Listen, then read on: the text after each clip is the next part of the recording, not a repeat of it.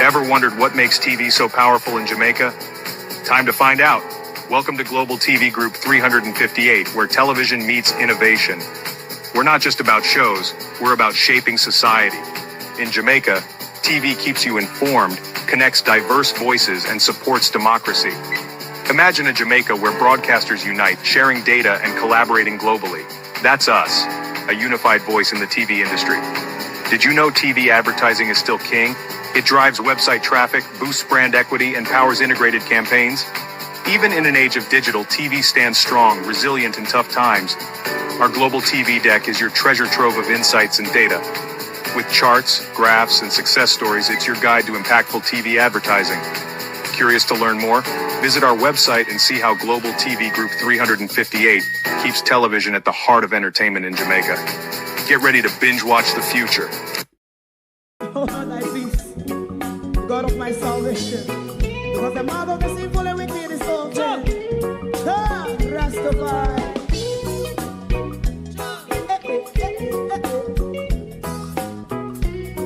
Come with I. Rastaman throw one stone, and it break a bad feeling to all wicked men. Not a people there. Make a man throw one stone, and it bring a bad feeling to all wicked men. Only when man like Marcus Garvey speak, wicked men would I hear. Hear not hear. Instead of that, they only sit aside a rub and cheat, and not press the poor. Make up what I sing to. Make him a throw one stone, and they bring a bad feeling to all wicked men. Oh, what a plan! Make him a throw one stone, and they bring a bad feeling to all wicked men. My favorite man, if Rasta make a progressive move, wicked men are red. How they want to see the day them can sell out Rasta, can't sell it out, I sell out Babylon. They give man show one stone, and they bring a bad feeling to all wicked men. They give man show one stone, and it bring a bad feeling to all wicked men. If Rasta make a progressive move, wicked men are red. How they want to see the dead and can sell out Rasta, I sell out, I sell out Babylon. Just stop on the Friday. You might show us stone, and it bring a bad feeling to all wicked men. Oh, what a black baby man throw one stone, and it bring a bad feeling to all wicked men.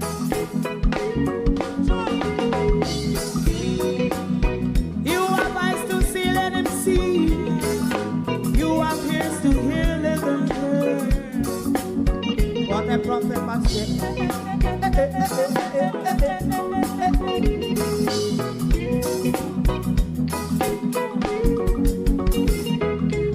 President Mandela was in prison for 20 odd years.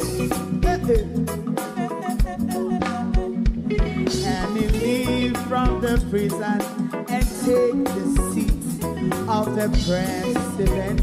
Stone one. Big him and show one stone, and it bring a bad feeling to all wicked men. Oh, what's a black big him and show one stone, and it bring a bad feeling to all wicked men.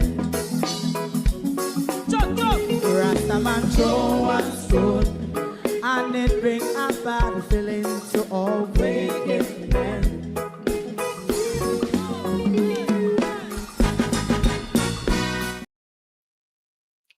Good morning. It is Saturday, the 25th of October, a morning when Jamaica is being declared at danger given the direction and veracity of Hurricane Melissa, which is now upgraded to a hurricane. So Jamaica is under a hurricane watch, one that is expected to have far-reaching consequences for the country given the direction it is traveling at the moment. So we are outside this morning for our country.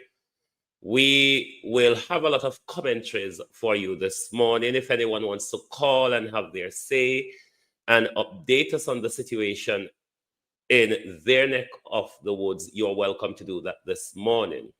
We will also bring you the latest we have from Rusty and as well as from the weatherman, and we will continue to give you recent updates as they come along until a lot of the major weather people goes live. We'll hitch into their live link.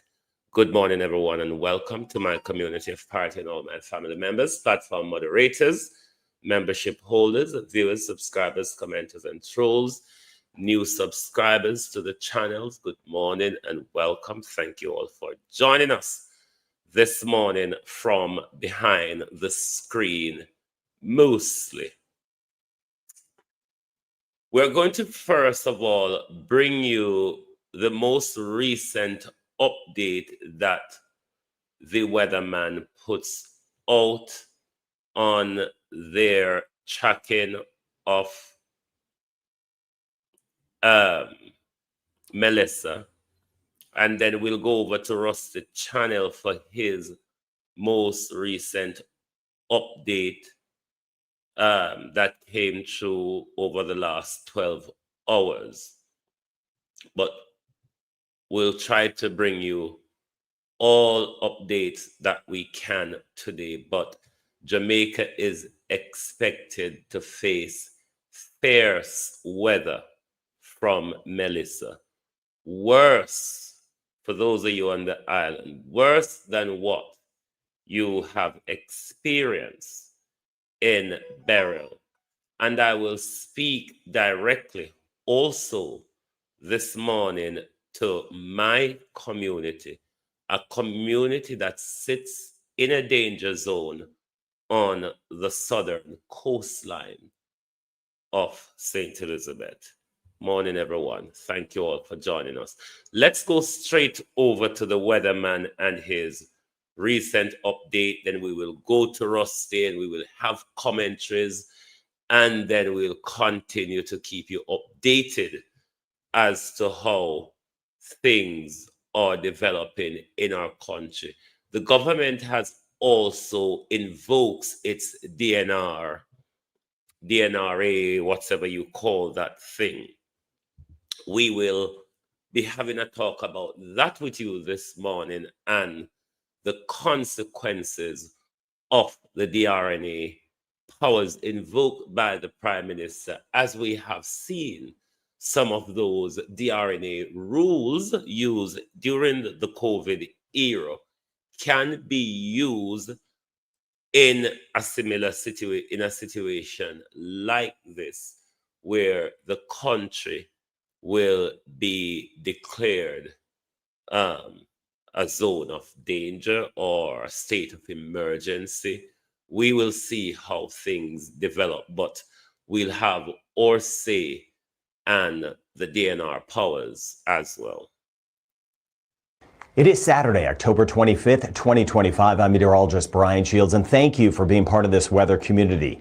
Jamaica, we're going to take a direct hit from a major hurricane. It's a life-threatening situation. In this video, I've got you covered. We're going to go day by day when the worst weather will hit, what to expect for the winds and the rain. It is going to be a slow mover, so I want to give you everything before we may lose touch with losing power, so you know how to prepare both with what we need to do on the ground and mentally as well, because this is going to be a long haul. I want to show you the life-threatening storm surge out of this, how strong it could get, and some of the changes we could get Plus, we're in action mode in some new locations. So I want to show you that. But a direct hit likely from this. It is getting stronger than what even the models are showing. I'll show you that. We may have some communities that get kind of stuck in place out of this because of the major hurricane impacts and the life-threatening, potentially catastrophic flooding. We may have some roads cut off. We're going to have some of that, rock slides, that sort of thing with the flooding.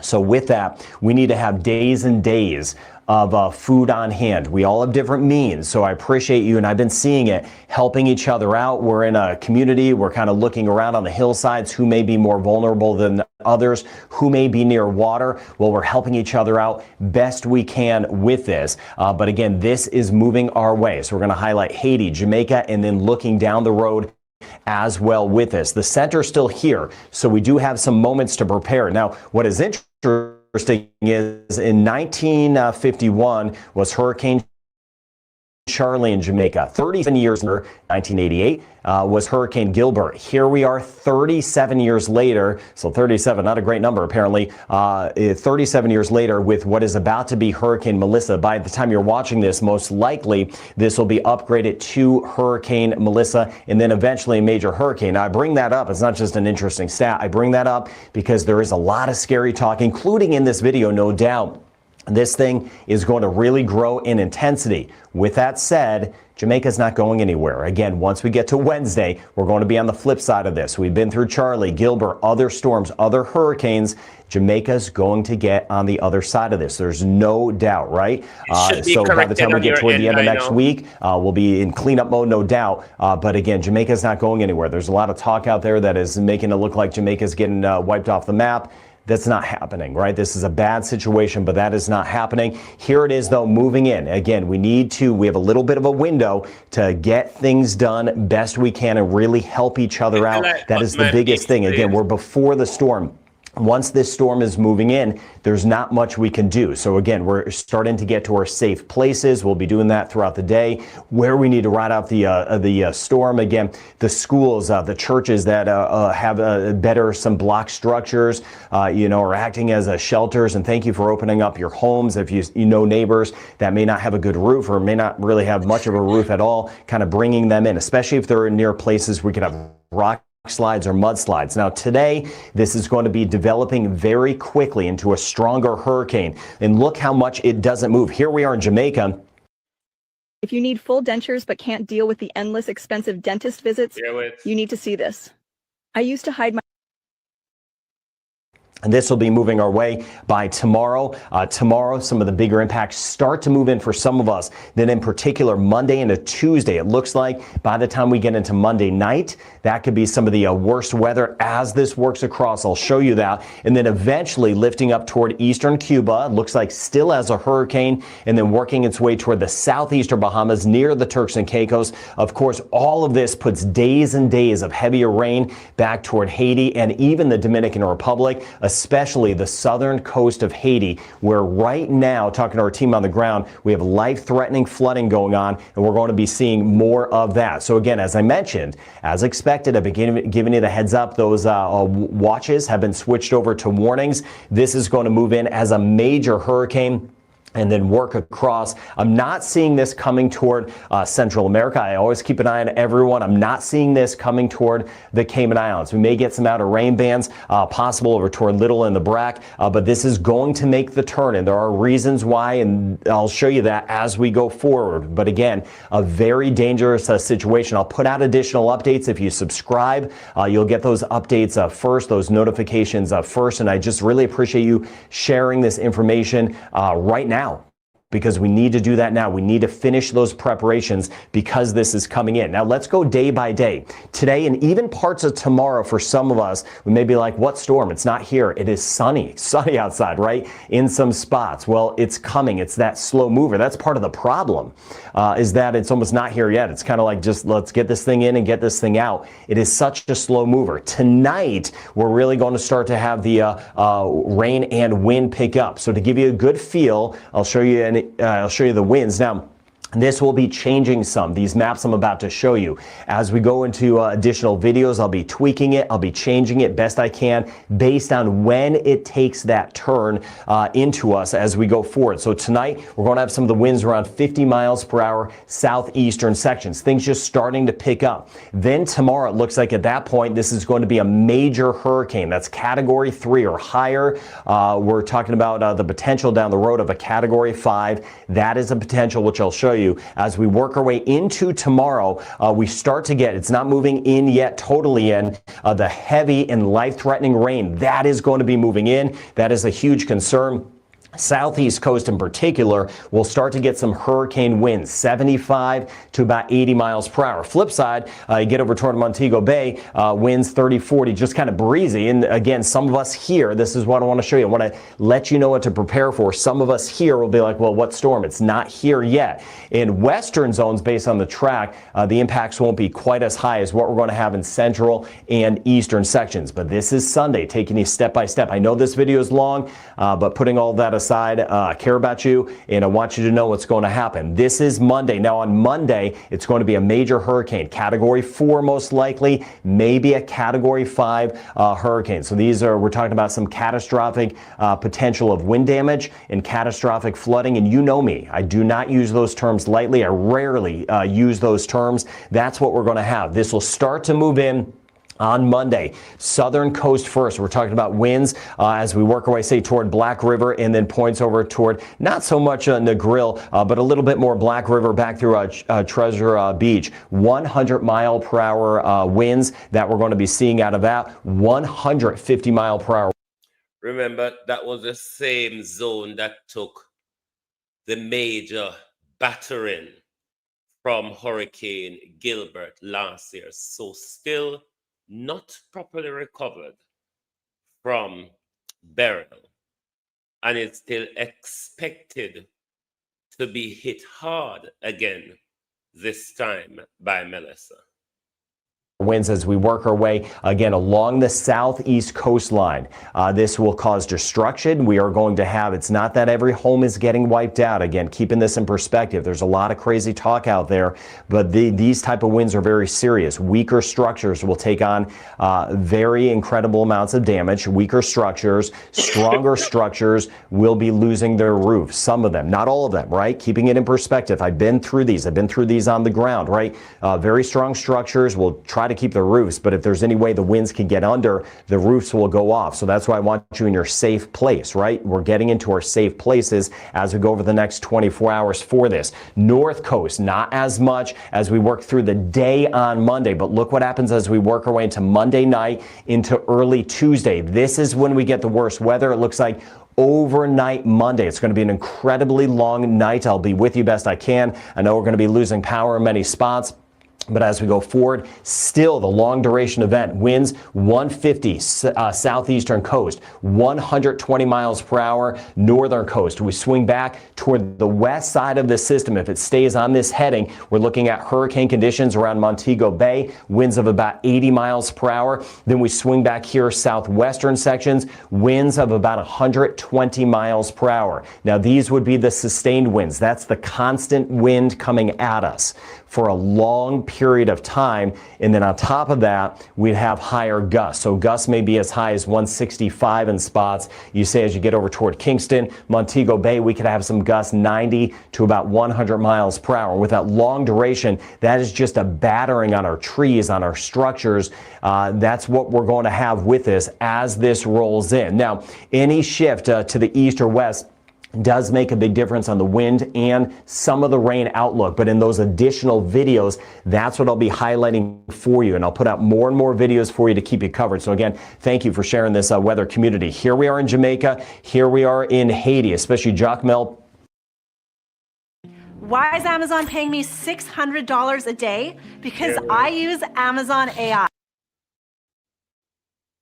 points over toward Boston Blue, getting into the very high terrain, points off toward the west. That's where we're going to see the incredibly significant flooding. I don't know how words for that. That's where we could have the catastrophic flooding, central and eastern Jamaica, but even western zones, we're going to have the flooding. We've already had flooding, right? Over the last few days, I've been talking with a lot of folks, a lot of my friends throughout Jamaica. We've already had flooding in spots, and that's not even with really Melissa moving in yet. These totals, we're talking 20 to 30 inches of rain, 500 to 750 millimeters of rain. That is catastrophic. And again, I'm not trying to be scary. I just give you the facts on this channel. This is a no hype channel. This is the rain some of us are getting.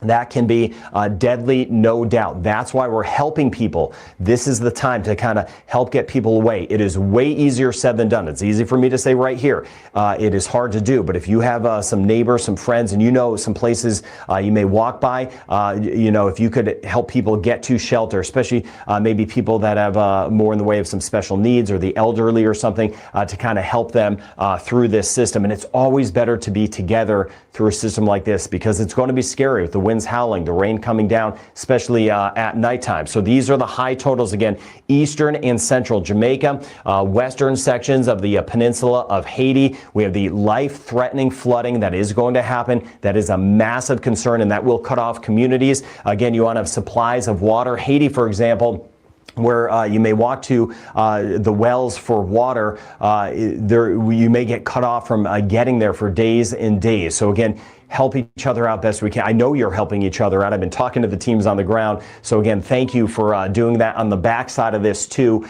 I'm trying to put stuff together to kind of help out further. I'll try to get on the ground in some spots myself, but let's put that in the back burner at this point. So we are in action mode. Of course, the Dominican Republic and Haiti, in particular, southern coast of Haiti, for the life-threatening flooding. Jamaica, we're going to get a direct hit of a major hurricane. Melissa is moving in, and then it's going to curl its way back toward Cuba. We'll see kind of what the mountains do across Jamaica with this system as it moves through. But hurricane impacts are more and more likely eastern sections of Cuba. So again, we're making the preparations now in Cuba. If you could spread the word across Cuba, eastern sections, we need to make the preps. Pretty soon, the southeastern Bahamas and Turks and Caicos will most likely have to be in action mode. Give me a little bit of time. I want to see when it makes its turn back toward Jamaica. So again, we are in monitor mode here. We could have hurricane impacts southeastern Bahamas back through the Turks and Caicos. So please review your hurricane plan. I'm not seeing a scenario now that brings this back toward the Cayman Islands. I value your resources, your time, and again, I really put a lot of effort into where this may go, so we know how to prepare. And for those where it's not going, we don't have to prepare.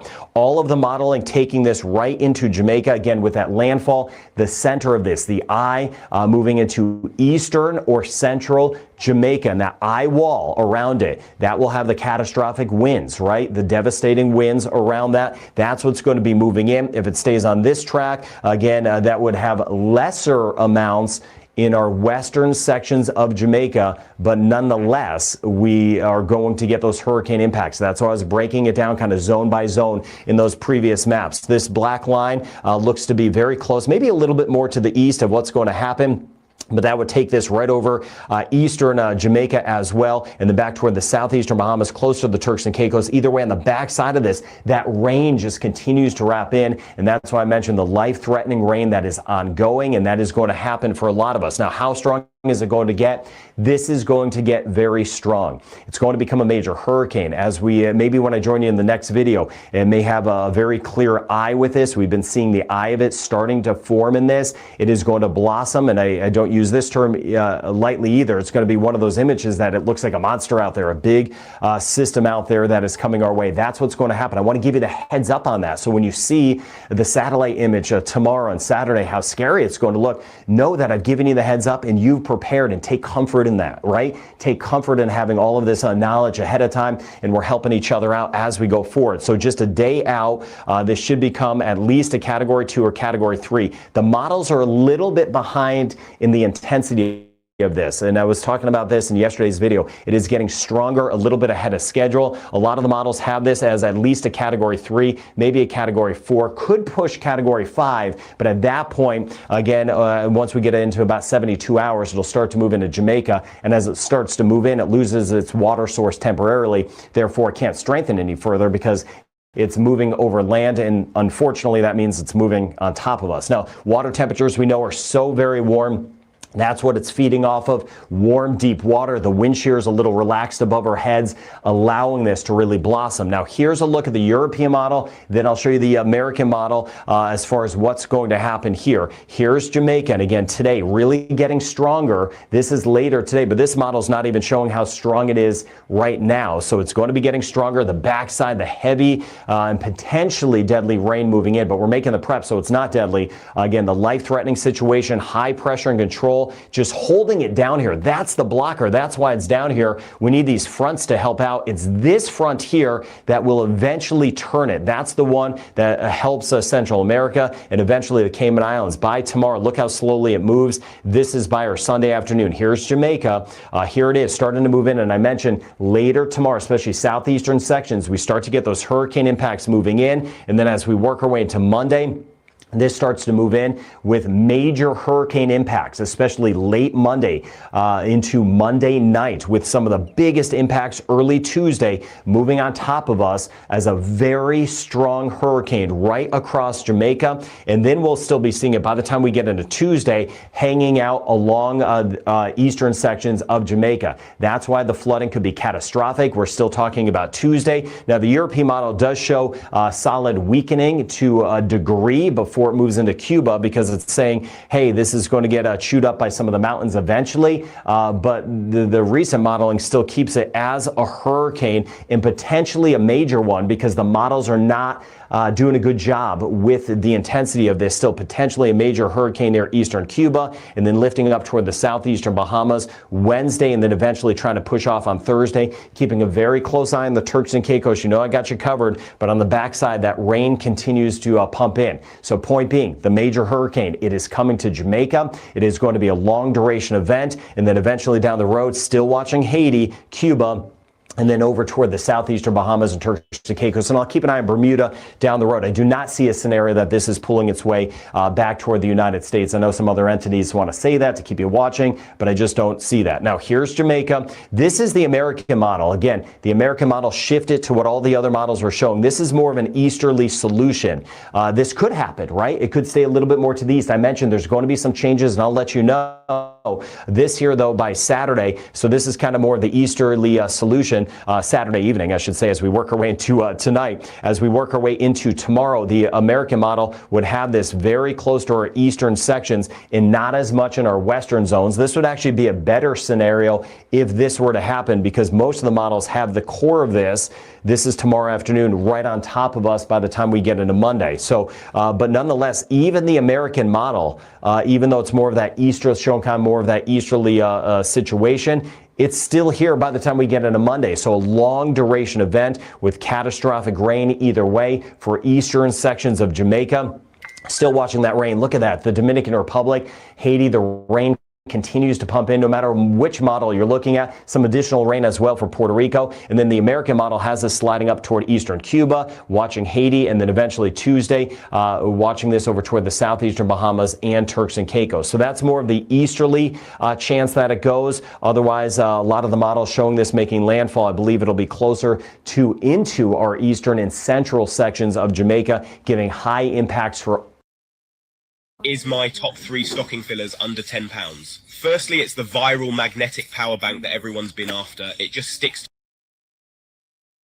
all of us across Jamaica. That's why I really broke down those maps specifically, and I'll show you some of the surge in just a second. Here's the American model showing that wind field, miles per hour on your screen, kilometers an hour as well. And this model is underdone. It's not showing how strong it is already right now, but it gives you an idea of just the wind field. So if the European model is right, you take this wind field here, this is by tonight, and you just kind of shift it over into our direction in Jamaica. But just want to show you everything we've got here. As you can see, either way. Even if this were to be spinning right near the eastern side of Jamaica, it would be for days and days, Sunday into Monday, before it eventually makes its move. But it gives you an idea of how strong it's going to be. You start to see the greens popping up in this. Those would be winds of 125 miles per hour, but most likely this model's not showing just how strong it's going to get. Again, it looks like it could be even stronger than that. You see by Monday, the American model has it sitting here.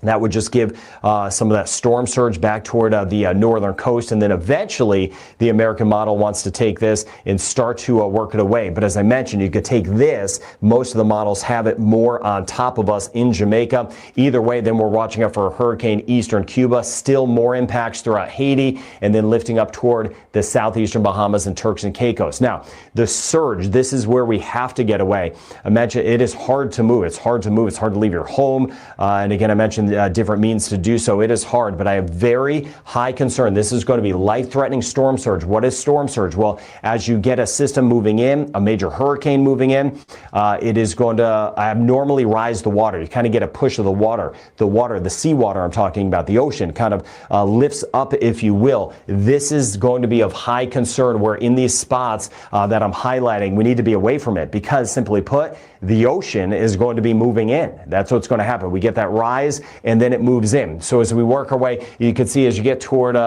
Spanish Town, swinging back towards St. Andrew, these spots here, as we'd expect, here's the highway cutting through. These spots here underwater, we're looking at a surge of about 2 to 3 meters, right? So we're looking at roughly about 6 to 10 feet as this moves in. So as all of this, as the core of this moves in, you get that flow around it. Again, the winds around a hurricane are counterclockwise, so you get that flow around it, that big push of water that will be moving in. And that means these areas going underwater, watching as well as you get back toward Hunter's Village, again, right along the coast, right in through here, we're looking at 2 to 3 meters or 6 to 10 feet. For surge out of this, that is deadly. The storm surge is responsible for a lot of the deaths in a hurricane, so that's why I'm giving you a heads up, so that doesn't happen. So again, these are the spots we're watching, those highlighted areas, and then we swing here. Let me get into our western zones. Again, with the core of this, it should be to the east, and that means we're not really getting as much of a push. A lot of times we'll have that offshore flow, but still, as a major hurricane approaches, watching over toward Black River, we know how kind of low-lying this is, and I trust your judgment. You know those spots, you're like, well, that could be a problem. It may be a problem. We're looking at about 1 to 1.5 meters as far as the surge right in through here is concerned. Then once we get over toward the north coast, not as much, maybe up to 1 meter all the way around, right, depending on how this track shakes out. But this is where it stands now. Those are the spots we really need to watch. Here's Negril. You can see, again, some of the low-lying areas that we know about. We'll be watching that. Westmoreland as well, keeping an eye on that. Some of the low-lying spots right in through here where that water could really kind of get pushed in. That's where we need to be away from. So Jamaica, we need to finish those preparations again for a little while. For some of us, even into tomorrow, we're going to have some sunshine in some spots, not a whole lot. It's going to be a slow mover moving in. Higher impacts, of course, eastern sections. We may get stuck in place for some days, right? That's what's going to happen. It's going to be hard to communicate in some locations. So know that. Let your family members know that. Maybe if they're out of the country, just so they know you're okay. You've followed everything that we've been talking about together. If possible, to have many days of food, water on hand, and we're already doing this. We're helping each other out. We're checking on neighbors to really help each other out to get them out of kind of harm's way best we can. Now, as far as the seas go, you see them really building. So not only do you have the storm surge, but of course the waves, all of that super high as all of this builds. We're looking, especially just offshore, 6 meters or higher as this builds. That's 20 to about 23 feet-ish. That's what we're looking at as this all starts to work in, and you can see along the southeast coast. That's why I mentioned the storm surge is life-threatening. We're talking, as I mentioned, several, at least a few meters, right? That's a huge issue as all of this starts to build in, and then we'll be watching out for those very high and dangerous seas swinging back toward Cuba, and of course the southeast coast of Jamaica, but then just kind of splitting right through here, the very high seas, and we'll see again how this all shakes out as we go down the road. Now, all of this is tied to what's going on right here across the United States. This is that storm system that is sliding by that will eventually grab and turn it, right? High pressure is locked in, keeping it in place now, the slow mover, but eventually, this is Sunday. You see, as we work our way Sunday into Monday, this area kind of digs down in the United States and starts to curve this and trying to curve it away from the Cayman Islands. And then eventually, this storm system here will try to become a nor'easter. We'll see, not tropical in nature, but you see, again, a story may just shoot off toward Bermuda. We'll see how this shakes out here. But that event pulls this system back toward the north. That's why it's going to be taking that turn. So in Jamaica, of course, we've got a hurricane coming, a direct hit of a major hurricane. Get those preparations done best you can as soon as possible. Cayman Islands, it looks like most of this action is going to be staying off toward the east. If there's any changes, I'll let you know across the Cayman Islands. Trinidad and Tobago, we had an earthquake yesterday evening, close to 5 in magnitude. Know that I'm monitoring some of the seismic and earthquake activity as we go forward. Watching us across Trinidad and Tobago. Barbados, rain chance about 30%, 30 to 40%, very isolated as we work our way back through St. Lucia. 40% chance as we work our way into Grenada. These are spotty showers. Melissa's not coming into these areas. Same things, the Grenadines, hit or miss shower, 30 to 40%. We do that again as we work our way from Martinique back through Dominica. Rain chance 40% today and a 30% chance tomorrow. Melissa's not coming into these areas. Guadeloupe, rain chance about 40%. We swing to the north, Antigua, Barbuda, 40% chance of a couple showers today. Builds a little bit tomorrow. St. Kitts and Nevis and Montserrat up to a 50% chance on our Sunday. In Guila and St. Bart's, rain chance holding at 40%, about a 30 to 40% chance. St. Martin, Saba, and Statia, rain chance 50% as we work our way back through Puerto Rico. We have got to the point where literally anybody can build a fully working app without knowing how to code. This is 40% chance, U.S. and British Virgin Islands. And then as we swing back toward the Bahamas, all eyes on the southeastern Bahamas for the potential of hurricane impacts as we get into next week. Same thing near the Turks and Caicos. It depends on how quickly it takes its turn. If it's a quicker turn into Jamaica or eastern Jamaica, that would mean higher impacts. If it's a later turn, that could mean lesser impacts. That's something I'll be watching for the Turks and Caicos. Of course, the Dominican Republic, life-threatening flooding in some locations. We're going to be seeing that as well, of course.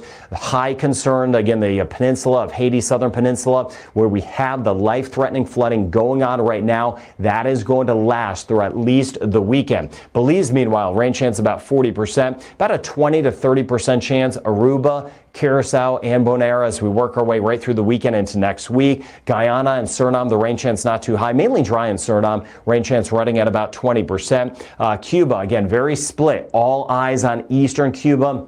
We are making those hurricane preparations. Please spread the word across Cuba and also mention where it's not going. It's not going into the western sections of Cuba. Again, eastern sections, that's where Melissa will be impacting, and we're making those preps now. Costa Rica and Panama, still some additional flooding around. Rain chance in Nicaragua, about 60%. Honduras, as we lift to the north, running at about 50%, and a 40% chance the next few days. Guatemala and El Salvador. Mexico City, rain chance staying on the minimal side. 30% chance across the Yucatan Peninsula, 50 to 60% chance northern Colombia. Same thing as we work our way back toward northern Venezuela and Bermuda. We've got a lot going on. That system across the U.S. that may move closer. And of course, watching Melissa. It depends on the turn to see if this kind of shoots up, but that front may kind of push it out. We'll see what happens together in Bermuda. Watching that for down the road. So direct hit of a hurricane is coming to Jamaica. It is a life-threatening situation. The flooding gets worse in Haiti. That is a life-threatening situation. Could see some catastrophic winds on the core of this, where the center of this goes, and I'll be fine-tuning that over the next few days. But as of now,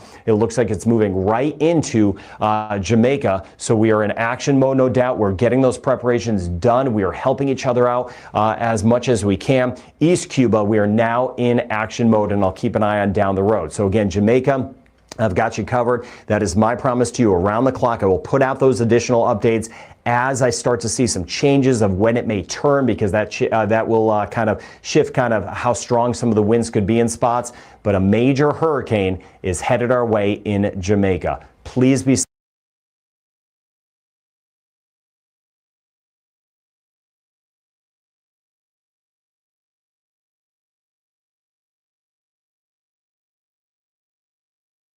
Melissa is already getting stronger, and major hurricane impacts are expected in our area.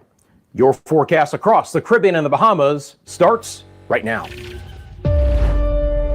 This is Medio Mundo.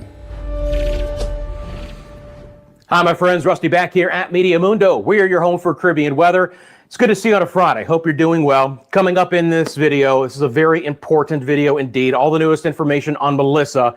And I have to tell you, things continue to not look very good as far as what Melissa is already bringing to our area and the impacts it is likely to spread not only this weekend, but for several days next week.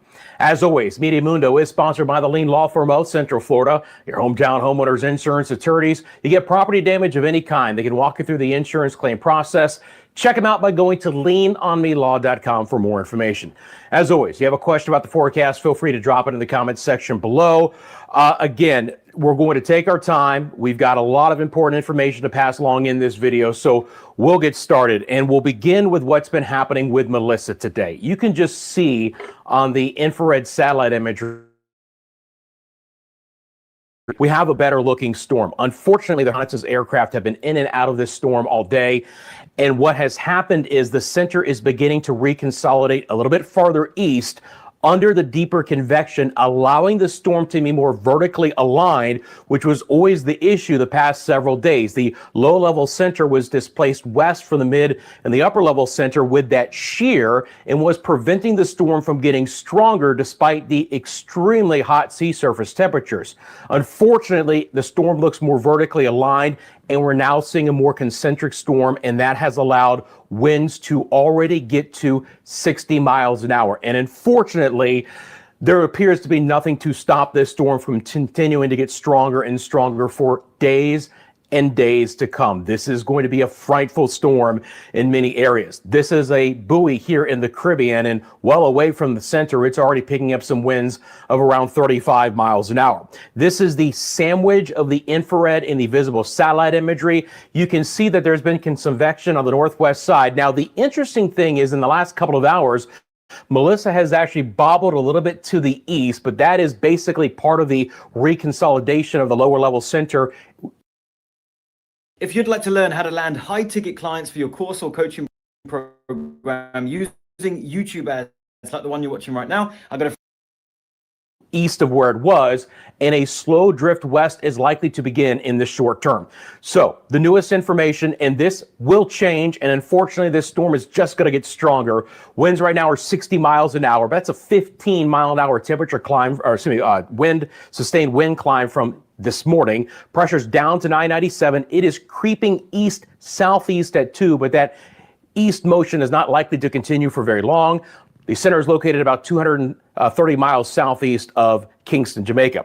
We continue with the hurricane watch for Jamaica and South Haiti. We continue with the tropical storm warning for Jamaica and South Haiti, which means tropical storm conditions are likely very shortly if you're not already experiencing those, and hurricane conditions are possible in those areas. Now, let me tell you, right now, we're going to get a hurricane warning in Jamaica. It's just a matter of time when.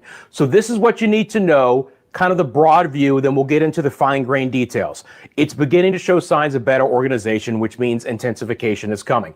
It is still forecast to move very slowly the next several days. Not until early next week should we start to see some quicker forward movement with Melissa. It is forecast to become a major hurricane, and I got to tell you something, friends. The intensity forecast does not look good. It is not out of the question that Melissa at some point in time becomes a Category 5 hurricane.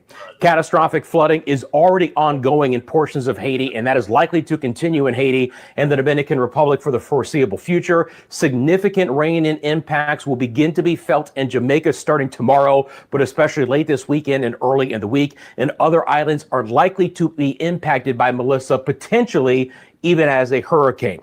So let me show you the official track from the Hurricane Center. Now, there's a couple of things I need to note about this. First of all, if you look at the 11 a.m. advisory from the Hurricane Center, you're going to see this center line track is on the west side of Jamaica, okay? My data comes from the Navy, and they do updates in the intermediate advisory. So you're only going to get a track update from the Hurricane Center at 11 a.m. and at 5 p.m. and at 11 p.m. and 5 a.m. But the Navy actually puts out the intermediate advisories in coordination with the Hurricane Center, and likely the 5 o'clock advisory is going to shift a little bit farther to the east. But the bottom line is that we are expecting Melissa to begin a westward turn beginning on Saturday, slowly creep west through the weekend, and then turn north closer to Jamaica as we move into Tuesday. This is going to be Monday afternoon as a Category 4 hurricane, but already a Cat 4 late Sunday. And then this is Tuesday afternoon with potential landfall directly over Jamaica. Now, one thing you will note compared to yesterday, if I bring on our distance tool here, is that the centerline track is farther south again from Jamaica. Remember yesterday it was about, 60 to 70 miles, I believe. Now it's about 100. So in the short term, right, if Melissa stays a little bit farther away from the island, potentially the hurricane impacts don't get to the island until late this weekend and beginning on Monday. But tropical storm conditions are likely to turn into the island beginning even on Saturday morning. So a little bit farther away keeps the brunt of the core winds a little bit farther south. But unfortunately, all the models have the north turn, and most of the models have a direct landfall into Jamaica as a major hurricane. And again, this is the official forecast from the Hurricane Center. And unfortunately, when you look at the wind speeds here, you're looking at a storm with 150 mile an hour sustained winds on Tuesday afternoon directly over the island. Catastrophic wind and rain impacts would come along for this. There's no reason to hype this storm whatsoever. This is as alarmed as I could be with any storm when we're talking about a Cat 4 teetering on a Cat 5, going directly over any landmass. And that's what's expected right now from the Hurricane Center from Melissa. So again, obviously, if you live on Jamaica, you need to be taking all preparations to protect yourself and your property and your family. Heed local government and official warnings. Same situation for Haiti. We may direct hurricane wind impacts. It's going to be close, but there is a ton of rain and catastrophic flooding that is already occurring across the island. And it's not just Haiti, it's all of the Hispaniola area, the southern coastline, southern sides of the Dominican Republic. You can't even really see the coastal areas here from this satellite imagery. So I'll eliminate the viz and look at the heavy rain. This is hundreds of millimeters of rain coming into this area. You're getting up to, in some spots, 100 to 200 millimeters of rain on a daily basis. That's 4 to 8 inches of rain. You're getting winds of nearly 40 miles an hour in Punta Cana. You're getting showers and storms to drive their way to Puerto Rico, or even in Puerto Rico for today, we could see some isolated flooding from time to time on the western side of the island. I do have access to the radar here out of Puerto Rico, so take a look at this. Now, it only gets you into the far eastern sides of the Dominican Republic, but you can see the moisture-laden air that is now on the eastern tip of the island all the way towards Punta Cana, and additional showers and storms that will continue to spread into the central and western sides of Puerto Rico throughout the rest of the day. And this is an area, again, when you get as far to the east as Puerto Rico, I'm not overly concerned about excessive flooding in a large area, but isolated flooding is a possibility. But it is an extreme situation right now for the southern sides of Hispaniola, and some of this is now getting into some of the higher terrain, and you're also getting winds of 35 to 40 miles an hour. So that's the current situation. I want to be clear. Melissa is expected to then get over southeast sides of Cuba, still as a major hurricane, and on the end of the 5-day track as we get into Wednesday, emerge still as a Cat 3, close to the central and southeast Bahamas and Turks and Caicos. And those will be the next areas I promise you I'll be closely monitoring. We'll take it as it comes. Again, this is a slow moving storm, so we are going to have some time to track this together over the weekend and throughout early to mid next week. When we start to look at when the weather is really going to start to go downhill, that's when your sustained tropical storm force winds begin to arrive in your area. They're basically already there on the far southwest side of Haiti towards Lacaille, but they'll freshen up and pull deeper through all of Haiti and the western sides of the Dominican Republic through the weekend. We'll start the tropical storm conditions on the far eastern sides of Jamaica, places like Morant Point, maybe on over towards Port Antonio at around 8 a.m., Saturday at around 8 p.m., and then throughout the overnight hours into Sunday morning, your sustained tropical storm force winds arrive in places like Kingston and throughout the entire island the rest of Sunday. Now, let me be clear. Okay, because Melissa is already getting stronger, the wind fields are likely to expand, and these times of arrival could be too slow. It's not out of the question that a a larger Melissa, as it gets stronger, could throw tropical storm winds sustained in these areas even a little bit sooner than what the Hurricane Center shows you on that map. So when we look at the intensity, again, we have to concern ourselves with likely a major hurricane. The official forecast, again, is a Cat 4 right now. That's the OFC line that you see. But the Hurricane Center has even mentioned that, yes, they're on the higher end of guidance, but there's a lot of models that try and make this a Category 5 if it stays in the open waters south of Jamaica for longer. So a slower movement would equal a stronger storm. This is the European model's latest run. Again, the storm is still slow to get its act together through tomorrow as far as really intensifying, but it's already beating the models as of this Friday afternoon. And then you just get a storm that really gets, unfortunately, very strong throughout the day on Sunday as it meanders south of Jamaica. And eventually, with a trough building into the west, we're going to have southwest winds to pull the storm back north into the east. But again, that might not occur until Tuesday or even late Tuesday night, early on Wednesday. But the European model, unfortunately, takes the storm, just like you saw on that centerline track, directly over Jamaica, southeast sides of Cuba, and close to the southeast Bahamas and Turks and Caicos very early on Thursday. So if you do live in the southern Bahamas and Turks and Caicos, you need to be monitoring this situation very closely. The Cayman Islands would get brushed by tropical storm sustained winds, especially Little Cayman and Cayman Brac, and we would certainly see some near hurricane force winds on the western sides of Hispaniola.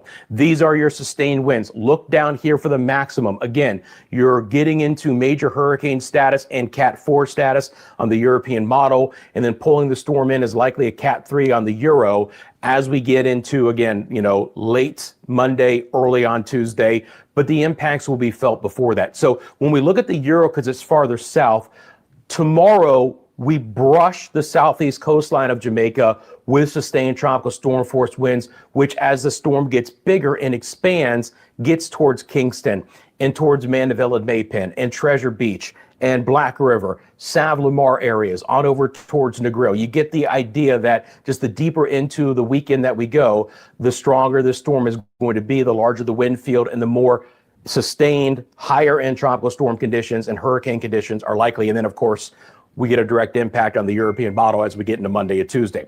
Looking at the half-say model with Melissa. So now we're looking at the refined tropical models with this. It's very much in line with what we're seeing on the European model, where we have a storm coming back into the island once it's kind of sits off of the shoreline over the weekend. So you'll see the developing storm. Those are your sustained winds in miles an hour at the bottom of your screen.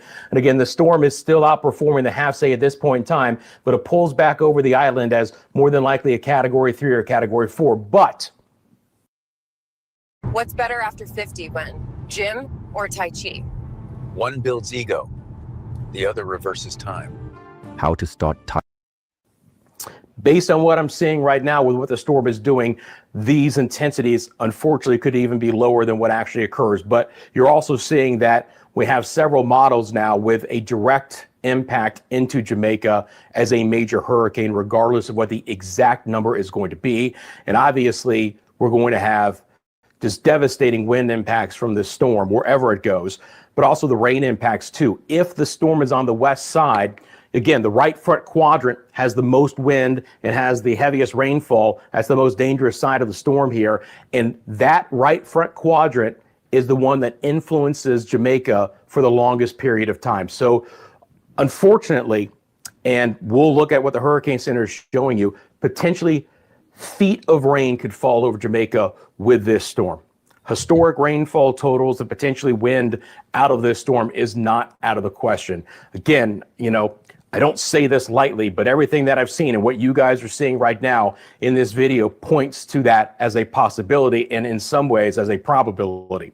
This is the half-say model. I wanted to show you this. It's a simulated radar, if you will, the simulated rain coming in with the storm. You can clearly see, again, the northeast side of the storm. The rain and the wind field is farthest away from the center, so more able to impact Jamaica for the longest amount of time. You get farther west towards the Cayman Islands, they're close, but they're on the drier side of the storm with the counterclockwise spin. All that moisture is feeding back into the eastern side, so Hispaniola gets hit very hard with the continued rain, and Jamaica is obviously covered up in the rain as well for a very long amount of time. So here's Cuba, here's Jamaica, Here's Hispaniola. That's the problem, right? Through Wednesday morning. So what? We're talking like 4 more plus full days. Portions of Haiti and the Dominican Republic could get inundated with additional rainfall. They are also likely to see several feet of rain out of this. This is the HWRF simulated model. I wanted to just show you this one because it's the farthest west of these fine-tuned hurricane models, all right? So you'll see the storm do exactly what the other models have shown you, but it goes farther west, closer to the Cayman Islands. So Little Cayman and Cayman Brac would be brushed by hurricane conditions on the HWRF model, but it is the far western outlier. But look at this monster storm that pulls into the southeast Bahamas early to mid next week. So again, allowing that running up, but the east side of the storm is still over Jamaica, all of the heavier rain. Here comes southeast Cuba, major hurricane, I mean, just an absolute buzzsaw on the HWRF model, and then into the southeast Bahamas and Turks and Caicos. Wind profile from the H1 model, so the same model you just saw, but now we're looking at the wind profile. Because it stays in the open waters longer and it doesn't have the center going over Jamaica, it's even a stronger storm. But again, it could be discounting the initial conditions of what Melissa already is. So, you know, if it's weaker to begin with and it's still pumping in a Cat 4 hurricane, what could happen if Melissa starts to outperform the intensity guidance in just the next day or two? Then you're going to really start to see these models pick up on an even more intense storm. Unfortunately, given the environmental conditions with sea surface temperatures 30, 31 degrees, the prolonged time that Melissa is likely to sit in these waters, and the very little wind shear, which is now present and will not be present for the most part, Melissa doesn't have much of a top end here, right? There's not a lot of cap environmentally to stop this storm from continuing to get stronger and stronger and stronger. We need this to go away. But as I've mentioned, there is no escape path at this point in time where this storm is not going to be bringing significant. Ditch your old trousers. This is the only pair you'll need for winter. Take advantage of our off-season discount now. Devastating and potentially life-threatening impacts to some of our areas. The Google DeepMind model continues to narrow its window, if you will, as far as the ensemble members and where it's going. You have the vast majority making that track right over Jamaica. And that center line is now exactly where you see that from what I've shown you from the Navy at 2 o'clock, right? Right over central Jamaica. Now, potentially that could bring a little bit less wind to the western side of the island, right? But the island, relative to how big Melissa is, it's probably not going to matter. This is the other problem. Now you have this storm going right back over, right? And if the European is right, yes, you can clearly see the gradient of rain. There's going to be potentially a lot more rain on the eastern side of Jamaica compared to west, but everyone is in store for potential flash flooding. But friends, this is 4 feet of rain. This is 48 inches of rain in somewhere within this purple. The legend goes up to 20 inches, but the maximum on this map is 48 inches, all right? That is the potential rain that could be coming through until it accelerates. But that's not going to happen until it goes through Jamaica. And clearly, again, the southwest and southern sides of Hispaniola in store for additional rainfall totals that are likely to be well over 10 inches. Maybe even an additional 15 to 20 inches. It's unbelievable the amount of rain that could come from this storm. We also have to worry about the swells. That with an onshore wind, remember counterclockwise winds. So on the north side of the storm, you get easterlies pulling into places like Kingston and the eastern side of the island with onshore winds continuing for days. That could lead to inundation of water as well. If you live along the coastline, southern Jamaica, eastern Jamaica, you need to be very cautious and, again, heed local government and officials, but trying to find some higher ground is not a bad idea. Again, preparations should be coming to an end fairly shortly here because weather conditions are going to start to go downhill beginning on Saturday. So look, a couple of things I want to do here. Again, this is the messaging part of this video, but to bring this all home, you know, I can't do it on this map. Hang on. I'm going to go back over here real quick. I can't even do it on that map.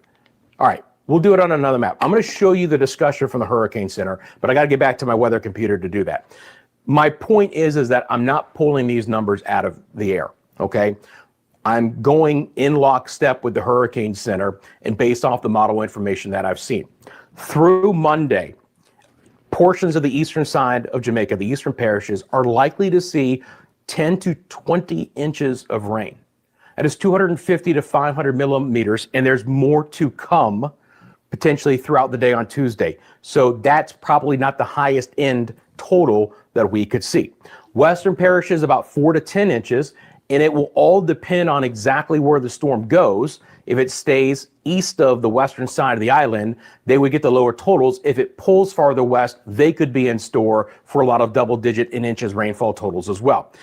The winds are going to be a tricky forecast, okay? Because if the storm stays farther to the south, maybe it's more just tropical storm force winds through Sunday and then things really pick up. But more than likely, beginning late Sunday and Monday, from everything that I've seen, we're going to start to get hurricane sustained conditions move into the island, and especially through late Monday and on Tuesday, potentially major hurricane conditions throughout the island as well. And we've already mentioned the dangerous seas and swells. This is, again, life-threatening flooding in eastern Jamaica, life-threatening flooding through the southern sides of Haiti and the Dominican Republic, 10 to 15 inches of rain locally, but up to 20 inches to continue, 250 to 500 millimeters. There's all kinds of flash flood warnings that are going on right now. You guys know this area. If you live there, please be very cautious. But this is the kind of rainfall that the Hurricane Center notes could cut off communities from each other, could wash out roadways and, cause there to be travel that would be not available. Right? All the roads get washed out with this kind of rain and the fast moving water coming down from higher elevations. And you have a lot of mudslides and landslides that go along with this in a higher terrain area like Hispaniola. Look, and even Jamaica is included in that in some areas. Winds around 40 to 60 the farther west that you go towards Lakai, potential hurricane force sustained winds, and those large swells will continue to batter the island, 10 to 20 foot swells or 3 to 6 meters. Again, there's not a lot of escape route here. Melissa on the European model, it's even hard to see Jamaica. Again, your ensemble mean is just west of the island, but there are several members with potential tracks that are right over the island. And then the GFS is still farther east, but it's beginning to nudge west as well. Your purple line is going to be your deterministic. Remember, it was over Hispaniola and already north of Hispaniola from just a couple of days ago. It's picked up the fact that it was wrong and that the storm is slower and that it's likely to go farther to the west. And now your ensemble mean, which is in the black there, is right over Jamaica. Again, on the GFS, you can't even see the island.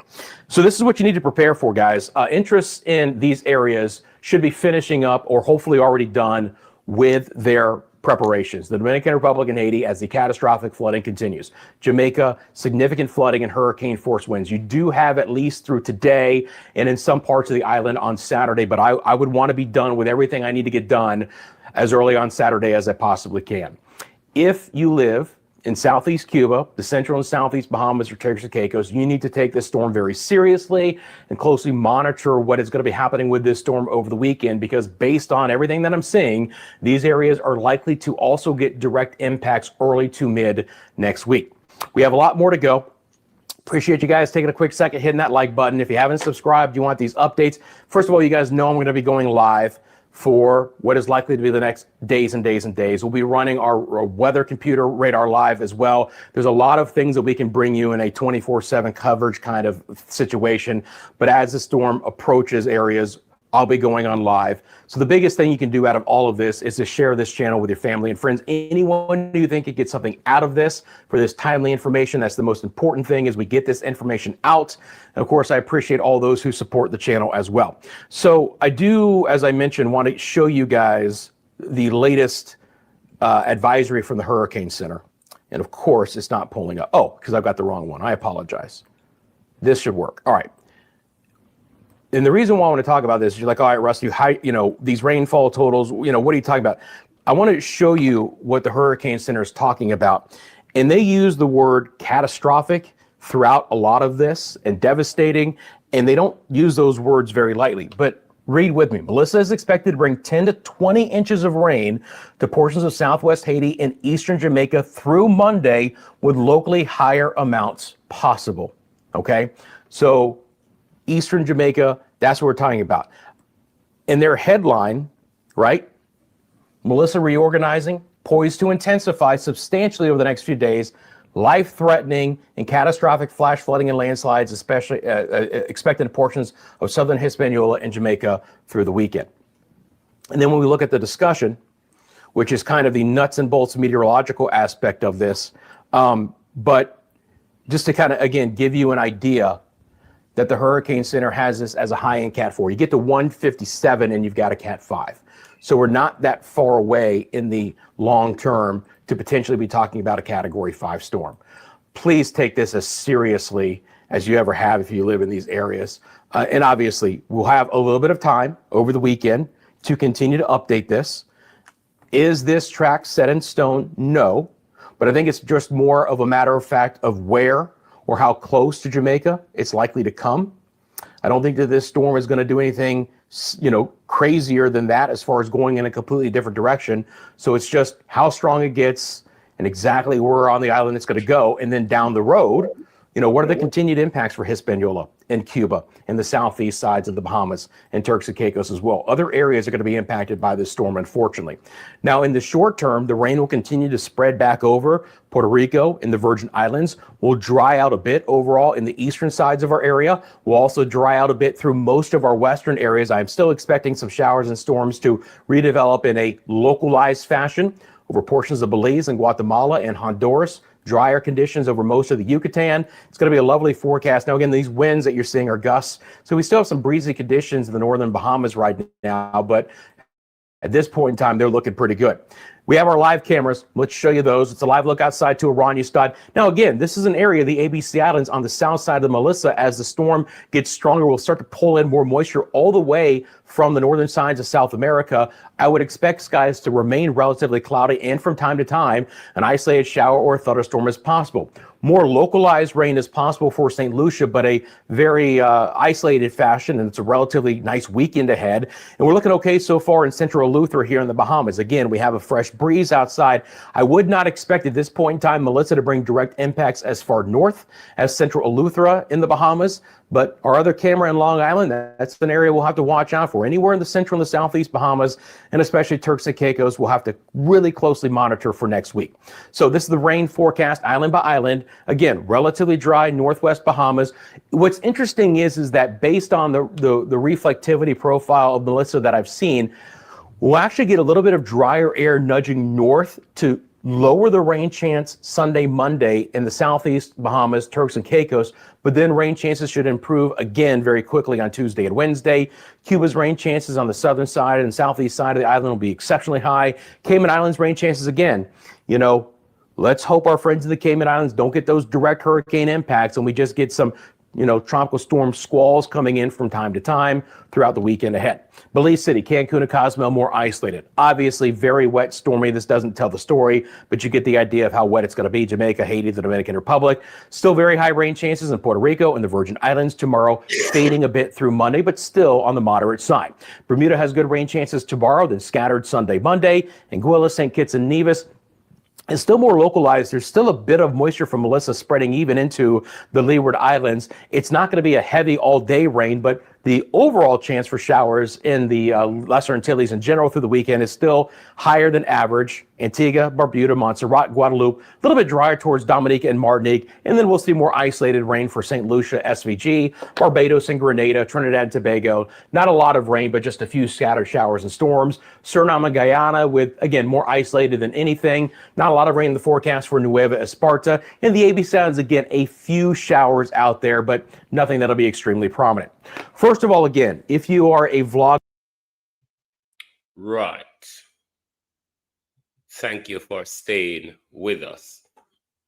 Sorry, we needed to bring you that update so you understand the veracity and the complexity of this storm, particularly how slow it is also moving. It is moving at a very, very slow pace, which will make the storm lingers over the country for days, unlike other storms. Have we learned anything from Hurricane Melissa?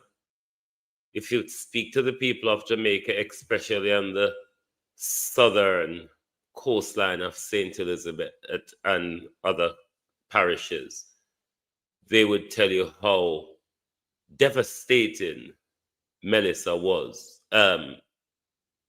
Beryl was. Melissa is expected to come with a worse force than Beryl. Given the experience of Melissa, I'm urging Jamaicans to be cautious, particularly those in the coastal and lowline areas near rivers and gully banking and all sorts. You must, as a priority, follow evacuation orders. I speak particularly to my community. We live on a dangerous stretch that we call Parity Seaside, which is divided into two areas called Windward and Leeward. The English pronunciation Windward and Leeward, what we call them Windward and Leeward. Now, Leeward is my mother's side of family. Windward is my father's side of family. Particularly Leeward, we live in a very dangerous territory, but the whole of that stretch, where we are in the middle of the lake, we are between the lake and the sea.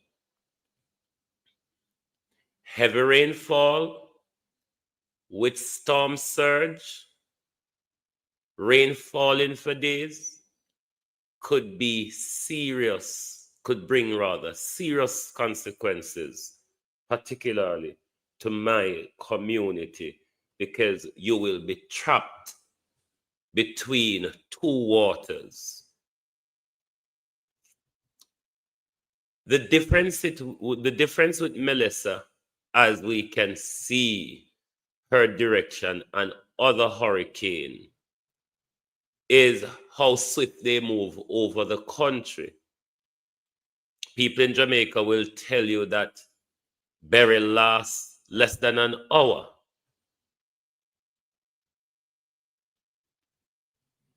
Those of us who remember Gilbert was a few hours as well. With Melissa is predicted to linger for days over the country, bringing heavy rainfall with it, which is the thing that will span a lot of the danger for Jamaica people, the flash flood, the land slippage, and all of that. So we are urging Jamaicans across the board to be careful, but most so those in the low-lying and threatened areas. Have we as a people learned anything from Beryl? Or has the government learned anything from Beryl that would allow them to put measures in place so what we experience in the aftermath of Beryl, the experience isn't the same in the aftermath of Melissa? Well, if you're looking by what they call their preparedness, if you are to judge it by what they call their preparedness, let's look at a critical area, or drains and gullies. Or drains and gullies at the moment, we are in a catfight trying to get them clean.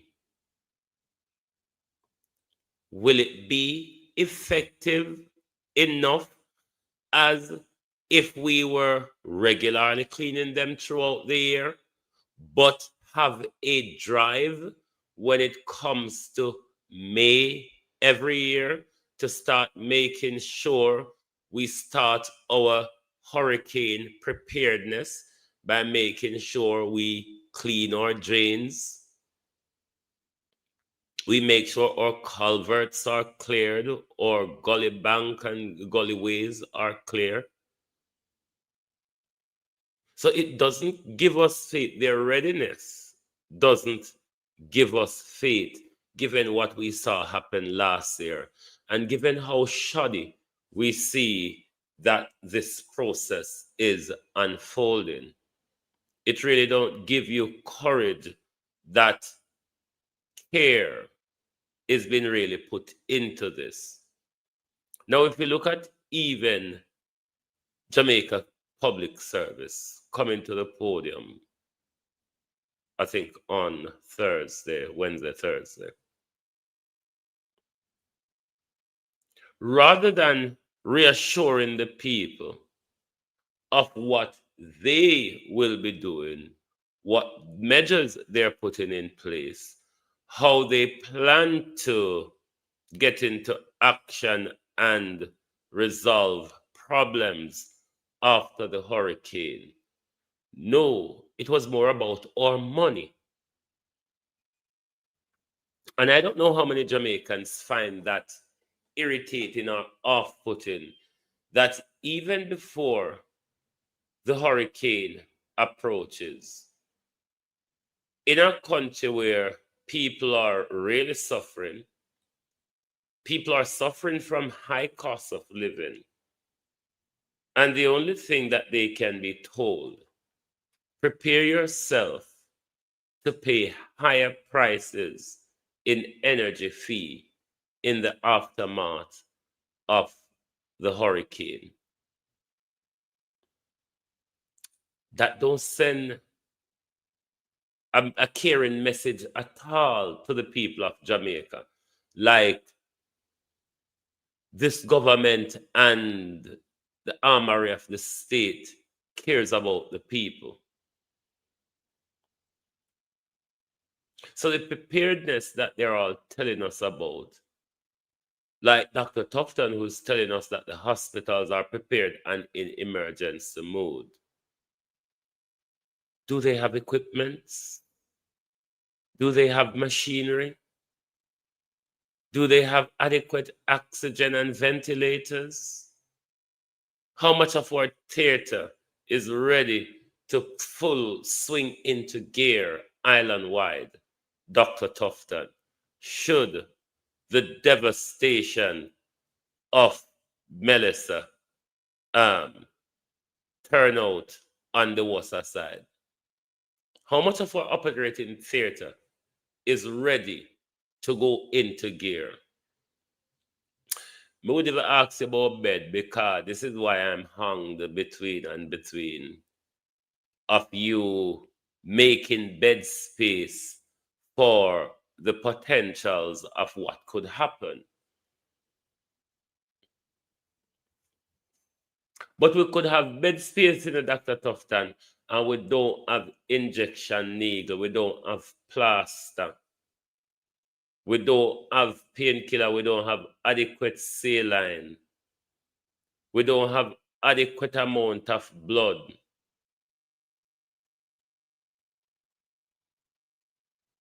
So the word preparedness, which they use in every election, don't really give me faith that things are put into gear, because even the financial allocation for preparedness across the country, the government is doing it on a needs-tested basis. Rather than preparing the country, you're putting the whole country on disaster risk management alert, But at the same time, you're mean testing which section of the island that gets funding. I mean, the flooding, the direction of Melissa, even if certain part of the island don't get hit by strong wind, the entire island is forecast to have an awful dump of water on it. So, of course, even that side of Jamaica, where the hurricane is not threatened to cause havoc, the water dump on that side of Jamaica could reap havoc as well. So why the means tested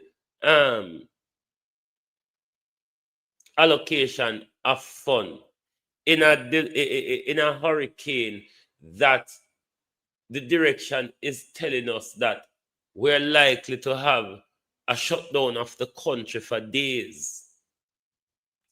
It's not like Gilbert and Melissa and the rest of them where hurricane blow over tonight and by tomorrow morning the whole of the outer road a clean up and a walk up and down and check on the community.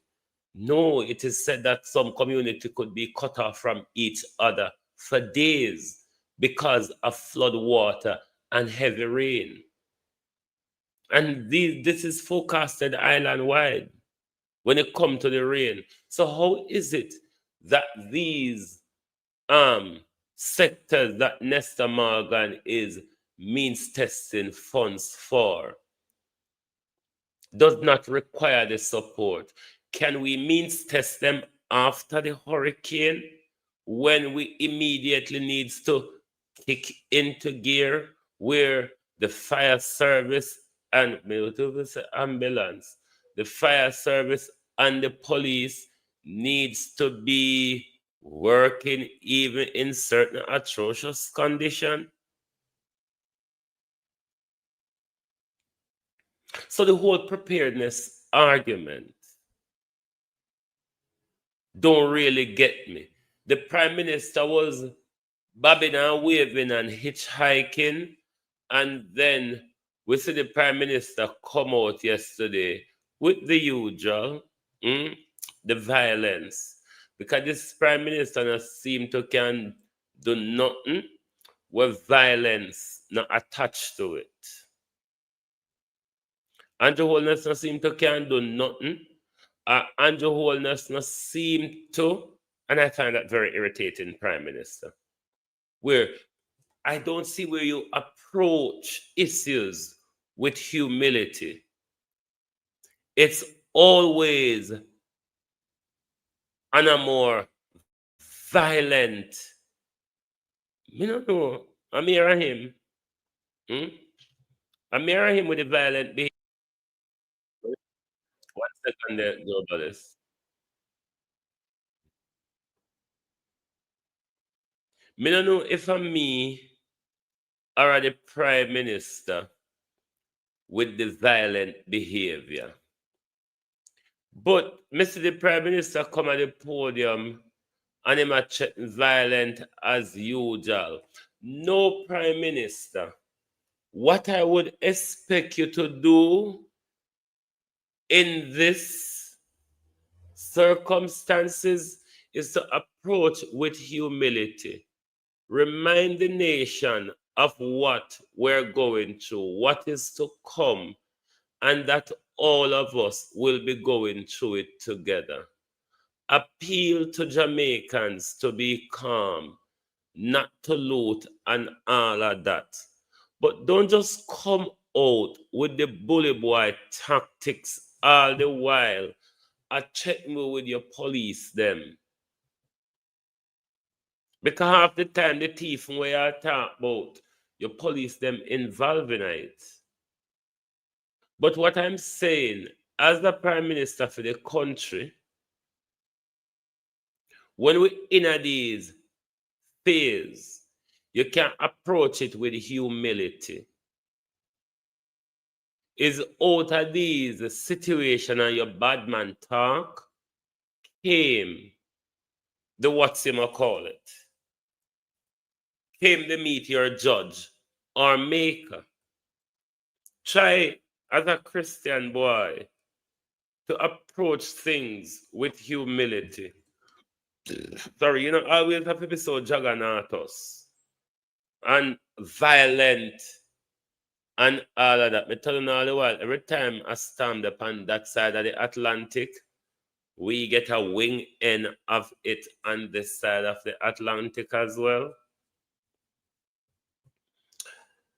The Disaster Risk Management Act was a 2015 act.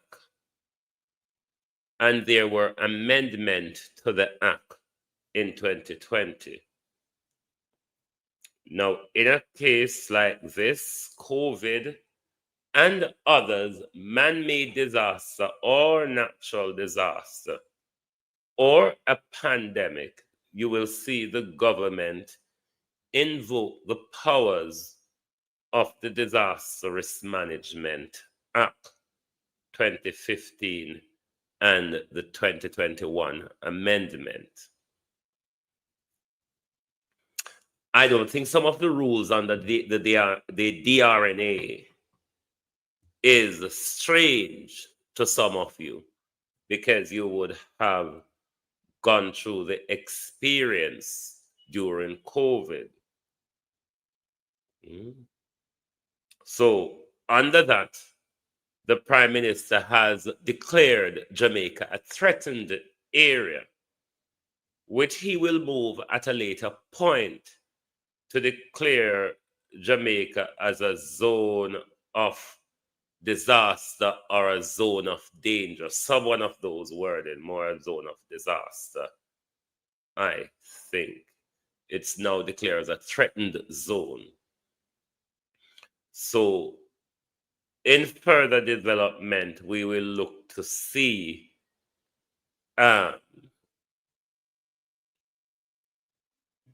it changed to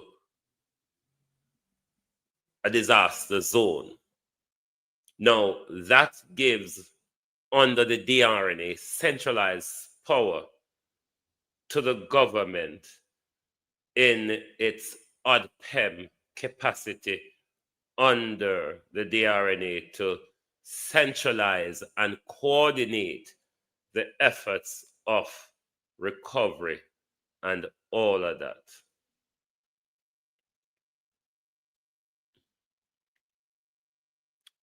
So, as we say, we expect the Prime Minister later on to declare the island a danger area or a danger zone, because it has already been declared a threatened zone, and with the direction of confusion of Melissa, then that is what is expected to be happening. So all of the parish disaster committees will swung into full gear for the preparedness under these rules. But there are also consequences under these rules for you, the citizens of Jamaica, regardless of the circumstances of the situation. When the country is declared under the DRNA a disaster risk management area, it will also possibly come with curfew powers and powers of crowd dispersal. It's up to what the government want to enforce, what he think is necessary to have control over the situation at the time. And that does not exclude you being fined for violation of the DNRAs should government give us advice and prohibition under the invocation of the DRNA Act.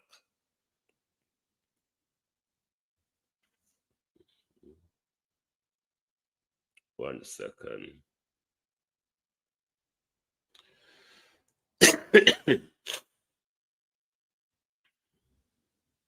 So what you have to be aware of, the curfew power, if after this is necessary in cases like this, where after a hurricane or after natural disaster because of hunger and all of that, sometimes opportunities, people can go on a looting rant. With the DRNA, it would have curfew powers along with it as well. So, while DRNA is invoked, you are to be aware of what restrictions come with it given the circumstances. Unlike during COVID, one of the amendment was like the no movement and all of that violation, the prohibition of gatherings such as for church, funeral, and other events and things like that. I'm not sure this situation wouldn't warrant that, but this situation wouldn't warrant a gathering. I don't see at the moment for like funerals, weddings, churches, and such a forth. But we must be aware of whatever restrictions that comes with the DNRA given the circumstances, because this is not a pandemic, so we don't expect the government to put upon quarantine or to put upon no movement and all of that. The way in which meetings like sessions keep the field moving forward is presenting the highest level science to the broadest possible audience. It's something that you really have to be there. Under the DNRA during COVID. So those are things that you also need to be aware of. What are the restrictions under the DNRA for the period where a state of emergency or a zone of disaster has been declared by the government?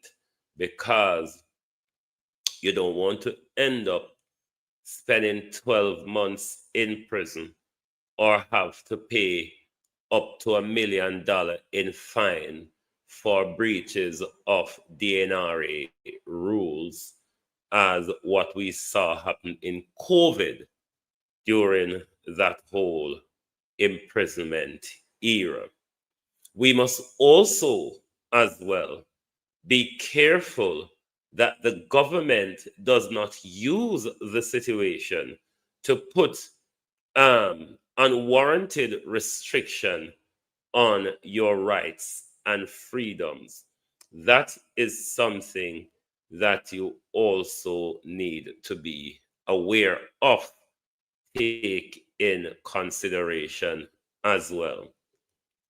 But all in all, safety is paramount in all of this, as well as your preparedness to weather the storm. Given that this storm is expected to last for days, the advice is to make sure you have at least a week of food prepared, food that will not hold on, they look like the government have one new press conference, special press briefing preparation for. They will be coming up with the Jamaica government will be coming up with a new press conference shortly. So we will keep with eye to see what they are talking about. Hold on. Watching started 2 minutes ago. Okay, they not come and stream. But as soon as they come and stream, we'll tap in to hear what they have to say to us. Safety is paramount in all of this. So you are to follow all of the precautionary guidelines from the government and the necessary, the agencies in charge of guiding you through this scenario. You must also make your preparedness for food, a supply of food and medicine that will help you to go through this period, because the country could be possible in a very long unusual shutdown, unlike what we're normally used to in other hurricanes. So we must make sure we have enough medication, enough food, battery, candle, flashlight, matches, lighter, those necessary things that you will need to have to bring you through the period. Those who are on medication devices like asthma pump and all the others, those who may have allergy and you may need to have your EpiPen and all of that, those who have diabetes, high blood pressure, your medication is a priority. Whatever health complications you have, your medication is a priority, and make sure the foods you are buying are foods to last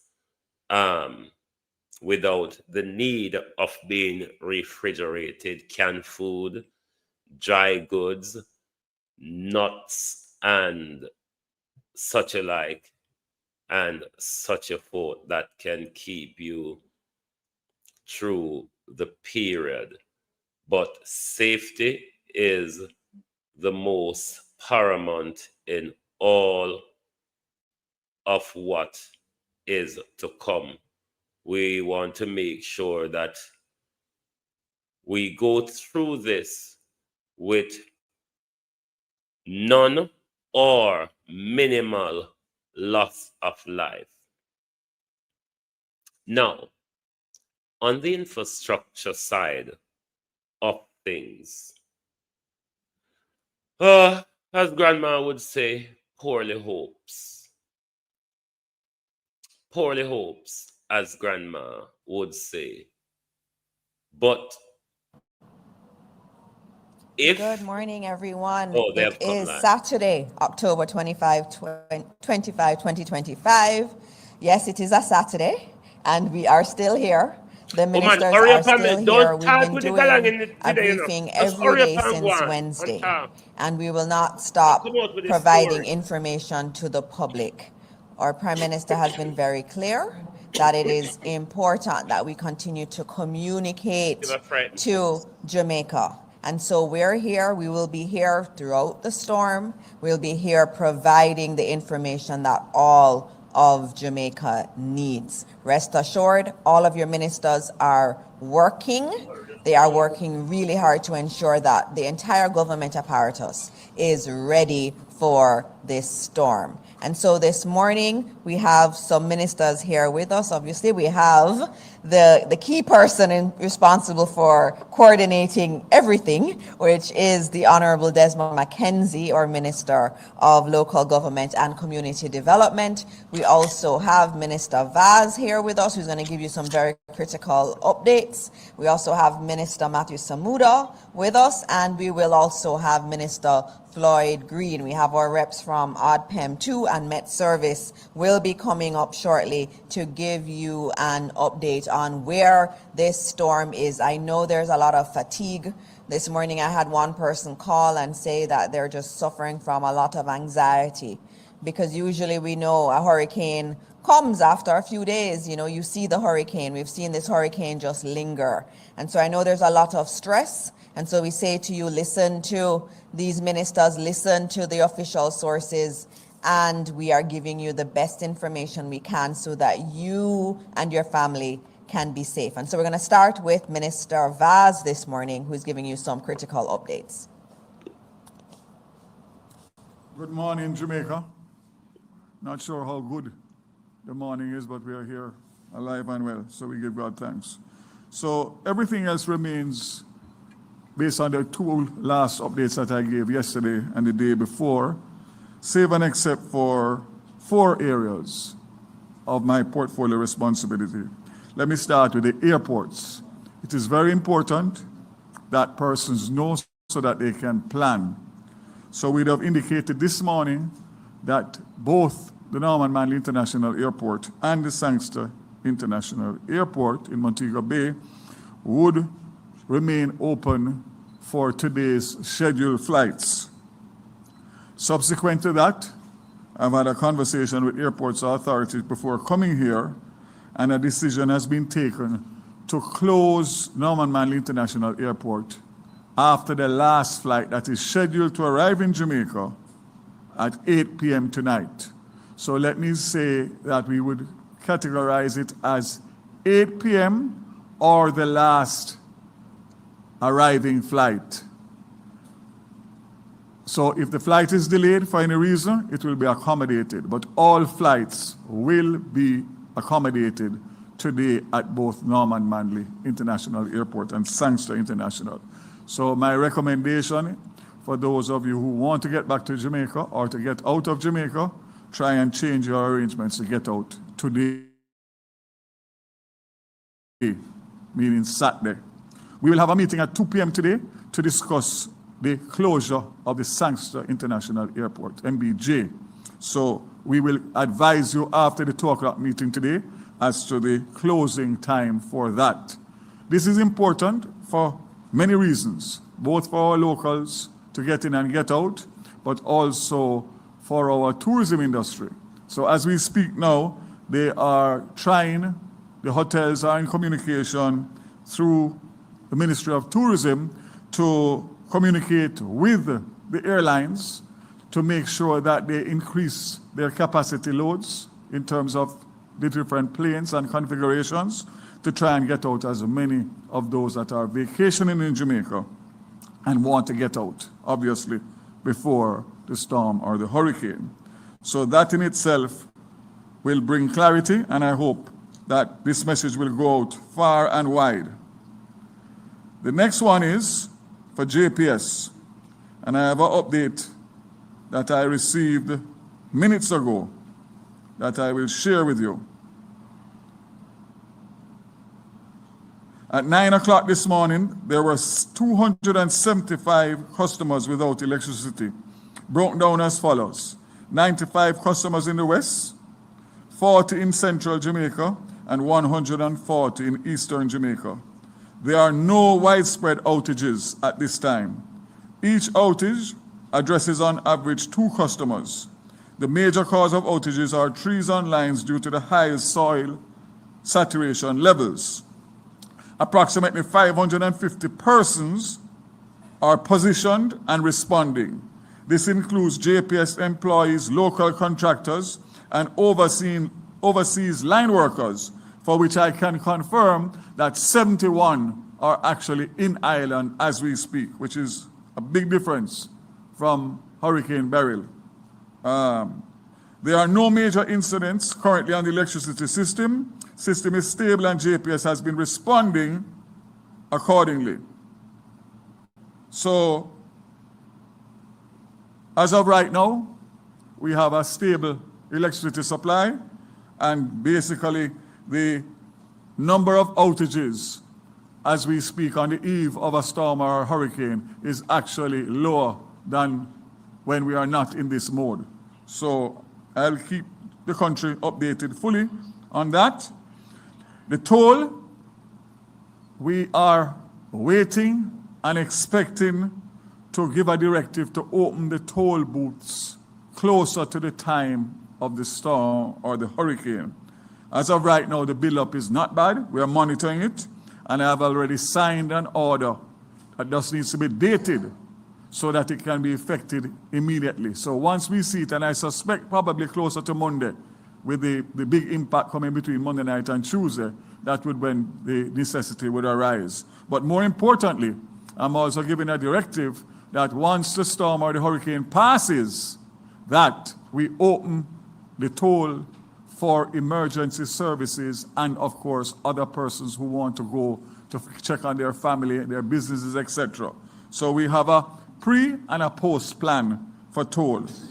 JUTC is on standby in collaboration with OutPem and the police to assist with evacuations, and I suspect evacuations will become more and more necessary as the weather event gets closer and closer. So I can say that also is in place. So as it relates to the telcos and Petrojam and all the other reports I gave in the days recently, all remain on standby. Everybody is in ready position. And the only thing that I would say before closing is to make an appeal to all Jamaicans. Do not take this lightly.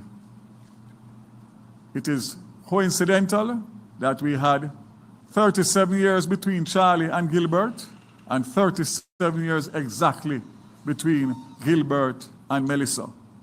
Those of us who are around for Gilbert know exactly what, but there's many that did not experience it. So I'm saying to you, safety is priority, and being smart helps a lot. Don't make foolish decisions. Don't make stupid decisions, like coming out in the middle of the storm to see what's happening.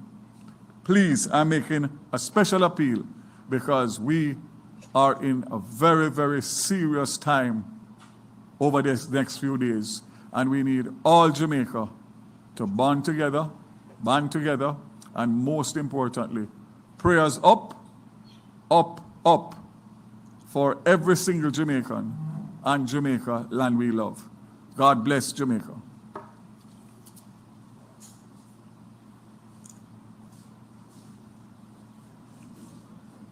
Thank you very much, Minister Vaz.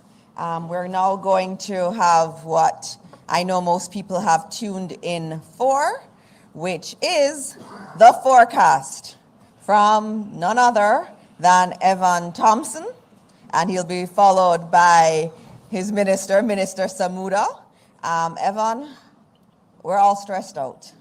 Please come and tell us what is going on and when we will expect rain, when we'll get wind, when this hurricane or tropical storm will start affecting the country. So please welcome Evan Thompson, who the entire country is waiting for.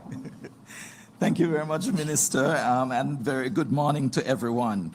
It has been a long few days and lots of activity, and of course now we're faced by the information of a tropical storm that's rapidly developing and moving closer and closer to Jamaica. The latest bulletin that was issued this morning would have been bulletin number 29 that was issued at 11 o'clock. And just to give you an idea of some of the information that is there, while I'm hoping that we will be able to show a few slides, some images that I captured.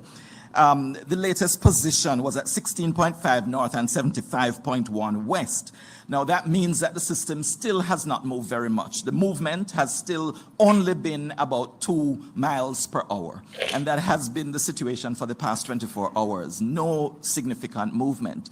There has been some strengthening, however, where the system has actually moved from storm at wind speeds of 45 kilometers per hour to 60 to 65, and now reaching 110 kilometers per hour. At 119 kilometers per hour, it would be classified as a hurricane. So it is really on the brink of becoming a hurricane, moving still toward Jamaica. The expectation, well, the system is currently moving toward the northwest, and that is or west-northwest, and that is at just 1 mile per hour. And it is packing winds, as I said, of 110 kilometers per hour. Now that system is expected to continue moving toward the west-northwest. You would see one image here that gives you an idea of what the mass of clouds associated with the system look like. And if you look into that black area, at the center of the black, almost a circle, you'll see where the eye of the system is located. Very little movement, but it is drifting closer to the island of Jamaica, the eastern part of Jamaica, that's moving toward the northwest at only 1 mile or 2 miles per hour. Now it's expected to continue that motion throughout much of today, and then it is going to be moving toward the west, to move westward along the southern. Let me move to something that will show you a little bit more. There we go. If you take a look at this, it might be a bit small for you, but those black circles indicate the position of the system in the projected track. So it's expected to move toward the west, and when it is south of Jamaica, south of Clarendon in particular, it's expected to start moving toward the north. At that time, it is expected to be, all this time it is expected to be a major hurricane, because what we're expecting after today is that there will be rapid intensification of this system. That's a phase that some of these hurricanes go through, especially in these days of climate change. We find that this rapid intensification is becoming much more frequent, where there is a period where they just jump from one category to the next in just a couple of hours. So this is what we are expecting to occur with Tropical Storm Melissa, soon to become Hurricane Melissa. And it will continue to move toward the southern coastline of Jamaica. It should make impact with the coastline by Tuesday morning. Tuesday morning. Today is Saturday morning. So we have about 3 days of movement.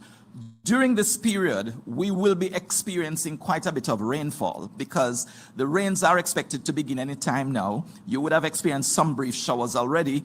But because of that cloud mass that you would see on the earlier image, I'll show you this one in a little while. Well, we can take a look at this closer one. You'll see that we are basically starting to experience the rainfall, Jamaica to the western side, the left side of the image. So the system will continue to advance closer to us. So we'll be into more of the oranges and the darker shades going into the black as we move through this weekend. So much of that rainfall will be moving across Jamaica, and that, of course, will be producing significant flooding over sections of the country. That is what would be expected with this amount of rainfall. The projection, I'll show you this chart, which shows us in that pink area. This is where the rainfall is expected what it's expected to look like, where the rain is concerned. And we're seeing that in the chart to the right, it shows 20 to 30 inches of rainfall.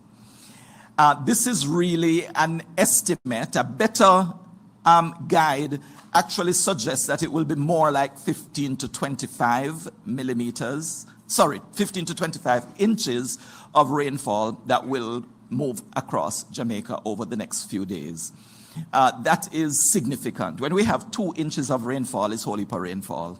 So when we talk about 15 to 25, this is much more than, oh, that's somebody else's phone, I assume. Right, this is much more than you can even imagine to experience. This is a major rain-producing event. It is considered to be producing catastrophic flooding. In some cases, they say life-threatening. We have already heard about some lives being lost in Haiti. And this is because of this system. So we must take every precaution when it comes to the rainfall. If you are in any area that is flood prone, a low-lying area, you must find a way to build a relationship with somebody that will help you to move from that area, or move to those shelters as soon as they are open and make sure that you are able to ride out this whole system. Now, it's going to be here for a long time. This system, as I said from the earlier picture, lots of rainfall, and it will be with us for a good 5 days or so. Heavy rainfall, increasing wind speeds. We are expecting that storm force winds. I believe there is another image that I could probably show. If I got it in, probably not. But it shows that these tropical storm force winds are expected to start being experienced in eastern parts of the island by this evening. And then as we go through tomorrow, those storm force winds will continue right across the country. We expect that we will experience the hurricane force winds starting to impact the island on Monday morning. It's likely that it will be Monday morning. So we are going to go through almost 48 hours of storm force winds affecting sections of the island before the hurricane force winds actually begin to impact us. And that is expected to continue right through Monday, right through Tuesday, right through Wednesday. And then we could be starting to experience some weakening in terms of the wind speeds. But hurricanes have a way, even if the center has moved away from you, the impact of the system usually continues for another 2 days. So expect that throughout next week, we will be impacted by this system. It will be very difficult to move around. It will not be, even after the system has basically said that it is moving away. I had a discussion with representatives from the National Hurricane Center in the US just before I came here. And they were saying that the kind of rainfall that we're experiencing, that we will be experiencing, is going to prevent us from actually even doing some of the usual activities immediately after the system center moves off the island. We're going to be prevented because of blocked roads, because of landslides, because of the amount of water that remains over the country, that it's going to be very difficult to move around, assuming that all of this pans out the way that is being projected at this time. So it will be a major hurricane. What is projected right now is that it will be a Category 4 hurricane that makes impact on the island. It will likely decrease as it moves toward the north coast, but a Category 4 hurricane is more than we have experienced before moving across the island. Gilbert was a Category 3 hurricane when it moved over Jamaica. It became Category 4 when it was heading to the Cayman Islands. Ivan was a Category 4 hurricane, yes, but the center did not pass over the island. Beryl was also a Category 4 hurricane, but it also did not impact us with a landfall. It was a direct hit because we've got the heavy rainfall and the associated weather, but it did not move over the island in terms of the center of the system. We have not had this experience before, so it's important for us to consider this as an extraordinary situation. As you can see, the center is expected to move off the island later on Tuesday, but the conditions are expected to linger even as the situation, as the center or as the hurricane itself starts to move even over eastern Cuba. We will continue to experience spiral bands from the system moving across the island. Those can produce more torrential rainfall. Lots more of the flooding is likely to take place even after the eye of the system has moved off the country. So those are the images that I wanted to share with you at this time. There is also the concern of storm surge. This is something that is often overlooked, but we will recall that back in the time in 2004 with Hurricane Ivan, we had storm surge that completely demolished an entire community, Caribbean Terrace in St. Andrew, near to the Palisados area, but that community no longer exists in the way that it used to because of storm surge.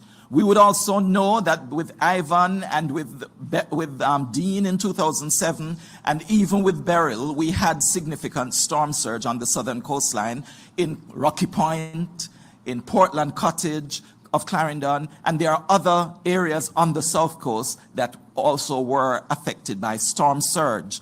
Now, storm surge is also a flooding event, but it is not the flooding from the rainfall. It is flooding that comes in with the waters of the sea.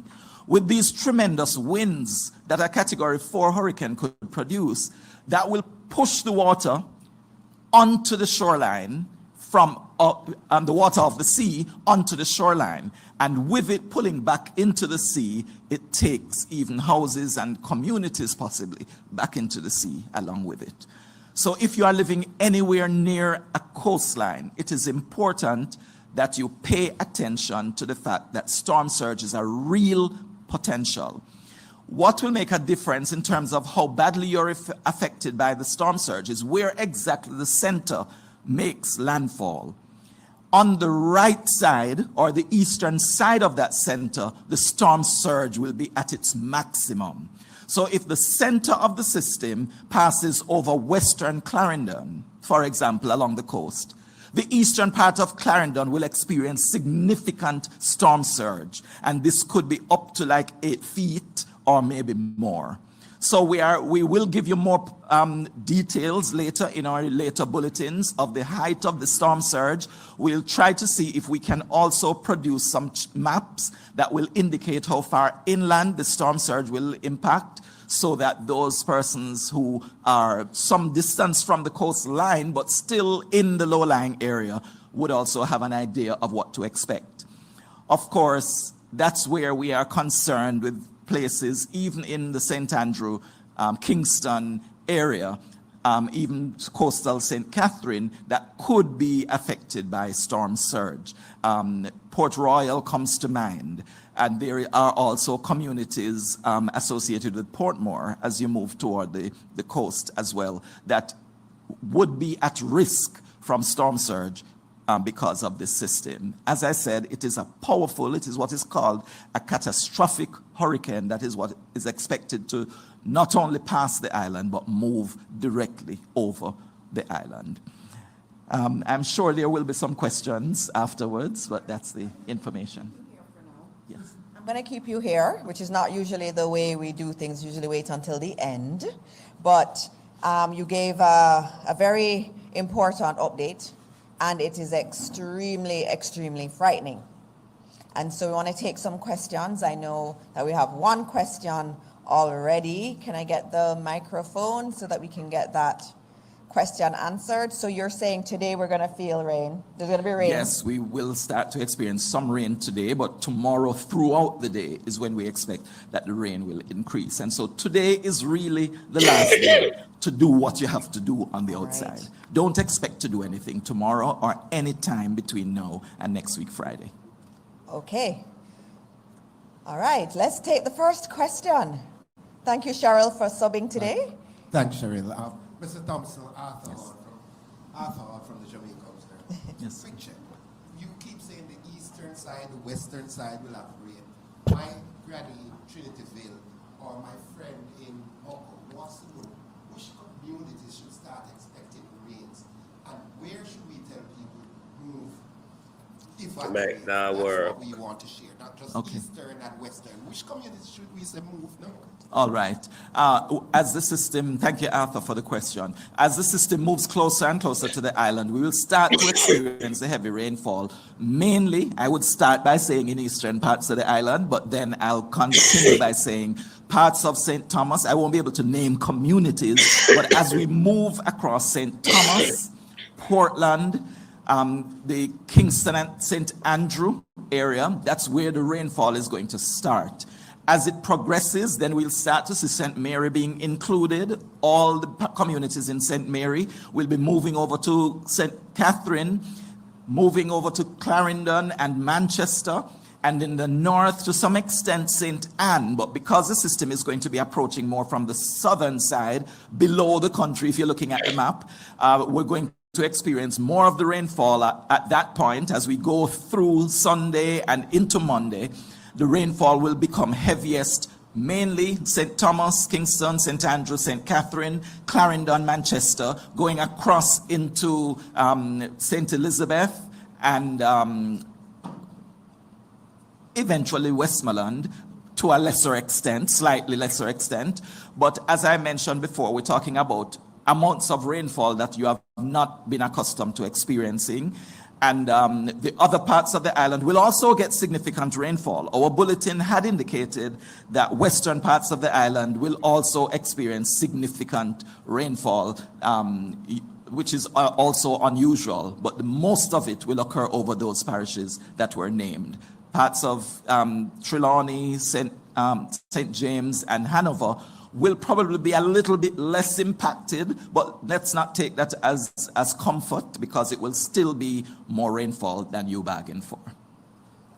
All right. And there'll be surges now, the coastline areas?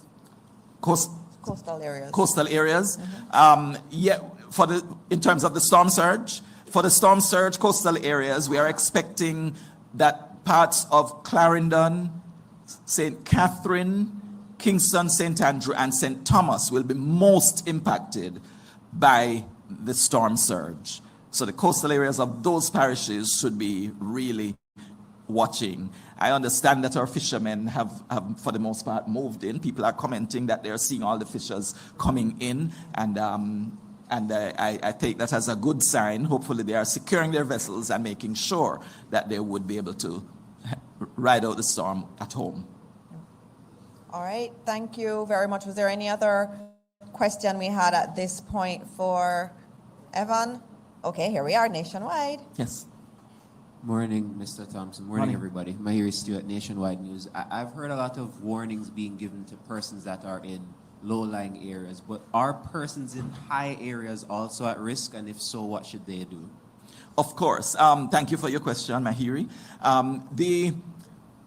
The hazards impact different areas in different ways. But if you are living in a hilly area, there is the landslide hazard that is a real possibility. Is an eventuality. It is going to occur. We're going to have landslides, and some areas are well known for land slippages. Others might not be as well known, but because the soil is already basically saturated and with the extent of rainfall expected, we're going to have more communities along hill slopes, steep hill slopes, that will be impacted by landslides. The matter of the wind is usually increased over hills. If you are living on a hillside or on a mountains, it's lovely views from there, but it also puts you at increased risk for wind damage. And that is because there is a resultant flow. Apart from the impact of the winds from the hurricane directly, there is the resultant flow in that what hits the ground also rises up the mountains and the hills. So you have that both things coming together and adding to the extent of the wind speeds that are experienced over slopes. That will be mostly on the slopes toward the south side of the island as the system progresses, because you will have more of the wind coming onto the coast from the south. So is it safe to then say that there's no quote-unquote ideal area to be in, given the fact that all areas seem to be affected in some way by the system? Unfortunately, you are correct with that. There's nowhere that will escape the wrath of this hurricane. The impact may be somewhat lesser for the northwestern part of the island that would include Hanover, St. James, and Trelawney. Possibly the impact is going to be less, and maybe a part of the west, at least the western part of St. Anne. But otherwise, it's going to be more. So they will still experience quite a number of these hazards affecting their area, but it may not be as much as those in St. Thomas, for example. All right. One more question? Sure, that's fine. Minister, just got one from one of our listeners who says, when you say 15 to 25 inches... Stand up, please. Stand up. They want to see your face on camera. Evan, when you said 15 to 25 inches of rain, what should that mean for the farmer in Mavis Bank or the person in Arborview? What does 15 to 25 inches of rain mean? I wish I could even describe it, because we don't normally get that kind of rainfall. But if you have experienced any of our major rainfall producers in the past, this is going to be more. You would recall when Hurricane Wilma was developing in 2005, when some of us will recall, Hurricane Wilma developed off the southwestern coast of Jamaica in October as well. And while that was developing, there was so much rainfall over the island that there was widespread, extensive flooding over all parishes. That is, we are expecting more than Wilma. If you are thinking also of, there was Nicole that moved over. It did not make landfall to over Jamaica either. It was east of the island, but the rainfall that it was experienced across Jamaica was again significant. And if anyone can remember that event, that is also a good marker, but it is going to be more. We haven't seen this kind of, we have to bear in mind also, I should point out that with the slow movement of the system, it doesn't allow you to recover. It's not like it's going to just move off and then gradually the water runs off. It's going to sit there pouring water while it's barely moving. And that is a significant challenge that we have to be aware of. It's going to cause significant, widespread, catastrophic, life-threatening floods, as long as what is predicted does take place. There's a small window of a change in a track, but even in my discussion with the Hurricane Center this morning, they said that window is closing because it is getting a little bit closer and all the models are becoming more in agreement with where the system will go. All right. Any more questions? So any last words, Evan, to Jamaica? There are a lot of anxious Jamaicans who are just worried about what's going to happen. What would you say to them on Saturday morning at 11:05 a.m.? I would say if there are some things that are not yet in place, that must be in place, you might have to brave the crowds because there are going to be crowds wherever you need to go. You might have to brave it if you need something. Let's not take advantage of getting much more than you will need. But consider your brothers and your sisters as well. There is somebody else who will not be able to go. There's somebody else who will be in need, and you might have to provide that kind of assistance to them, even now as we prepare. Today is your last day to prepare for this hurricane. If you have not done anything yet, don't think that you will be able to go out tomorrow and it will be easy to go and get things done, because that might not actually be a reality. You have to do what you can now. But I don't want you to think there is no hope, because I still believe that we can trust that things will not be as bad as I am making it sound to you by at least preparing yourself, yes, but at the same time, believing that you will ride this through. You will get over it, and tomorrow, metaphorically tomorrow, it will really be next week, the sun will shine again, and you will be okay. Just take care, take the precautions that are necessary, and do it now. All right, thank you very much, Evan. Just reminding everyone that what Evan said, finish all your prep today. You won't have a chance to do it after today. And you're going to start feeling the tropical storm, winds, and the rain is coming from today. He also said something, which was that we must expect more rainfall than we've gotten from any of the other systems we can remember. So we have to take this very, very seriously. And Evan, we are so grateful to have you in the government service. And you will continue. I'm assuring you that we'll continue to hear from Evan. He will come on periodically. If we can't do the briefings in this room, we will find a way to get the information to you nevertheless. Thank you, Evan. You're welcome. Up next, we have Minister Matthew Samuda, our Minister of Water, Environment and Climate Change. Minister, morning. Thank you, Minister Dixon. Colleague ministers, heads of agency, permanent secretaries, members of the media, Jamaicans all. We started the very first press briefing, Minister Dixon, by saying that it was not time to panic, but time to prepare. Well, Jamaicans, it's still not time to panic, but the time for preparation is running out. From that perspective, I want to not thank Evan for his words, but thank him for the hours that he and his team have been putting in, certainly over the last 2 or so weeks, in monitoring this critical weather system. The Met Service is operating 24 hours a day, as it always does, but operating at full throttle to ensure that the information that we all need to prepare and to plan is indeed made available.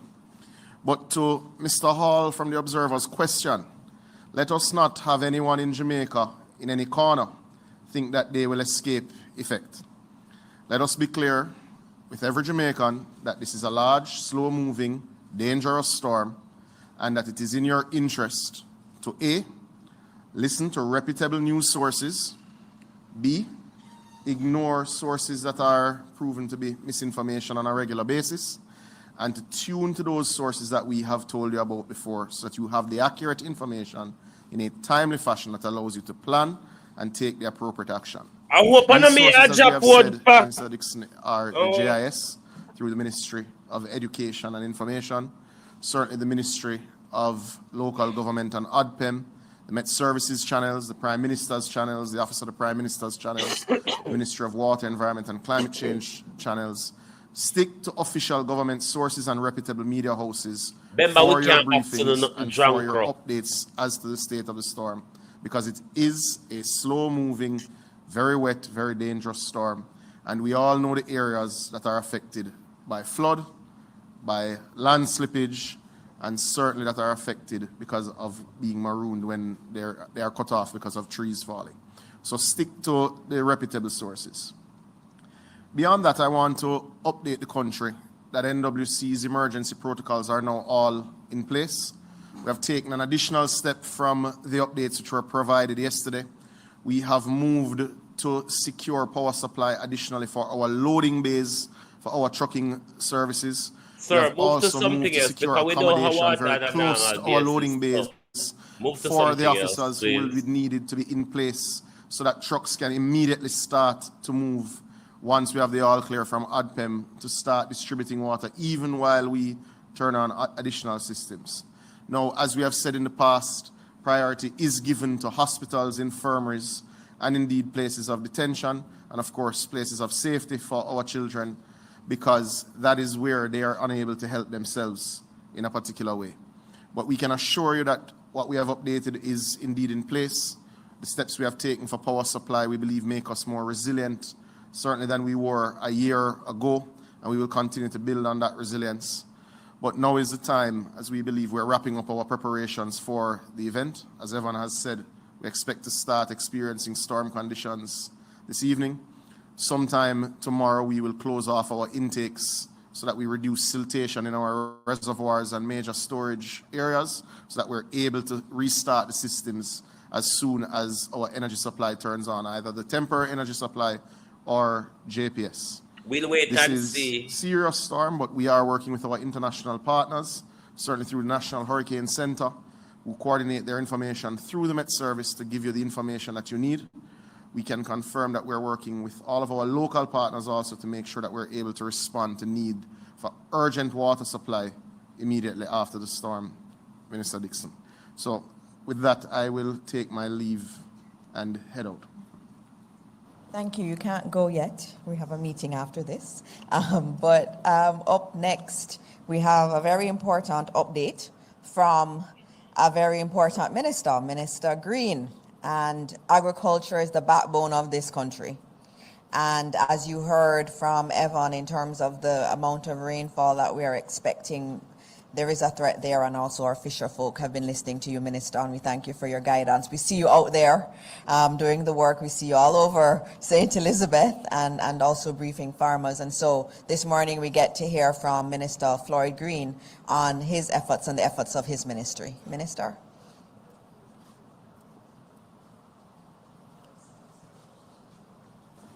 Thank you very much, Minister Dixon, colleague, ministers, people of Jamaica. Good morning. The Ministry of Agriculture, Fisheries and Mining has activated its emergency protocols and has convened its disaster management and mitigation committee. Our first phase has been to issue various advisories to our farmers and fishers around what to do in the event of this storm. Clearly, we now see that as the week has gone on, the storm has strengthened, and it appears, based on the forecast, we are certain to get significant rain and significant wind. As such, we've been saying to our different types of farmers to take necessary precautions. Firstly, for them to be out there harvesting if they can. We have been working with a number of our farmers, our fruit farmers, our pepper farmers, to harvest what they have, to work with our agro-processes to provide those items so that they can minimize their losses. Additionally, we've been saying to our livestock farmers to ensure that they have sufficient feed for their animals, ensure that they have sufficient clean water for their animals. If the animals are in a flood-prone area, move them to higher ground. It is very, very important that they act now, especially in relation to preparing silage so that the animals will have feed during the storm. We've sent out advisories and our RADA teams have been out in the ground. Literally, our extension officers have been visiting with farmers, saying to them, put these precautions in place.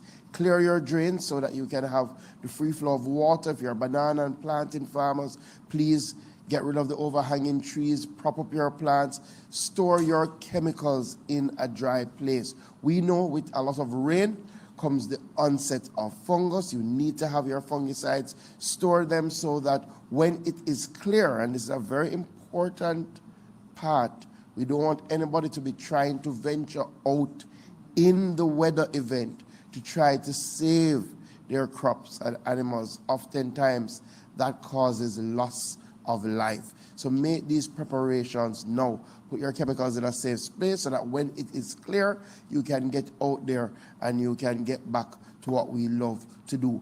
Additionally, we saw a lot of damage to our greenhouse farmers in Hurricane Beryl. In fact, about 232 greenhouse structures were destroyed by Hurricane Beryl.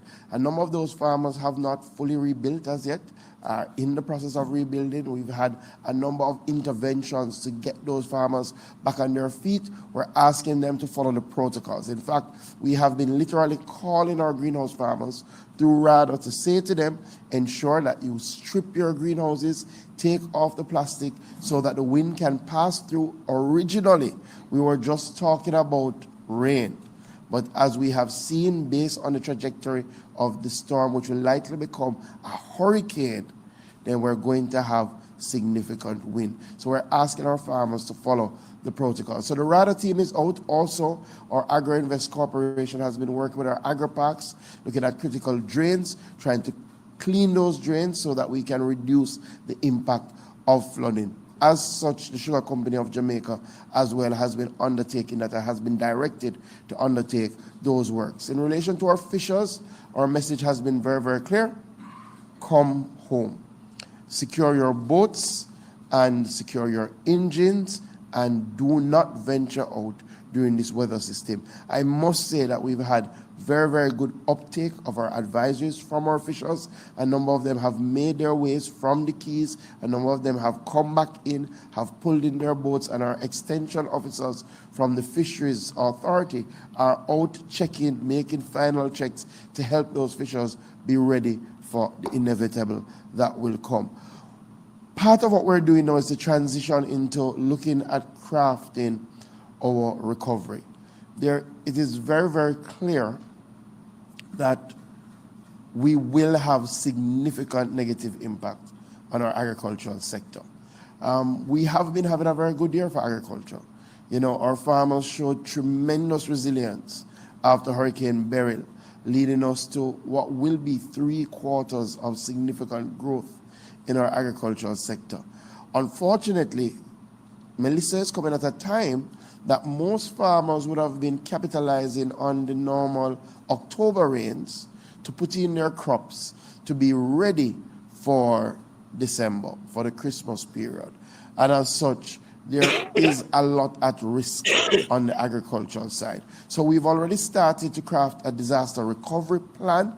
Clearly, that will be finalized depending on the extent of the damage, but already we have forward procured vegetable seeds because we do know that our vegetable crops are more susceptible to these weather-related events. So we already have in stock through our RADA offices some vegetable seeds so that we will be able to get out as quickly as possible. We've also secured some chemicals that we know will be important to distribute to our farmers after the weather event. We've also been engaging our partners, and I really want to thank the ones that have reached out extremely early. We've already had a meeting with our CARICOM counterparts around support that they plan to provide. We've already had an outreach from the FAO and from ECA in relation to indicating that they stand ready to assist Jamaica in relation to its recovery effort on the agriculture and fisheries side. So with all of that said, I will close by saying to our farmers and our fishers, please heed the warnings from the Met Office, follow the advisories that we will be issuing from RADA, from the National Fisheries Authority. Make your final preparations now. The government will be there to help you get through after all of this is passed. We have shown that with Hurricane Beryl that we are nimble enough to get to you quickly so that we can rebound in a robust manner. Oh God! Once there is life, there is hope. So please take the time to protect your life, Did you hear and that we will just help now? you protect your livelihoods. Thank you. The minister said after burial he Thank got you, to us. Minister They Green, got to for us that. quickly. No, sir. He's going to do everything he can to help our farmers, and I know that. We did that in Beryl. You did an excellent job there, and I know that you'll continue to do that. Up next, we do have Minister Mackenzie, who is the lead minister in terms of a lot of this prep. He's the deputy chair of the National Disaster Risk Management Council, and he has oversight of ODPEM and other key agencies, and so he will come and give his update to you this morning. Minister Mackenzie. And oversight over all local government authorities. Thank you, Minister. First of all, let me commend you on the excellent job that you have been doing since we started this series of press briefing, and to my colleague cabinet ministers, especially Minister Semuda, for carrying most of my areas over the last couple of days. Empress them know the island, I got mass up on the island, bro. You were good enough to get out of it. Today is a day that many of us is contemplating as to what the outcome starting today will be. I want to start off by saying that Jamaica is in the top 5 most disastrous countries in the world. We sit in the middle of the earthquake fault line, and we are the same fault line exposed won't allow drilling pan to natural disasters. Same place gonna do The drilling. pending impact of Melissa is not something that as a country we should take lightly.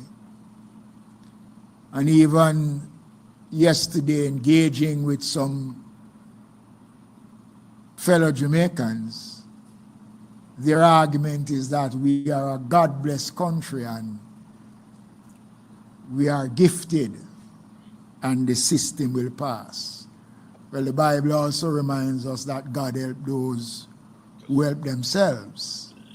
And I believe that we are at a point now where the government, the Ministry of Local Government, through the Office of Disaster Preparedness and Emergency Management, will have to take the necessary steps to ensure that we put in place You did a horrible job last systems which exist that gives us the powers under the Disaster Act to ensure that Jamaicans comply and Jamaicans do what is necessary. What the rule they matter about? What they gonna tell us Later about? on this afternoon, I'll be meeting with all the mayors. And one of the areas of concerns that has been brought to my attention, and Remember, so they don't get the September did money yet, you know, sir. a few surveys across the carpet here this morning, that there are several major construction sites that still has materials, sand, gravel, steel, and in some cases, cranes still hanging in the air. But to make a general appeal this morning to all construction sites, not just only in the corporate area, but right across the country, that they must start to take the necessary steps to remove cranes, steels, sand, blocks, which will only contribute more to the blocking of our drains and can have devastating effects on individuals, Look what una get this in people's property, and can result in extreme damage. Billboards should be taken down, and this is the work of the municipal corporations. Look what you're talking. So I'm saying that all billboards should be taken down at this time and put in a safe place. You still have used car operators who continue to use the public thoroughfare to display their vehicles, park them overnight, just to advise that a team of wreck operators is presently combing the streets of the corporate area, and where we find these vehicles, we are going to remove them and take them to the Riverton City dump. Hey, vehicle stealing. We cannot afford to create human missiles that will hurt persons during this period. I am asking for the cooperation of those persons that I have just outlined a while ago. There has been some controversy coming from the opposition as it relates to the funds that they are claiming that they have not gotten to spend. Tell us where it is. I want to spend a couple of minutes on it because I don't want the country to believe that this administration or myself as the minister in any way is playing politics. Hurry up, hurry up. With emergency. Hurry up. The municipal corporations, by law, is required to hold a percentage of the parochial revenue funds that they have. And the purpose of that is to respond to emergencies. Those funds should not be spent unless an emergency such as the one we are experiencing now is happening. And they are required to seek the permission of the ministry to spend those funds, because previously, before, that funds were used to do other things outside of emergencies. And in fairness to some of the MCs, they have been using the SGR, and they have said it publicly in response to the call. Some have not, because they have exhausted the SGR on other issues that are not emergency related. And they are therefore looking to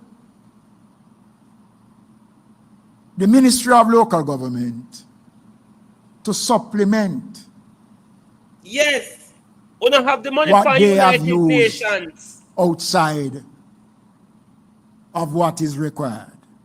You see, You see? Funds have been earmarked. They were advised that they could use 2 months of the parochial revenue funds for drain cleaning.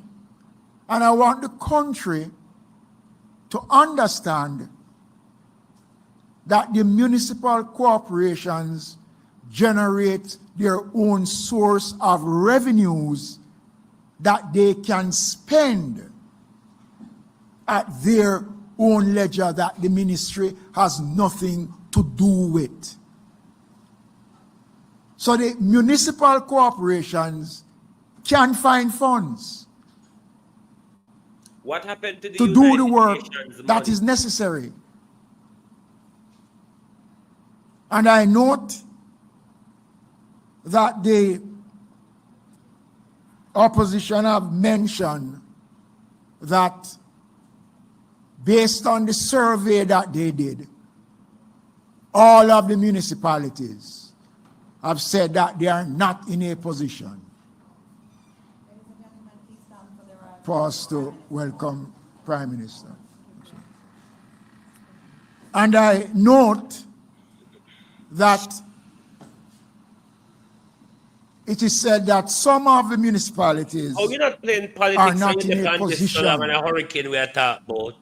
to do it. But you're not talking All about of them, the denial release of it. financing the But municipal at least corporation 5 prepare for the municipalities that election. are What bullshit. controlled by the opposition has come out publicly to say that they have undertaken drain cleaning exercise and they are in a state of readiness.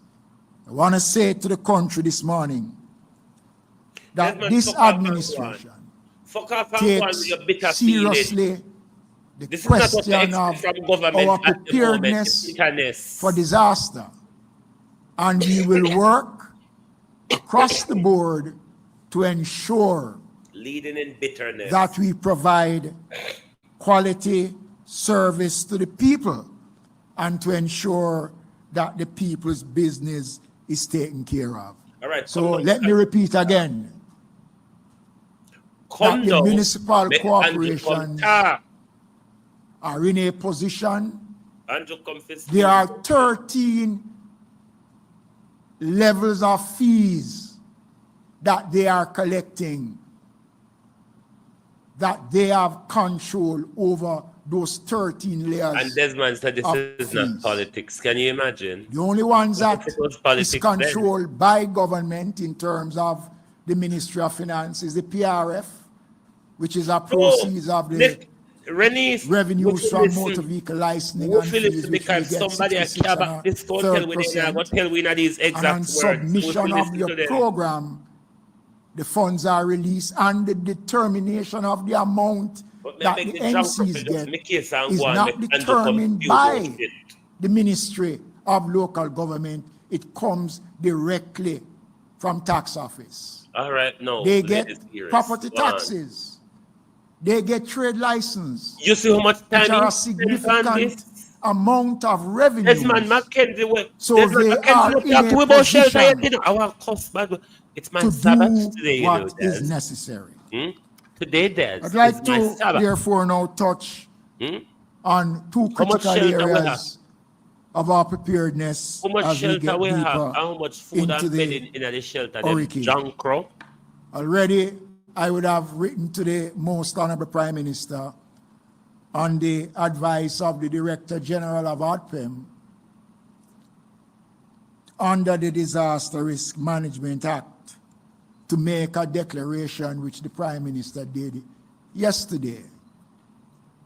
Jamaicans, there is another request I'll be putting in writing to the Prime Minister for his consideration. That based on the extent of the system, there are vulnerable communities in Jamaica that it is advisable that persons do not remain in these communities during the passage of the hurricane.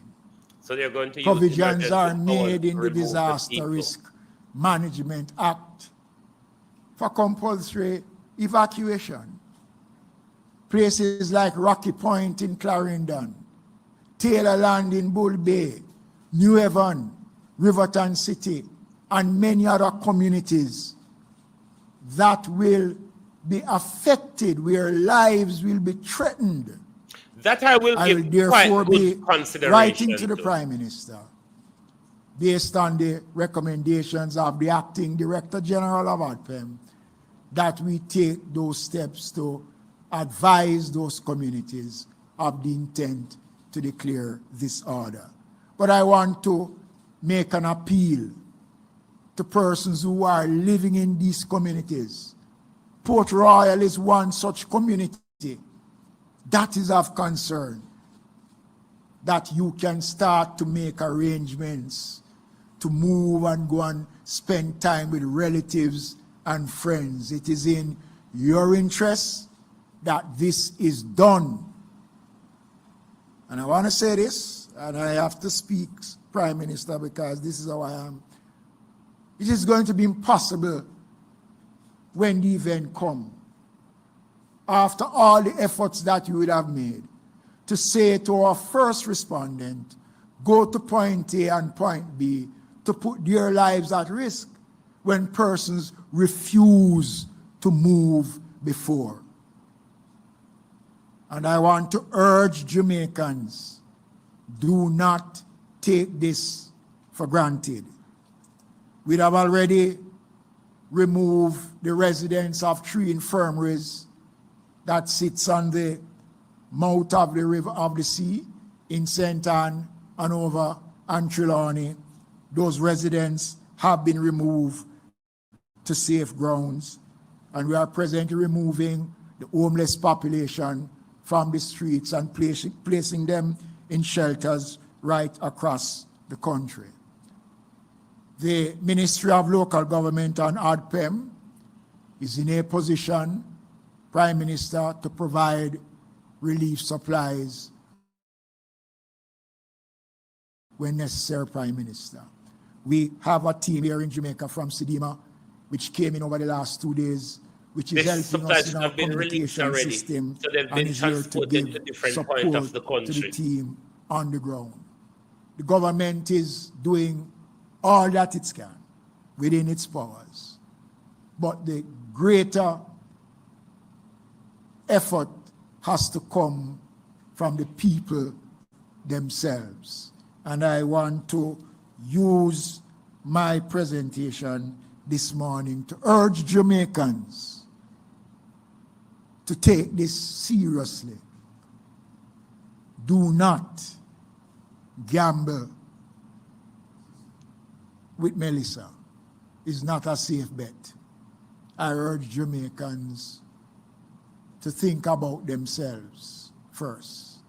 I hope and pray that God will grant us the strength and the courage, and that He will smile on us and be gracious to us over the next couple of days. Thank you.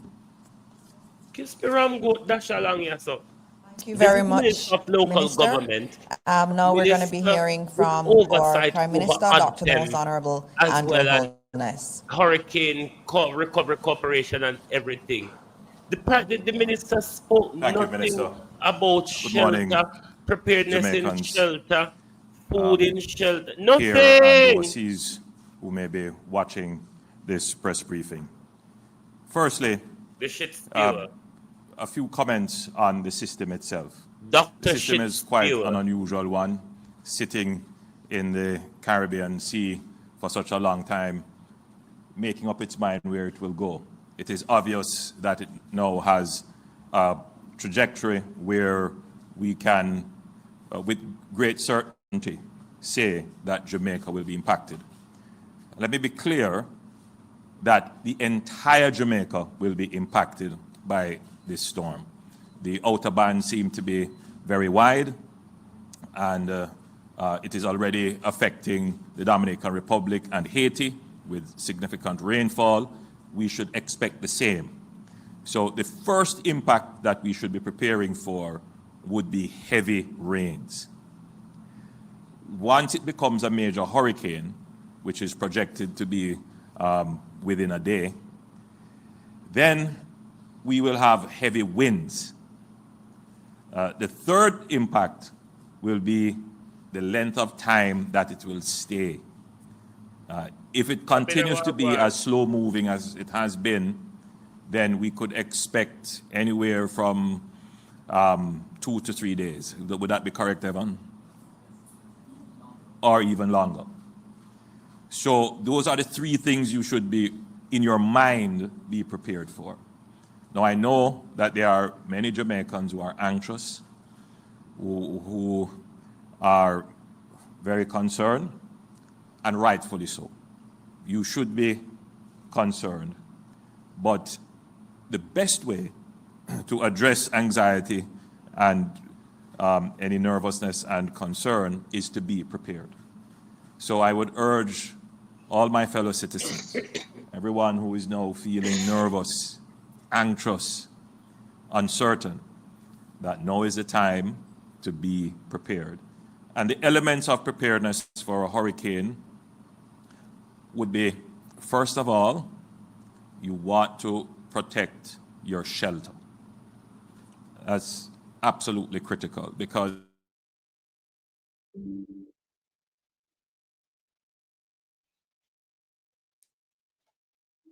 windows, start there. Battening down. So I noticed that many Jamaicans are putting building blocks on their zinc and so forth. That is a solution, but a better option would be to use sandbags, which stay longer and are not likely to be blown off.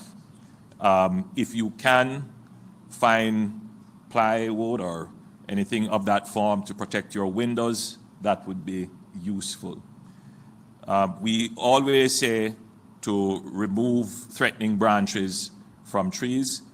We have seen one incident where someone was injured trying to do that, so we advise that if you're doing that, be super careful in doing that.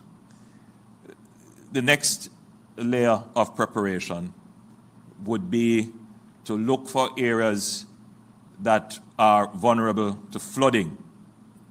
If you find that your yard is below road level or in a water zone, meaning you have built in a river course, you're on a slope, you're near to the sea, you're in a low-lying area, you're close to or on a gully bank, or historically, you are in an area where the river may change course. You want to take protective measures. And again, simple sandbagging can be useful in directing water away from your shelter. Once you have sorted out your shelter issues, then you have to look for sustenance, food and water. Make sure that you have food that is non-perishable and water that is in proper containers, scaled to the number of persons who live in your household. Then you want to look for ensuring that you have at least some form of lighting, because it is highly likely that the electricity will go either preemptively or as a result of the storm itself. By tomorrow, drunk or by tonight. Batteries and flashlights are recommended.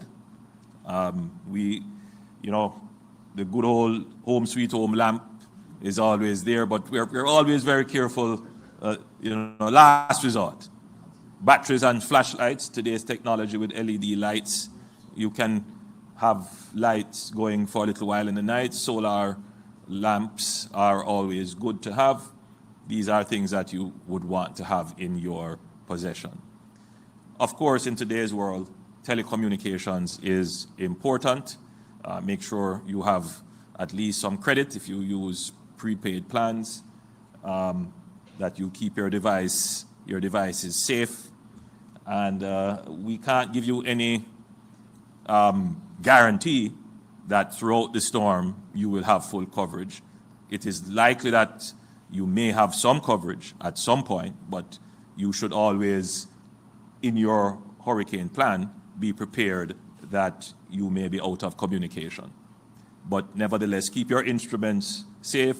Don't let them get wet, so that at least if the signals were to come back, you'll be able to connect. Now, having done all of that, there is another important thing which we ask you to do. Keep your documents safe. Now, your identification, your passport, any prescriptions that you may need to be refilled, your land titles and all of those things, keep them safe. Keep them in a safe place. Yes, there would be distribution of benefits without the need for identification, but that would be very limited. Hey! In fact, in the humanitarian relief and recovery phase, I would say that most, if not all, the distribution of benefits will require some form of identification because of the accountability issues that even though it's a hurricane, we can't suspend accountability. So keep your identification safe. There are some other things that we would want you to do in being prepared. Speak with your children about the hurricane because they are going through their own uncertainty crises, which you may not immediately recognize. They may not take it seriously. Some may think of it as fun, and they may run outside and run in the rain playing football, and accidents can happen. We urge you to have a frank discussion about what to expect in a hurricane and why it is important to stay sheltered during the hurricane. We don't want to have any deaths during the hurricane. And an important part of that is to keep your household inside safe. Outside of that, communities are an important response tool to the hurricane. I remember during Gilbert, the community in which I live, everyone came together. And that helped to keep the community safe. It helped to deal with emergencies and just good old sitting down, talking, dealing with the challenges that would have occurred. In today's parlance, we say it helps with the mental health. So community is important. Looking on your neighbor, reach out to your neighbor, find out what is happening, ask how you can help, or ask for help. Very important. Outside of that, there is the local government response. And Minister Mackenzie would have addressed this issue of what the local government is tasked and resourced to do. And then there is the national response. Now, I know that at this time, there are many persons who simply have no resources at all. They are not able to go to the supermarket and buy even one bag of crackers. I am aware. And we have tasked the Ministry of Social Security to start to pre-position supplies, but in all reality, we wouldn't be able to get supplies to everyone who is genuinely in need of the supplies. The most immediate first responder is usually, it's either your church or your member of parliament or your councillor, the police.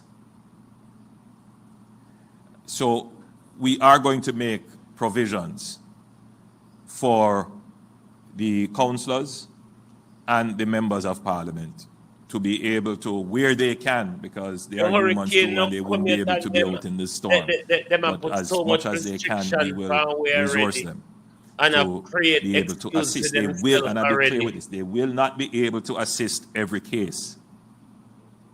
You're supposed to. It's just physically not possible. The United Nations but this in year as much as cases $2.5 are brought to their attention, million their network of workers and community activists and so forth would have brought cases to their attention, then we can assist.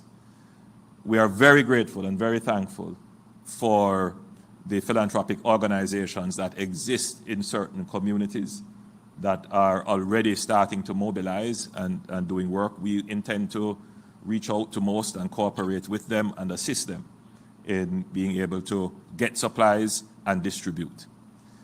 Which leads me to another point of preparedness nationally, and that at this time, there must be a unified position with all the civic stakeholders and all our political stakeholders. And so I have been in communication with the leader of the opposition. We should meet today at, I believe, 12:30, and I will give the opposition a full brief. I'm certain that they will have suggestions which we will listen to and take on board. And if determined, then we will have a Zoom call with members of parliament. I know many of them are in the field, so it depends on how many that we would be able to mobilize. But we have already provisioned them with resources to clean drains and gullies. I know many of them are out in the field supervising these works.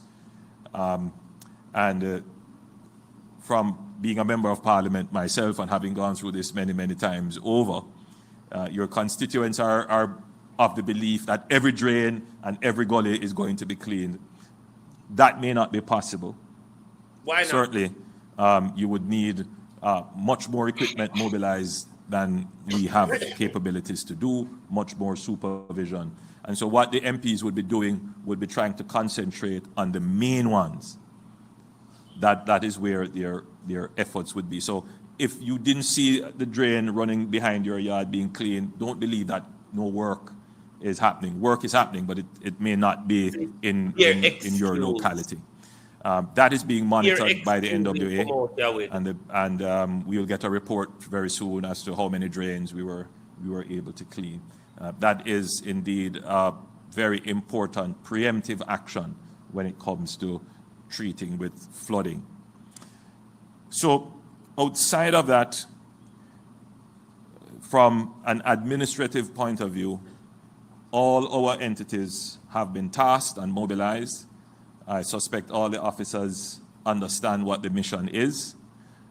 It is, from all indications, it is going to be a direct hit, and all of Jamaica will be impacted. I urge everyone to be wise about this, to put aside the nervousness and the anxiety, and be practical, prepare, as I have outlined, how we should be prepared, and continue to pray. We have seen hurricanes at the last moment. Why aren't we hearing much of shelter preparedness? A turn for the better. And I still have hope that the impact will not be as bad as it is shaping up to be. But we will prepare for the worst and continue to pray for the best. The impact, whatever it is, the preparation can have some mitigating effect on the impact, but the real work starts the hour after the impact. And what we have done in terms of national preparedness is to put everything in place to be able to respond the hour after the impact. And that is how quickly we intend to recover from this hurricane. Ladies and gentlemen, thank you. The Prime Minister is not taking any questions. Okay, thank you, everyone. You would have heard earlier from Minister Vaz. You also heard from Minister Mackenzie, Minister Green, and also Minister Samuda. If you have any questions, and Prime Minister just closed out, and I see the Observer has the first question. Good morning. Good morning, still Prime Minister. A quick one for you. You speak about the recovery. In your administration had started a cat bond with the World Bank with about US 150 million.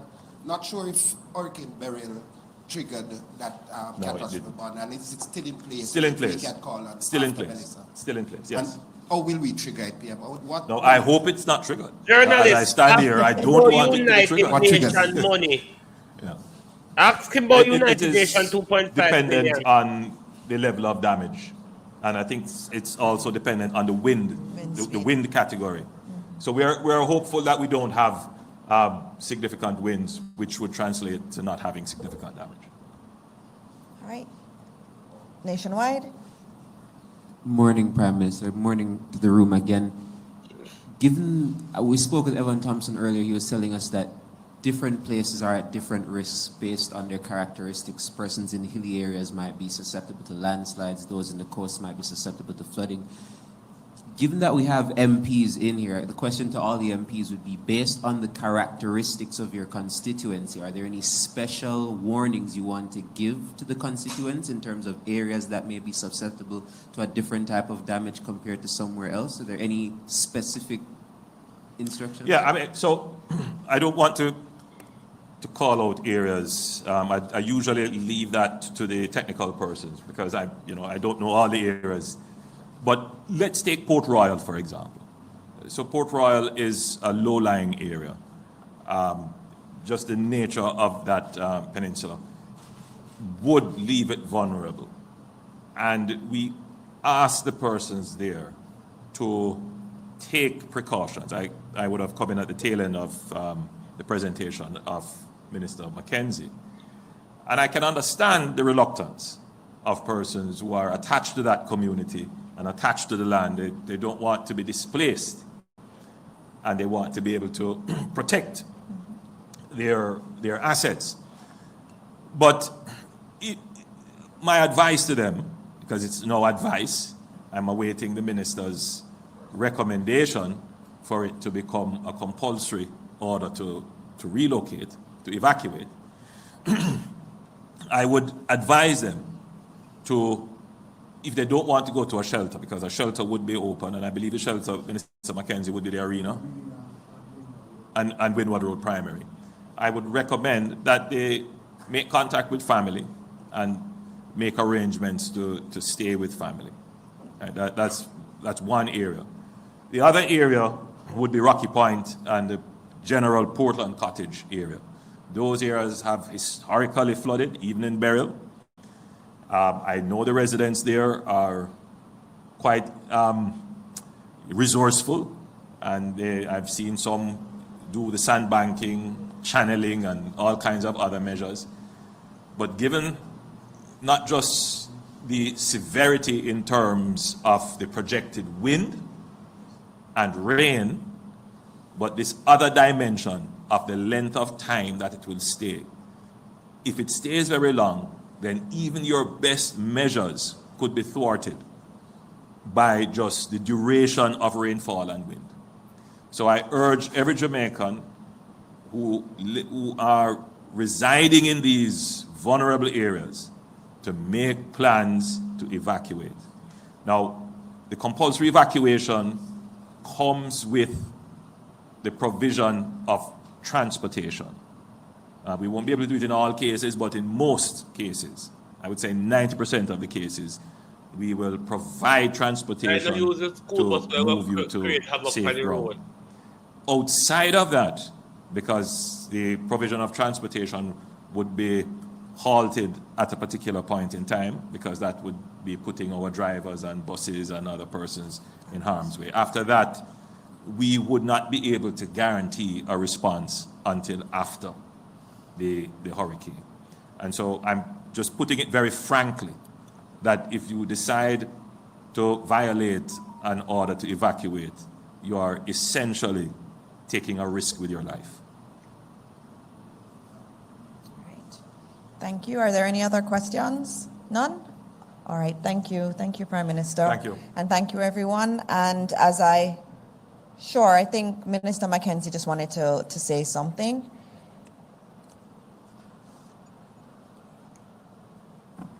Prime Minister, one of the things that we picked up in a survey that we did is the question of mental health and people under stress. So to advise the public that there will be a medical team within the command center that will be able to respond to calls from individuals who are showing signs and expressing certain kind of tendencies during what is going to be anticipated to be a very, very difficult period, and that will be put in place, and we will make those numbers known shortly before the end of the day. All right, thank you very much. That's a very good point. And Minister Green wants to make one final point too. Just to indicate that we will be closing all our botanical gardens. The botanical gardens do fall under the Ministry of Agriculture. So as of tomorrow, all our botanical gardens will be closed until further notice. All right. Thank you very much, Minister Green. So again, this is our 4th day of doing daily press briefings. We believe it's very important that we keep the nation apprised of everything that's going on.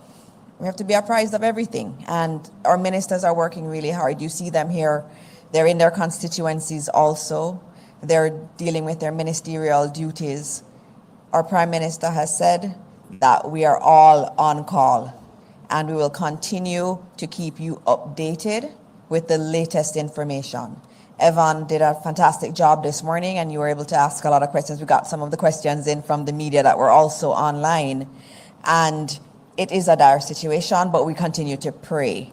And as an administration, we commit to you that we'll continue to keep you informed. So please pay attention to reliable sources. And I want to thank the members of the media. I want to thank all of the media houses for playing these press conferences live so that Jamaicans can have access to it. We will continue to provide information. It may not be in this form.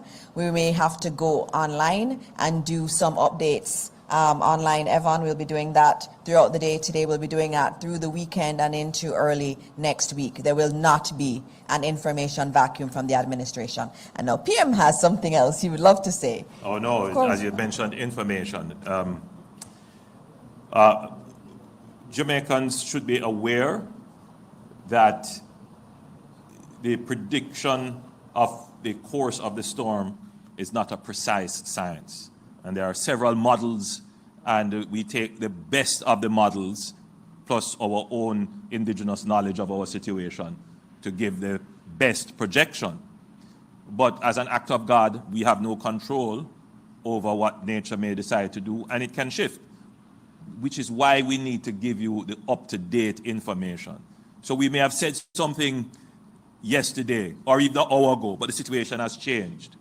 And so we need to bear that in mind. It's very important that we say this, because in the decentralized media world in which we live in, where technically we have citizen journalists and every opinion can be broadcast, the impact of the broadcast of an opinion or information that is not accurate in the time of a disaster can have impactful consequences and can impact the outcome of the efforts. So I'm urging everyone to be, at this time, responsible.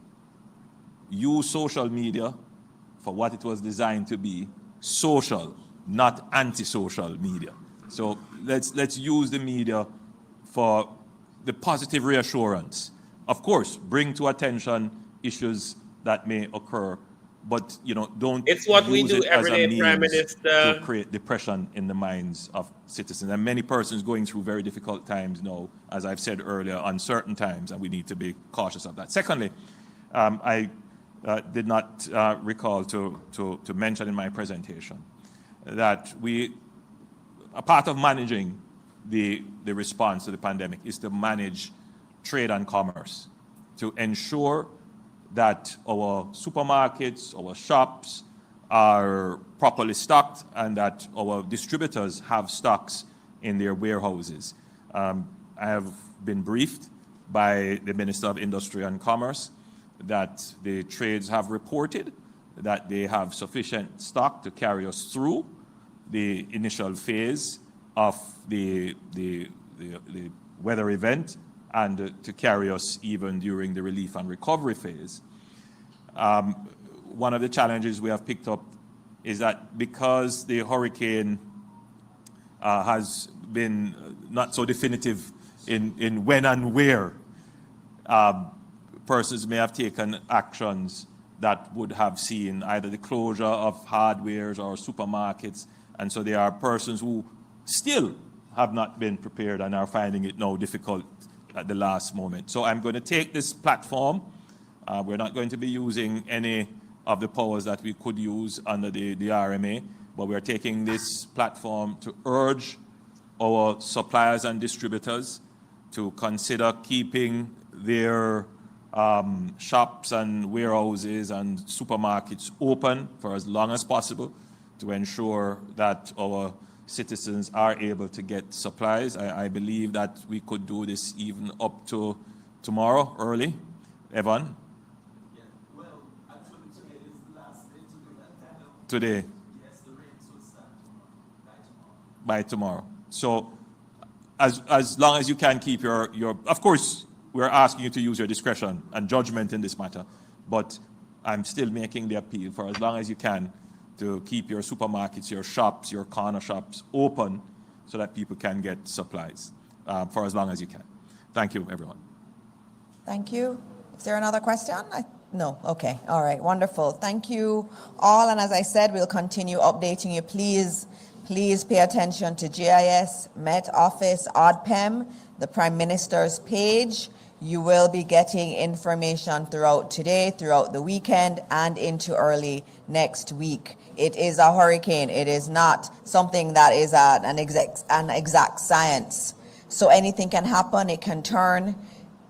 And so we have to make sure that we know what is happening. So please keep informed, and we will keep informing you. And as always, as we end today, we pray that God will continue to bless Jamaica land we love.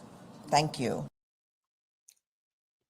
Yes, we need God to bless Jamaica, but we need also to invest in Jamaica. But for a press conference, bear with me. For a press conference on the storm, I was expecting, don't know about you, I was expecting to hear about things like the shelters. How much is it? At what point our shelters will be open? How much bedding, food in our shelters? Given that we expect the situation to last for days,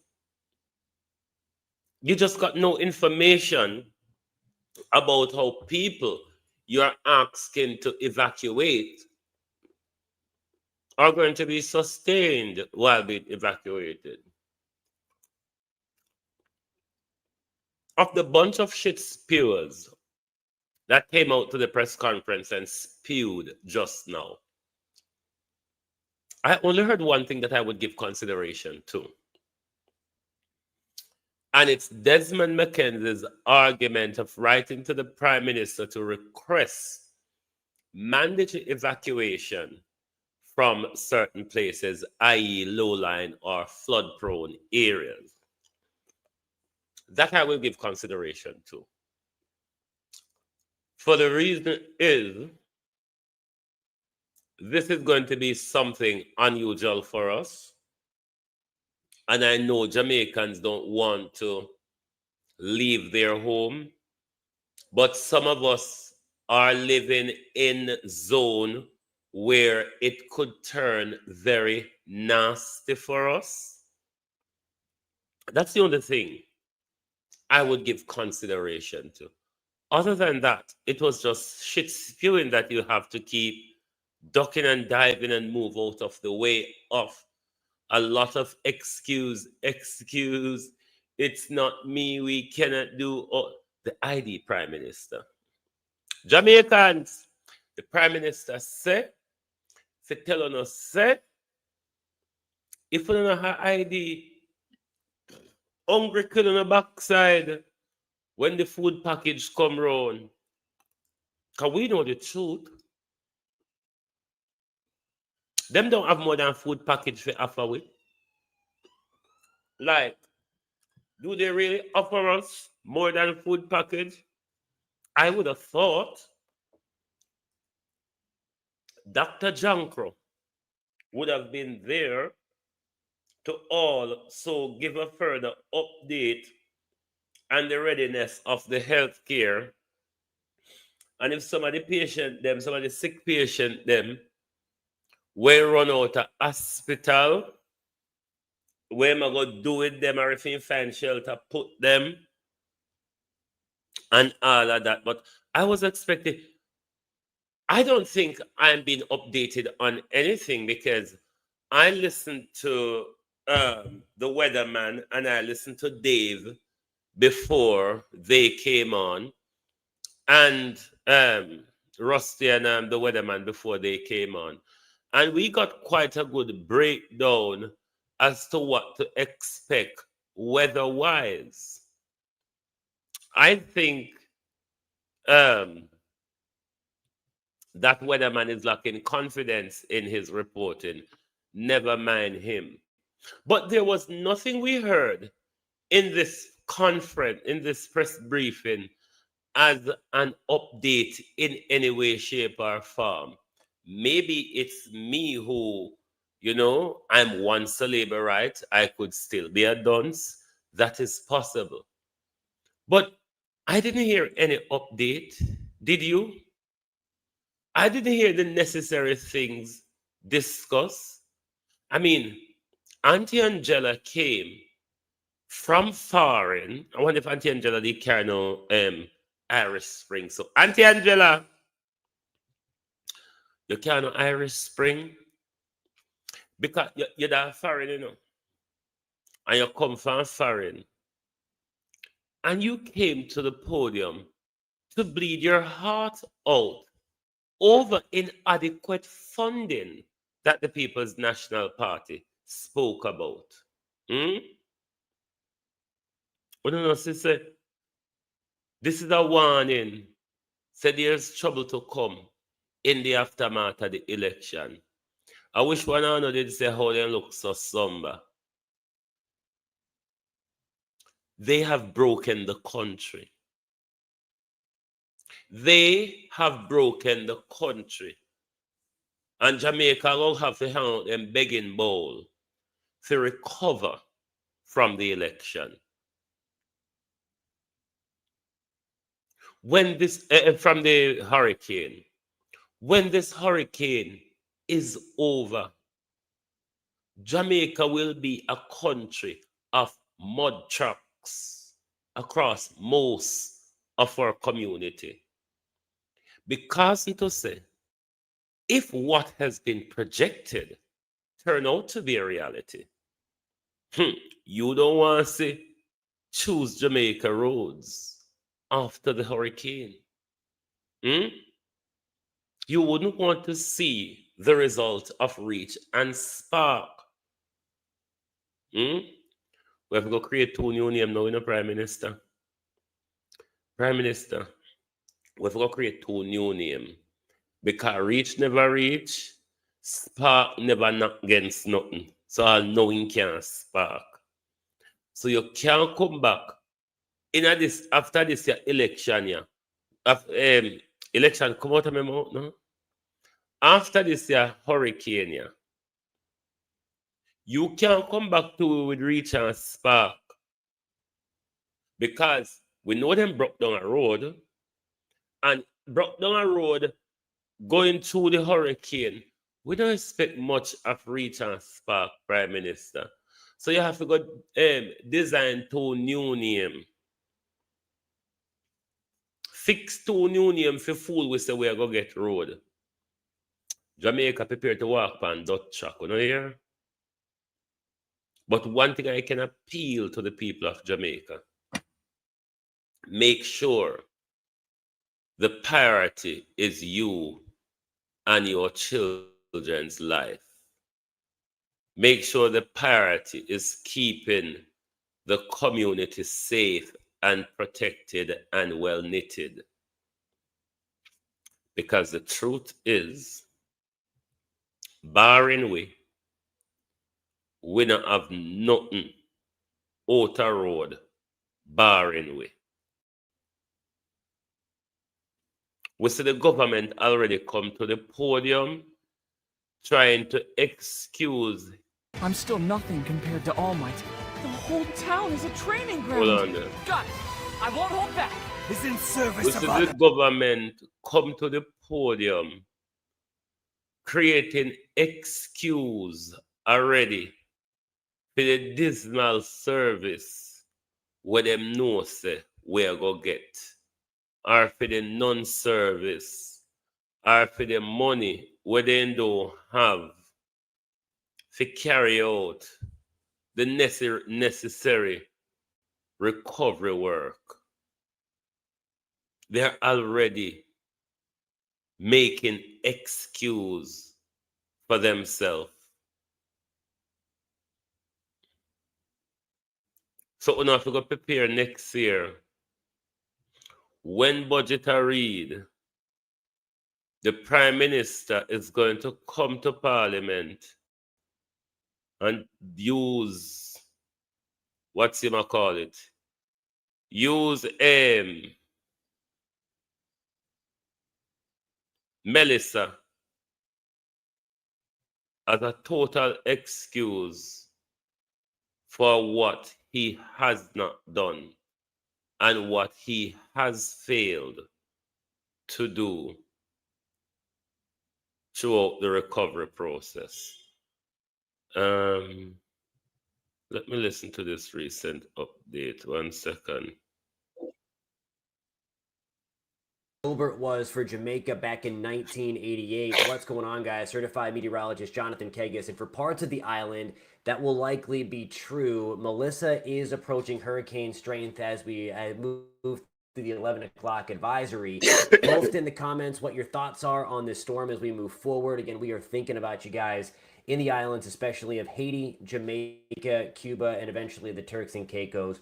As of the 11 o'clock advisory, pressure down to 982 millibars. The hurricane hunters have reported at last check that the eye wall is now closed off. That is a sign that it is continuing to get a little more healthy, unfortunately. And you can see there that burst of convection, that deep dark purple and pink color as it slides just to the south and east of Jamaica. Now, latest, the satellite image. Again, that's the infrared. I want to show you the visible satellite imagery because this shows the story here. You can see these kind of hot towers, as we call them, poking through the clouds. We have very intense thunderstorms going along the center of the storm. Latest track on this system. This is still Tropical Storm Melissa. Again, it is expected to become a hurricane later on Saturday. 90-mile-per-hour storm by 8 o'clock in the evening, maybe even earlier than that, likely becoming a hurricane. And then this is where it gets concerning, and I'm not so sure that the messaging from officials in Jamaica, from what I saw last night, is a little concerning. Again, yes, the core is going to stay south of the island initially. This is going to be a slow-moving, long-duration rainfall event, and then eventually wind event for the island of Jamaica. You see it there by Monday morning, maybe as early as Sunday night. If you want to pass your challenge and get funded as soon as possible, then listen up. We will pass your challenge for you and help you get funded. Getting to Category 4 strength, potentially Category 5 strength. A Category 5 starts at 157 miles an hour. You see the official forecast is 155 miles an hour south of the island of Jamaica. Some quote-unquote weakening occurs as it approaches the island, expected to make landfall or be close to the island as a Category 4 hurricane. Again, Category 3 Hurricane Gilbert made landfall just south of Kingston, coming in from east to west. This is coming in from south to north, right smack dab in the central part of the island. Again, there is the cone for a reason. For some forecast error, it may try to trend a little bit further to the east, but regardless, rainfall is going to be a significant threat, potentially feet. We'll take a look at that with wind gusts over 100 miles an hour. This is the official forecast from the Hurricane Center, the probabilistic forecast of tropical storm force winds that's greater than 40 miles an hour, sustained. Again, that is sustained winds, not gusts. You see that purple color? That is a pretty much certainty for Jamaica and a very high probability, of course, for the eastern tip of Cuba, the southeastern tip of Cuba, and then a pretty high shot for that to happen as well through most of the eastern side of the Turks and Caicos. When it comes to the hurricane force winds, again, this is sustained hurricane force winds, so winds in excess of 75 miles an hour, a greater than 60% shot or 50% shot on the central and eastern part of the island, with the highest probability, of course, for that to happen remaining offshore. Again, I want to stress that that is sustained hurricane force winds. We are likely going to see those gusts well above 100 miles an hour, especially across the southeastern tip of Jamaica over the next couple of days, especially as we get into Sunday night, into Monday through Tuesday. Latest computer forecast when it comes to Melissa, you see the grouping there to the eastern side. So there's still some uncertainty as to where the worst of the worst is going to come ashore. It looks like it's still central and eastern Cuba. It's unfortunately looked like that for several days. The GFS continues to want to keep the core offshore. That would be the best case scenario, that purple line. I don't know that that happens, but still the best case scenario for Jamaica is still a terrible scenario for the eastern side of the island in terms of rainfall. Certainly not good for Cuba. Certainly not good for Haiti as well, as regardless of where the core goes for Haiti, the heavy rain is just going to work to pound the island over the next couple of days. Want to continue to show you the European ensembles. We've been showing these for the last 10 days, and unfortunately the kind of the mean where most of these lines go continue to paint that picture of Jamaica, eastern Cuba, western Haiti for the worst of the impacts when it comes to Melissa. Again, those tuning in from the United States, we are still looking great in Florida. Big time October cold front comes through for Halloween. That keeps suppressing, and that will suppress the hurricane to the south and east, contrary to what YouTubers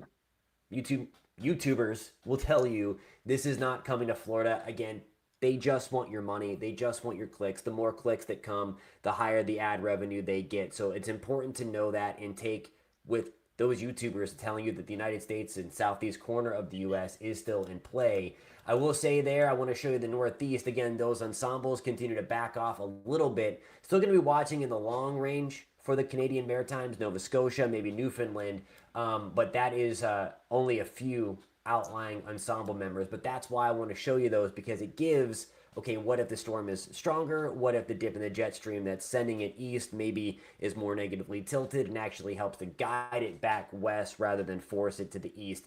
That's why the ensembles are super helpful in a situation like this. So there we go. Again, back to where I'm most concerned, of course, and where the concern has always been for our friends in Jamaica, Cayman Islands, Cuba, Dominican Republic, and Haiti. These lines represent where the core could go. So that eye wall, where the nastiest winds are going to be, the potentially catastrophic winds, category 4 or stronger.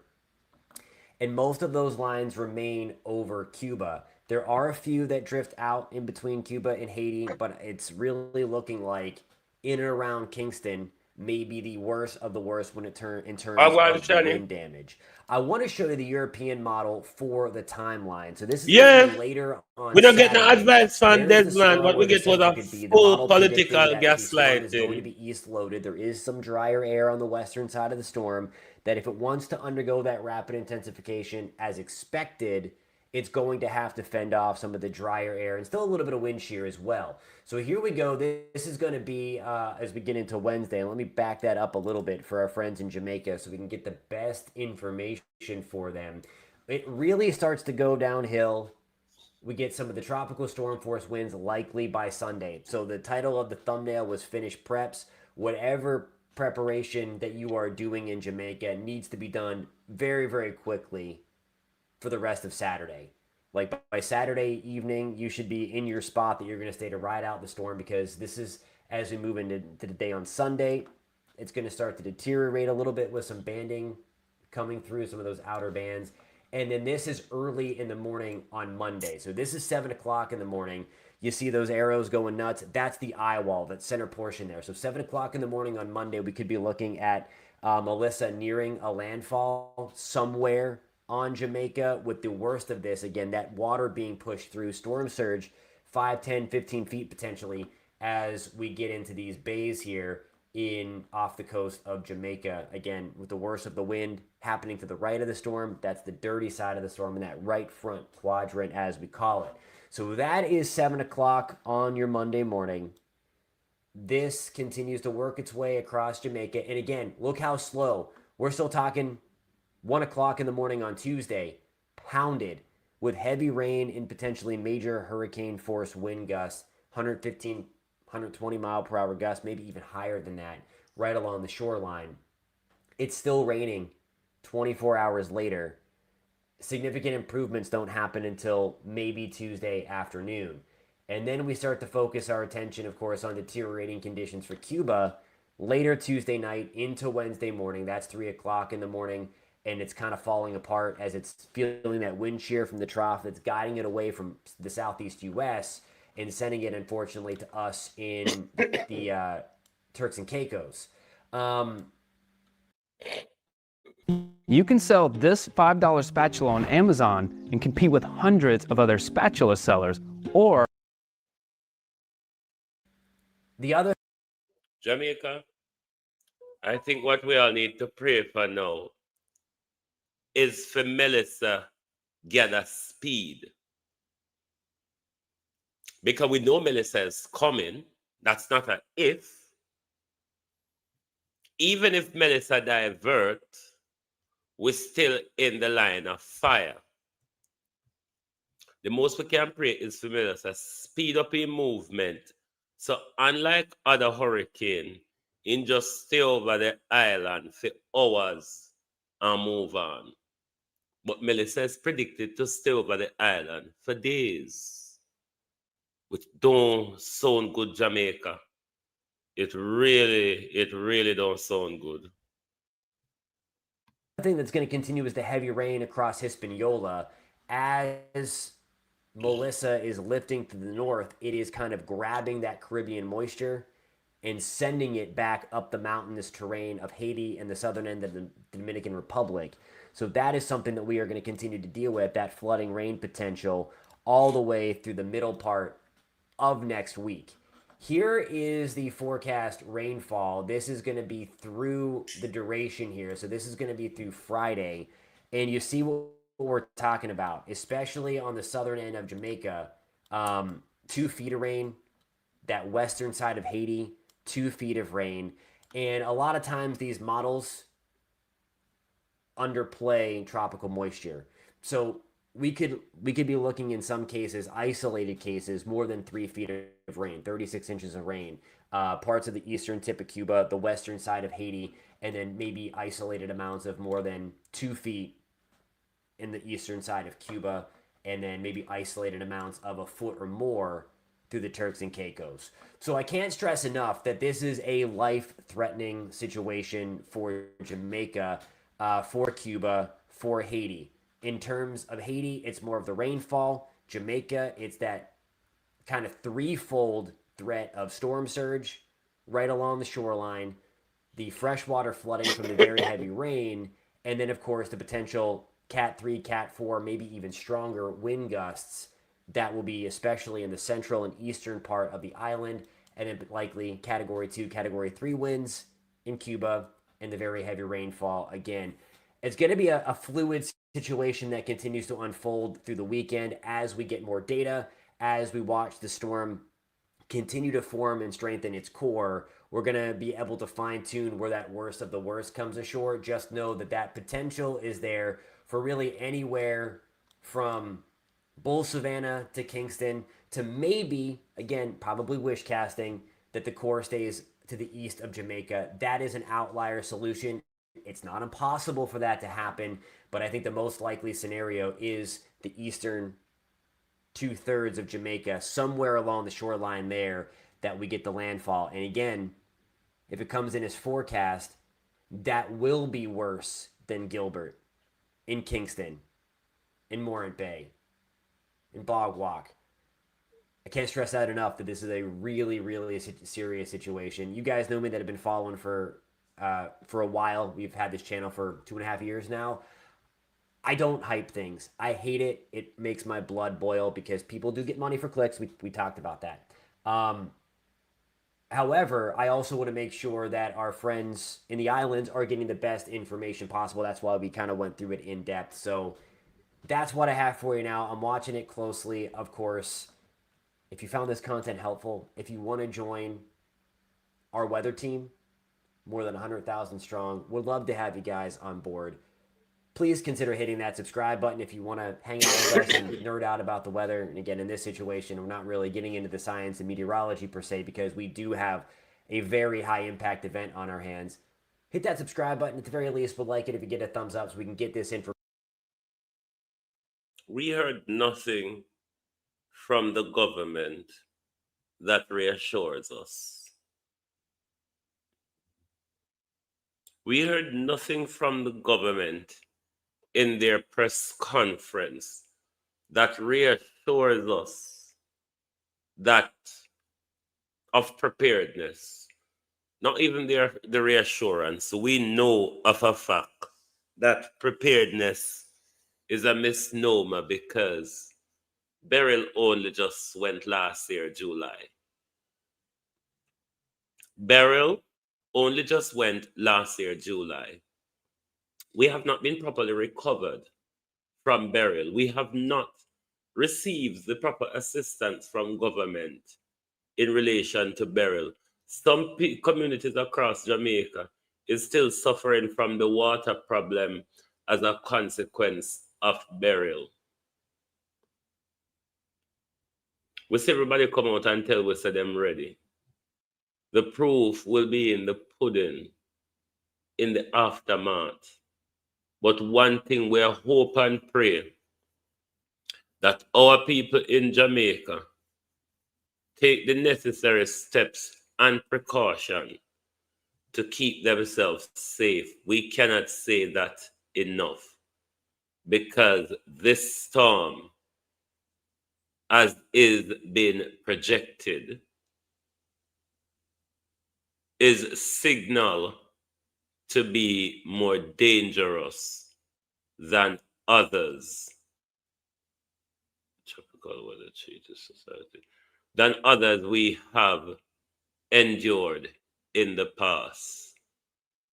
So we shouldn't take it lightly because it's not a situation where we will be out on Monday morning.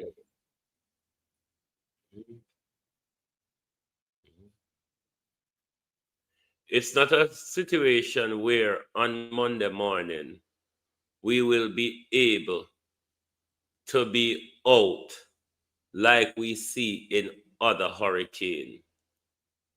We expect this based on their projection to go on for days, could be a week. So you, regardless of what the government says and what the government plans are, you must make sure protecting your life, your livestock is the priority. Make sure to button down the hatch properly. Secure your documents. Because the Prime Minister said, no ID, no food package. So, we have to make sure so when the hungry lick, we have to have an ID.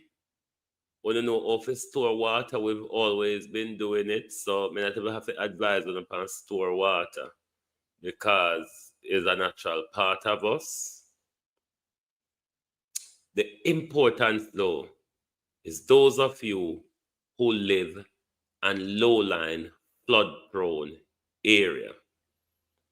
Also, those of you who live in mountainous or hilly areas where, especially if you have land slippage in recent time, it is advisable to go to the shelter. I noticed the Prime Minister has stopped short of imposing DRNA instructions, those could come in the aftermath of the hurricane. However, the instruction from Desmond McKenzie, as he indicates that he will write to the Prime Minister to invoke DNRA powers for mandatory evacuation. I hate when this government deploy its powers because I don't know what their intentions are when they deploy their powers. But this piece of deployment is somewhat something I agree with, because I know my community is one of those areas, and there are several communities across Jamaica who stayed in those communities and ride the storm out. This, though, is expected to be different. It comes with torrential rainfall, something that could be devastating for Jamaicans in low-lying, flood-prone, coastal, riverbank, gully bank areas. We see even in the corporate area where the rain fall and the whole corporate area, a lot of the country underwater. We see that where they in a just like a normal-ish, excessive little-ish rainfall. This is expected to be unprecedented.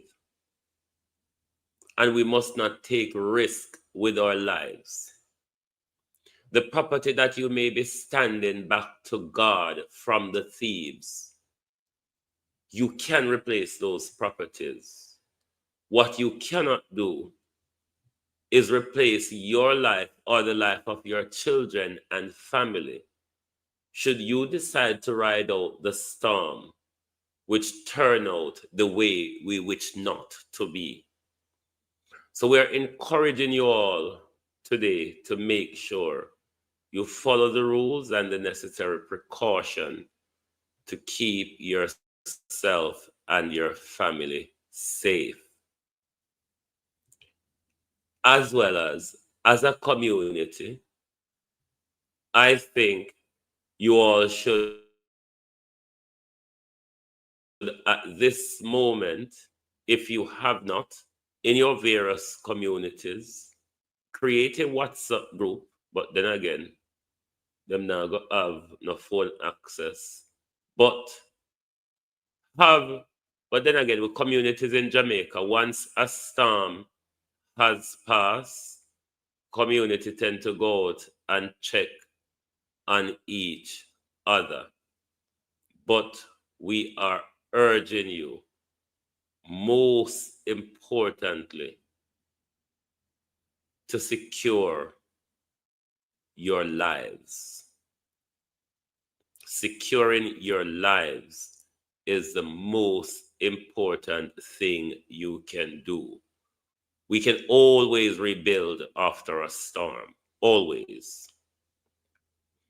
What we don't want after a storm is to declare mourning in our country because we took risk or we didn't follow the precautionary measures in order to keep us safe.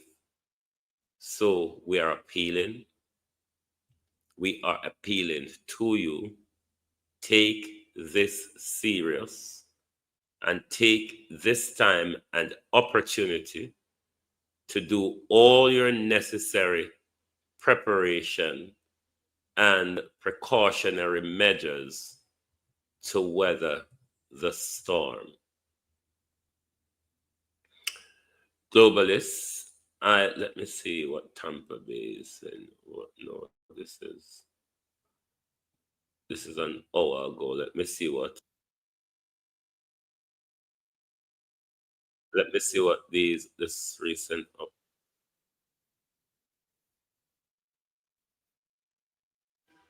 Hold on, it tell me that it's lost browser connection. I have to unshare it and reshare it. Hold on.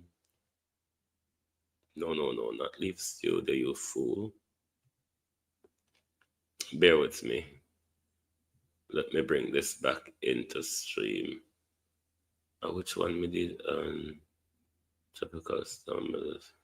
This? Hold on. Yeah, this one. Bear with me. Bear with me.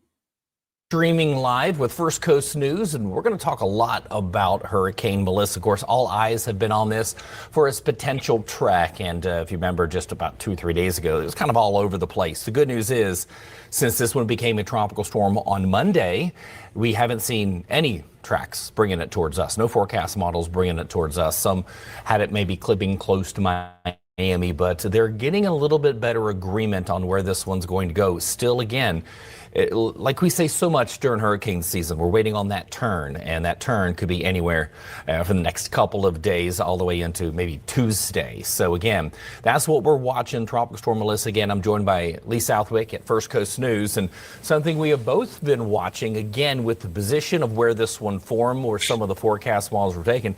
Some of the forecast models had it coming a little closer to your coast than mine. So I guess good news for you as well that this one is looking to stay pretty far away from us. Absolutely. Yeah, I think that's the best thing to start with, that everyone watching from Florida, this is not a direct impact to us. However, unfortunately, if you do have vacation plans, we're talking about Jamaica, Cuba, the Dominican Republic, Haiti, the Bahamas, Turks and Caicos, James, these are all places that could be impacted by this soon-to-be major hurricane. Yeah, exactly. And we're going to get into why this has been a tropical storm for the past 4 days. It hasn't really strengthened up that much. And then what the official forecast is to get to right now, 70-mile-per-hour winds moving to the west-northwest at a blistering 1 mile an hour. It's been going anywhere between 1 and 3 miles an hour since Wednesday. So again, this one's not really moving that all, but I want to point out something, and this is something we show a lot. This is something that how you can tell what's kind of affecting a storm. Now you look right now at what it looks like. Let me stop this for right now. And the thing that makes this look so good now is you see that we have convection all the way around the system. So what we were seeing earlier is here would be the center and all the convection would be off to the right. What that shows is wind shear, and it has been dealing with some moderate wind shear since the beginning of the week, really. So again, once this became a tropical storm, it has not strengthened up too much since then. And you see on the circulation, though, it is kind of building a little bit more to the west, becoming a little bit more symmetrical. 982 on that pressure. It has been coming down, but again, those winds still at 70 miles an hour. Now, take a look at the wind shear. And again, take a look at the wind shear. You can see that it's up around Cuba and really strong across southern Florida. And the forecast for this is to actually lighten up a little bit. Look at that front that is stalled down to the south around Miami. Now, as we go throughout today, tomorrow, and into Monday, that does start to pick up due to this next system that's coming in. We're going to see that kind of take the wind shear along with it. So look at your wind shear forecast. And again, you can see where Melissa is right here. You see that wind shear pretty much from east to west. And as we go throughout the next couple of days, watch it start to lighten up and pick up a little bit. And this is where we're watching. Look where the wind shear's a little bit less as we go throughout the next couple of days. And then, of course, this. It's like bathwater down there. We got mid-80s for these water temperatures. So that's why it is expected to strengthen. Now, for intensity forecast models, take it anywhere from some showing it just a 1 to a 2. The good news now with the latest model runs, none of them show it a Cat 5. But there is the one today, 3 and a 4, as you can see, as we go throughout early on Monday. And there we see it moving its way up across Jamaica. Now, 155, that's the official forecast. And again, 157 is a Cat 5.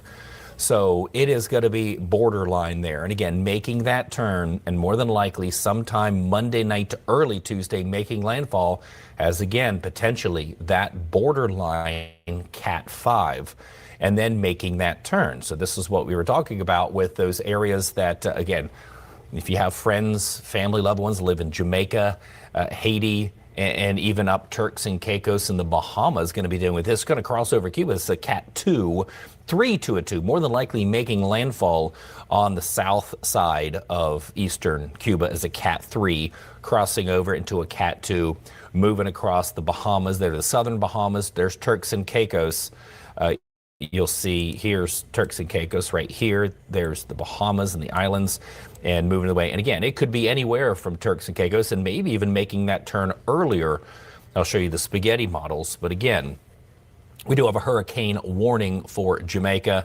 We have the hurricane watch with a tropical storm warning on top of that for Haiti. So again, all in that cone. So here's going to be the main impacts. Jamaica, South Hispaniola, really facing the worst impacts of this catastrophic flash flooding and landslides going on this weekend into Monday. Cuba and the Bahamas are going to be on watch for next week. We're talking about Tuesday and into Wednesday. Now look at your rainfall forecast. And again, Melissa has not moved that much this week. We're talking since Monday, and now we're Saturday, about 300 miles is all it's moved. So again, we're looking at these rainfall numbers just really adding up. You see the areas here in Jamaica, some of these areas in white, that's 20 inches of rain. There's your 15 inches of rain, anywhere from about 6 to 15. And there's even some spots of white there in Haiti as well. And we actually have some video here I'd like to show you of some of the rainfall that they received so far. And check that out. And again, this is really just getting started. I mean, it has been raining for the past couple of days, but with this expected to intensify, become a bigger storm, we're not looking at this rain in these areas really subsiding till midweek next week. And you can see already dealing with that flooding, and it's only going to get worse. Again, now with the storm being more symmetrical, we're looking at the rain starting up in Jamaica more than likely today. And then they've probably seen a little bit, but really looking at that heavy rain starting today into tomorrow and lasting again through Tuesday. And this is why these numbers look so high, and potentially again getting 20. And there's some forecast models that are calling for some isolated areas getting 3 feet of rain. And again, you're looking at 10 to 20 inches widespread. And so you know that what that's going to do for your flooding. Look at those cars that are already underwater. So again, this is only going to get worse. So that is really going to be the main impact, to say, for places like Haiti, where they're not going to deal with direct landfall. But as we go through Tuesday into Wednesday, as that crosses possibly again eastern Cuba, you're still looking at a Cat 3 storm. So they'll get some wind. This is going to be the main impact. And again, it's going to be flooding. So let's go back and take a look at some of these spaghetti models. And again, this, like we were talking earlier, this is the good news for Florida. So take a look at Jamaica. And again, there's still a few that take it through Haiti, but most of them through Jamaica, or maybe even potentially passing Jamaica to the west before making that turn. And that's why the cone is so big, including the entire island of Jamaica. So it just depends when it starts to make that turn. And there you see, as we go throughout 8 a.m. on Wednesday, most of your forecast models already have it clearing the Bahamas, and then that's when these areas will start to dry out and then moving its way up and out. The one thing, of course, you probably notice that there's no forecast models to take it in Florida. And we're talking about from the Keys all the way up to Pensacola to Jacksonville. There's no models to take it anywhere near us. So again, that's good news. We will see some impacts with some higher surf and some rip currents maybe as we go throughout midweek. Lee, is that something that you guys have been watching for? Because here in Tampa, we're not expecting really anything come out of that. What are the impacts that you think and you might be able to see by the time this gets up into the Bahamas, maybe on Wednesday? Yeah, of course, we'll have to watch the seas. We're actually already watching the seas, too. We have a high rip current risk today. But something else that's going to happen is this is going to help, Melissa's going to help for us here wrap in some drier air, and we are going to have some really nice and cooler weather on the way. So that's why right now, James and I aren't talking too much about local impacts, Florida impacts, and why we are talking about the Caribbean. And James, if I may, I wanted to read the messaging from the National Hurricane Center as of the 11 o'clock advisory, because I always think the wording is so significant, and it's a little scary when you read this from Jamaica, talking about Jamaica specifically when it comes to Melissa. It says, Melissa's slow movement will bring a multi-day period of damaging winds and heavy rainfall beginning tonight, likely causing catastrophic flash flooding, numerous landslides, extensive infrastructure damage, long-duration power and communication outages, and potentially prolonged isolation of communities. A life-threatening storm surge is also likely along portions of the southern coast. All preparations should be complete today. And even the wording a little scary for places like Haiti. Catastrophic and life-threatening flash flooding and landslides are expected across southwestern Haiti into early next week, likely causing extensive infrastructure damage and potentially prolonged isolation of communities. Strong winds could also potentially last for a day or more. And in the Dominican Republic, heavy rainfall could produce potentially catastrophic flash flooding and numerous landslides for their southern regions. And then, of course, they also go to mention Cuba, the southeastern Bahamas, and Turks and Caicos, saying, please continue to monitor this closely. As you and I were just talking about, James, we know that they could see those risks, including significant storm surge, damaging winds, and heavy rainfall by the middle of next week. And that's kind of crazy to think about. It's just Saturday. We're talking about the middle of next week. This is just slow moving. Yeah, and that's it, is that it's slow moving and it hasn't strengthened up that much. And I couldn't imagine if the wind shear had been lighter over just the past couple of days because of how quickly this is going to rapidly intensify. And again, your official forecast is for 155 mile per hour winds prior to landfall. And so again, depending on exactly where it makes landfall, if it makes landfall in Jamaica, even as a Category 4, it's going to be the strongest hurricane to ever hit there. The Hurricane Gilbert in 1988 was a high-end Cat 3. That is the strongest storm to ever make landfall in Jamaica. And again, your forecast models, not all of them are showing direct impact. Look at your forecast winds. Now, this is the GFS model, and this is something the GFS has shifted just a little bit, but not much. This is the same thing that we were looking at with this model Monday, Tuesday, Wednesday. Again, on Tuesday into Wednesday, it was still showing right over Hispaniola, but now it looks to cross right in between Jamaica and Haiti and then move its way up between Haiti and Cuba and not even making landfall, passing to the south of Turks and Caicos. Again, that would be fantastic, but that really doesn't take the impacts down any, really not that much. It takes it down just a little bit for Jamaica. Again, if you doesn't make landfall in Jamaica and passes to the east, you're of course on the better side of the storm, but they've been dealing with the rain. The rain is going to be the big impact.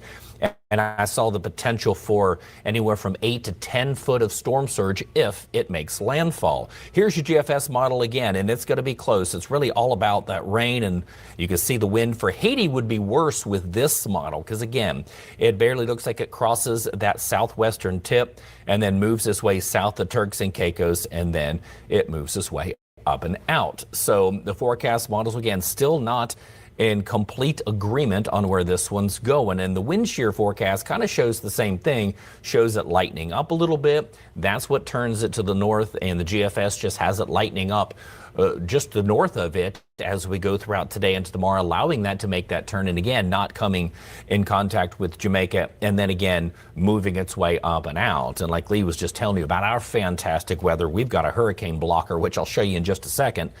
But let's take a look again at the European model, and same thing, but this one goes further to the west before turning to the north, and there we go throughout the day. Monday, there's Monday evening into early Tuesday morning, a direct impact on Jamaica. The good news is the European model is kind of one of the outliers, and it is typical. European model is very good on track. But this one shows it only making landfall, and we can hope this is true as a Category 2 storm. That's as strong as the European model is showing this one getting, just a Category 2. And then moving its way just barely to the east of Cuba as a Category 1, moving its way, of course, near Turks and Caicos, the Bahamas, and then moving its way up and out. So Again, this is what we talk about model bias. It just depends because the European is really good on track. The GFS, I think, is a little bit better on intensity. And of course, waiting for them to come into alignment to see when this does start to make that turn, or at least strengthen up and start to make that turn. So you can see still traveling to the west, northwest as we go throughout this weekend. There's 8 p.m. on Monday. There's it making landfall and then making an abrupt kind of turn to the northeast, where this one has it basically going right in between. There's another piece of update I want to bring to you because we want to hear everything and know everything we are going, because if it is the update what we hear from Desmond McKenzie, them we are depend on dog them with supper because we heard nothing. Melissa is expected to rapidly intensify into a catastrophic hurricane over the next 48 hours, and I continue to be extremely concerned about what this system can do to our family down here in the Caribbean. So we're here to give you the latest information that we got from overnight into this morning. There'll be timestamps up throughout the entire video. We'll speak on current conditions, latest from the National Hurricane Center, model data, impacts, and we'll even have a segment of this video where we geek out with you a little bit, explain why this system is moving so slow and how that amplifies impacts. And we'll also explain why this system can get so strong so fast over the next 1 to 2 days or so. So if you guys have not subscribed, certainly consider doing that. Like the video if you like it. And if anybody has anything I can pray about or pray over, please put it in the comments below. And we are certainly praying for you folks down here in the Caribbean. Let's get going this morning. So as of right now, 9:30, which is the time I'm making this video, as of right at this second, this is still a 70-mile-per-hour tropical storm, but by the time a lot of you folks watch this video, it will be Hurricane Melissa. Not going to change any information I'm about to give you in this video, but it is well on its way. The structure is improving, still getting hit by westerly shear, which is eating up some convection on the western side of the system, and I think Melissa will deal with that for the life of the system, and that's why I think... You've written a book. Congratulations. Now you need to let the world know about it. And the worst impacts as far as rainfall is always going to be just east of the center and basically the entire eastern side of the storm system. And the low-level circulation right in here, and you can see all these colors to the eastern side of this system, that's shower and thunderstorm activity, tropical moisture just getting thrown into Haiti and still into areas of the Dominican Republic, Hispaniola, and that'll just continue to be the theme of this system. The eastern side, rainfall-wise, is going to be the worst. And when we show you the projected rainfall totals on some graphics coming up, you'll see that really good. Everything's going to kind of be pushed off to the eastern side. But of course, we know winds, different story.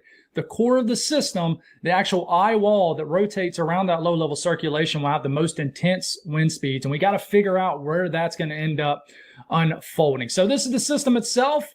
The structure is improving, and I think by the time we get into around this time tomorrow morning, this will look much more symmetrical and have more of that hurricane look to it. It already is getting that right now this morning. So the latest from the National Hurricane Center, and I will update this because hurricane hunters are in this system right now, and this is still the 8 a.m. update. What trips me out is this is moving west-northwest at 1 miles per hour. I've never seen that before.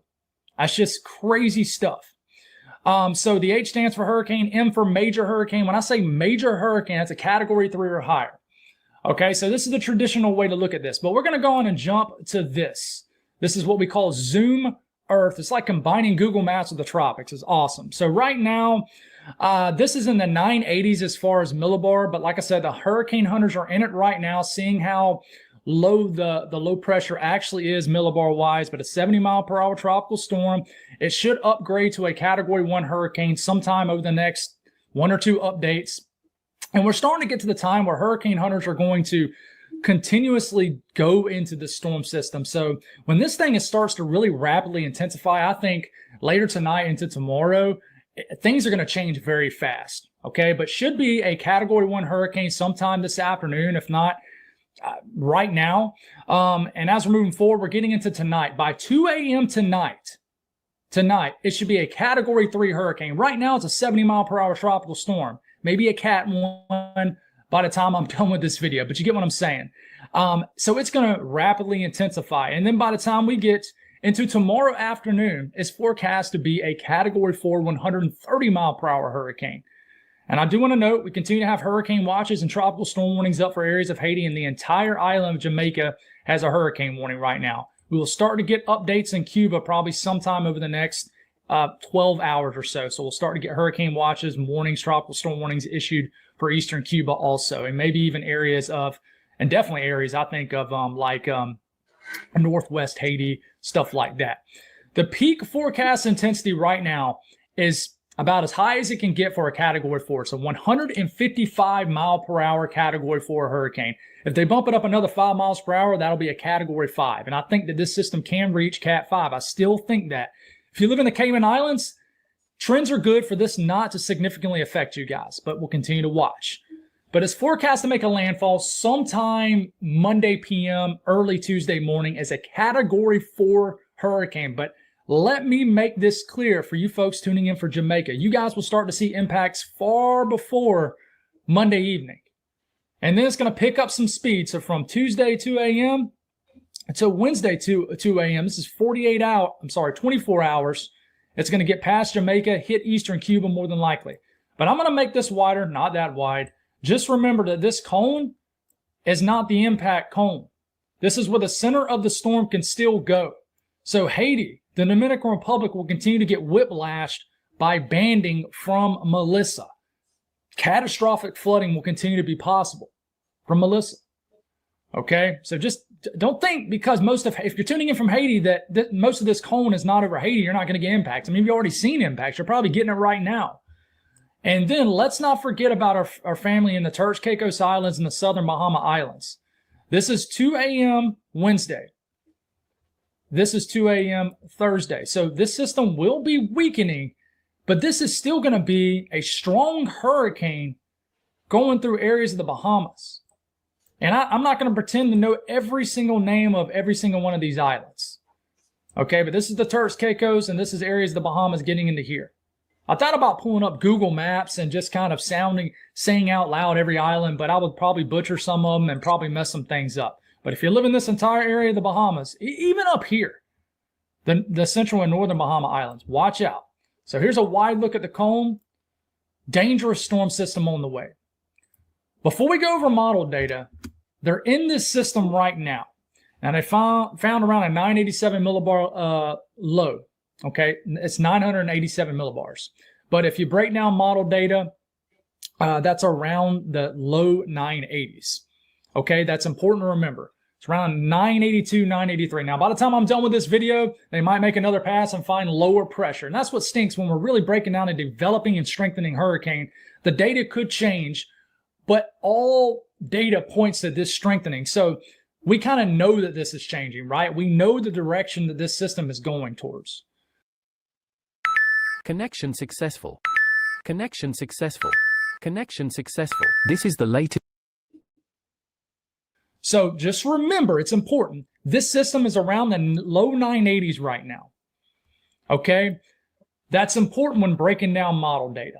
The latest morning Euro is starting this off in the upper 980s. So it's initializing this a little bit weaker than it actually is millibar wise.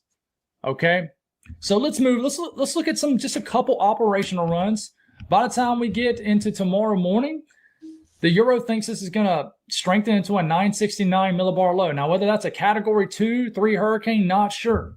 Because millibars don't always tell everything. Jamaica's right here, right? Cuba. Okay, it's going to continue to probably strengthen. I don't care what that millibar says. I think this will strengthen more than what it's showing. Okay, so we get into Monday morning. Look how slow it's moving. Just south of Jamaica. Okay, we get into Monday afternoon. We get into Monday evening. We get into Monday night. We're getting into overnight Monday into Tuesday morning. So this is like early Tuesday morning. This is hitting Jamaica. And like I said, I think the storm system is going to be stronger than what it's showing. And then it gets north of Jamaica, and it just has a weaker scenario. This would be awesome if this is the way it plays out. But then it kind of gets between Jamaica, Cuba, Haiti, sometime late Tuesday evening. And then it shows it actually strengthening, then hitting the far eastern tip of Cuba as a hurricane, however strong it's going to be. National Hurricane Center thinks Category 2 or 3. And then it comes up, gets into the Southern Bahama Islands. I mean, next Wednesday into Thursday morning, slow mover. slow scenario. Could strengthen a little bit based off the euro. And if you're in Jamaica, let us know what happened in your area. Is there wind? Is there rain? Is there any changes that you have noticed? then it's hitting the southern Bahamas, affecting the Turks Caicos Islands as Category 1 or 2 hurricane. And then it starts to jolt out the sea, and we have to watch Bermuda on down the road. Now, what about the Euro AI model? All right, if we progress this, by the time we get into tomorrow, midday, 983 millibar low, but it's initializing it already too weak. This thing is definitely, for example, it's thinking tomorrow midday it's going to be a 983. It's already around a 983 right now. So we continue to move forward. I do want you to note, sometimes you have to take bits and pieces of model, guys. For example, sometimes you break down a model run and what you take from it is its placement, not strength. And then you take what the strength of something, of another model run is showing, and you kind of combine the two. It doesn't mean that you're cherry picking it, but you're kind of basing it off what we're seeing, real-time observations. And real-time observations point to a much stronger system than what the Euro AI and Euro model is showing. You might say, well, why do you think that?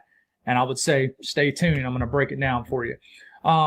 But it does strengthen upon arrival to the southern coastline of Jamaica, makes a landfall right smack down the middle of Jamaica sometime Tuesday night and a Wednesday morning, and then could begin to intensify again north of Jamaica, and then hit Cuba sometime Wednesday evening. And then it just has a much further north scenario. It doesn't bring a significant impact to, say, Turks Caicos Islands, but more so hits the central Bahamas and southern Bahamas as a Category 1 or 2 hurricane. And then it begins to jolt out. And something like the Euro AI model, you want to watch out certainly for Bermuda. Now let's go over hurricane models, the latest data that we have too. And once again, you want to see how this is initializing. And the H-Wolf model, I think, is doing a fantastic job with the actual millibar low pressure. 982, that's about what it is. Now, hurricane hunters are finding a bit of an opening in the eye wall to the northeast. You can see how the winds lighten here. You can see how they're stronger in the outer eye wall. And by the way, not finding super strong winds in this.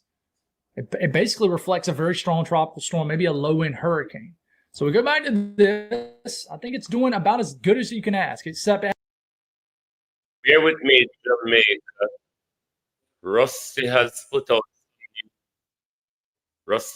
out some new updates, so we will go straight over to his channel because he is our usual weatherman in hurricane yard flexes, rain on and off in Ochi. Catherine said the weather is on and off. TM Rose said in Portmore it's just cloud, no rain. I hope everyone is keeping safe and following the instructions. But let us tap into Rusty's latest update on Hurricane Melissa. Explosive development occurring with Melissa right now, and it is forecast to bring life-threatening conditions to Jamaica and other areas of the Caribbean over the next several days. Your forecast across the Caribbean and the Bahamas starts right now.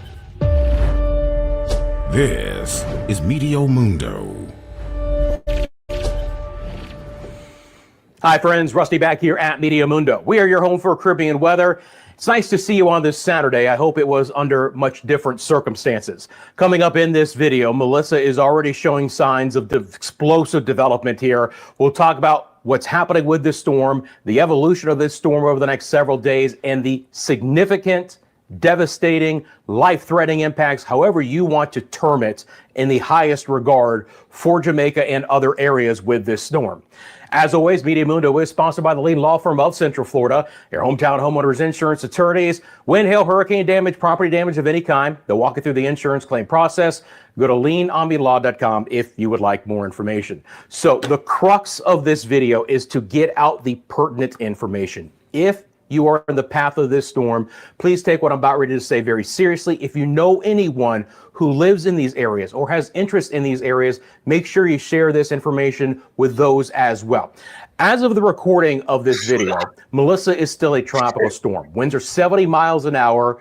It's moving west at 1 mile an hour. Pressure's down to 982. But I'm telling you right now, the current stats of the storm doesn't mean a thing, because even by the time I get done recording this, or by the time I upload this, Melissa could be a hurricane. It is already showing significant development. You can see those higher cloud tops, those whites and those purples. That is extreme thunderstorm activity beginning to encompass the storm. So explosive development is occurring as we speak. So it's not about what Melissa is right now, but what it could be in a 48 to 72 hour time frame before it directly impacts Jamaica. So again, we're likely to get a hurricane very quickly, and the Hurricane Center actually has Melissa becoming a major Category 3 hurricane before lunchtime on Sunday, and then a high-end Category 4 as we get into Monday and Tuesday. The cone of uncertainty encompasses Jamaica, so there is an extremely high likelihood we get a direct landfall from Melissa over Jamaica as a high-end Category 4. And I got to tell you something, friends, it is not out of the question that this is a Cat 5 storm as it makes landfall into Jamaica. Right now, the forecast is for it to be the highest Category 4. The center line is basically down the middle of the island, just to the west of the Kingston area. We'll talk about how the landfall area could be dependent as far as the impacts that we see, but generally speaking, hurricane impacts and extreme major hurricane impacts are likely over Jamaica beginning late Monday and into Tuesday. So it's a hurricane warning, as you would imagine, for Jamaica. It's a hurricane watch and a tropical storm warning for southern Haiti. Means southern Haiti could see some tropical storm conditions. That's likely, and the potential for some hurricane force winds as well. So this is the track and the timing. It's the same thing that I just showed you, but with some of the time plots on here. Again, Melissa is likely to slowly meander west, south of Jamaica through the weekend, then begin a turn to the north during the day on Monday and accelerate over the island through Tuesday morning and afternoon, eventually bringing hurricane impacts to southeast sides of Cuba, central and the southeast sides of the Bahamas and Turks and Caicos. And for all my friends who live in those areas, I promise you, we'll be talking about that potential coming up in this video, and obviously as we move through early next week as well. Looking at the arrival of tropical storm force winds, and this is important because generally when these 39 plus mile an hour sustained winds get into your area, all preparations need to be done. It's very hard to be trying to make last minute preps when you have some 40 and 50 mile an hour winds. That is likely to begin to arrive, especially in eastern Jamaica late tonight and overnight, and then through the remainder of the island as we go through our Sunday. So preparations really need to be completed by the end of this Saturday. We'll see tropical storm conditions on the island on Sunday, and then hurricane conditions on Monday and Tuesday. And again, those hurricane conditions are likely to spread into the, especially southeast Bahamas, Turks and Caicos, southeast Cuba. But even as far north as the northern Bahamas, they could get some tropical storm conditions late Tuesday and into Wednesday as well. So interest in these areas should have all preparations completed. The Dominican Republic and Haiti, look, they have been battered by the winds and the catastrophic flooding. And we'll talk about that as well. Jamaica at this point in time is still okay. We've had some passing squalls, but it is what is to come with the significant flooding and the major hurricane force winds over the island. Again, if you live in southeast Cuba, central and southeast Bahamas, and the Turks and Caicos, make sure you stay very attuned to the progress of Melissa. So looking at, again, the center line track, it does take it through the central portion of the island. What could be significant about that is, first of all, I'm expecting the wind field, and this is just going to be an estimate, but let's take a look at a couple of things here. I'm going to bring up my distance tool. The first thing is that the westward progression of the storm is likely to be about 90 to 100 miles south of the island. And the reason why that could be a little bit important is it's more than likely not going to bring the hurricane conditions to the island tomorrow, because the hurricane force winds will likely stay far enough offshore. Now, you want to talk about already bringing in some swells and some rough sea conditions to the port, to the eastern sides of the island. That will commence beginning tomorrow, because we're going to have an onshore wind, the easterly winds with the storm. As a matter of fact, a lot of different things I'll do here. And you guys know I'm going to be streaming live probably the next 4 or 5 days in a row. We'll talk more about that coming up, but I can show you guys a lot of different things. This is the surface-based winds. So right now, wrapping around the center, you're going to have a northeast component to the wind, but eventually the winds will be a little bit more out of the due east, and that's going to start to pile up the water on the eastern side of the island to begin with, and that's before we even see Melissa begin to approach. So likely tropical storm conditions for tomorrow. When we look at the centerline track, and again, this is just an estimate, but if we're talking about a Cat 4 to a Cat 5 hurricane, we're more than likely going to get hurricane force winds to extend at least 60 to 70 miles on the east side of the storm. That is likely to encompass all of the eastern side of the island with hurricane force winds as it moves inland. And then if, again, this ends up being the exact path, but we don't want to focus on this, but my point about this is that on the western side of the island, we are likely to have hurricane force winds at least 50 miles west of the center. When we were looking at, again, a massive hurricane like this, there is a very small chance that the far western parishes, Westmoreland and Hanover parishes, Savlamar, Negril, Lucy, Montego Bay, potentially could avoid hurricane force winds, at least sustained. Now, you need to be taking all the preps as well, but there is going to be a difference between where the storm goes on the east side compared to the west side in some ways. One thing that is likely to be very significant along in the eastern side of the storm is going to be the rainfall. The amount of rain that could fall, we're going to be measuring this in feet. You already see all of the moisture on the east side. We continue to have extensive flooding through the peninsula of Haiti. Port-au-Prince has had 40-mile-an-hour winds today, and they've been steady above 30 miles an hour this afternoon. Even Santiago de los Caballeros and Puerto Plata, right around 25-mile-an-hour winds. We've had, gusts on the southern side as well, and all of this is approaching the island. Now, this is a recorded video from a little bit earlier today from the See Jamaica YouTube channel. This is Halfway Tree. My friends in that area, again, things are okay right now. We've had some passing showers. You see folks are out and about. Hopefully they're finishing up preparations. Again, let me be very clear. Take this as seriously as you have any storm. Any storm that you've ever been on, if you live through some of the major ones in Jamaica, are likely to bring those kind of conditions or even worse. We're going to talk more about the messaging coming up, but you guys know I've been doing this for a long time. Been a television meteorologist for more than 25 years. This is about as high end of a potential impact to an area that I've seen when we're talking about a high end Cat 4 or a low end Cat 5. You can see the European model following the hurricane center to actually pull it over the central part of the island and then on the eastern side of the island through southeast Cuba and into the southeast Bahamas and Turks and Caicos by Thursday, as a very powerful hurricane the entire time, losing some strength, but it's not out of the question that this is still a major Category 3 hurricane in the Bahamas and Turks and Caicos Wednesday and into Thursday. This is the HAFS-A model, our high-resolution hurricane model, one of them. Again, note the maximum winds. Watch how we start to see the tropical storm conditions and even hurricane force conditions move into the island late Sunday and Monday. Then you get that turn north. Again, Cat 4 strength, moving inland right over the central part of the island near Hayes, Mandeville, Maypen areas, right across the island through southeast sides of Cuba and into the southeast Bahamas and Turks and Caicos. So the HAFS-A and the European model are very much in a line with where the Hurricane Center has this, again, as a major hurricane.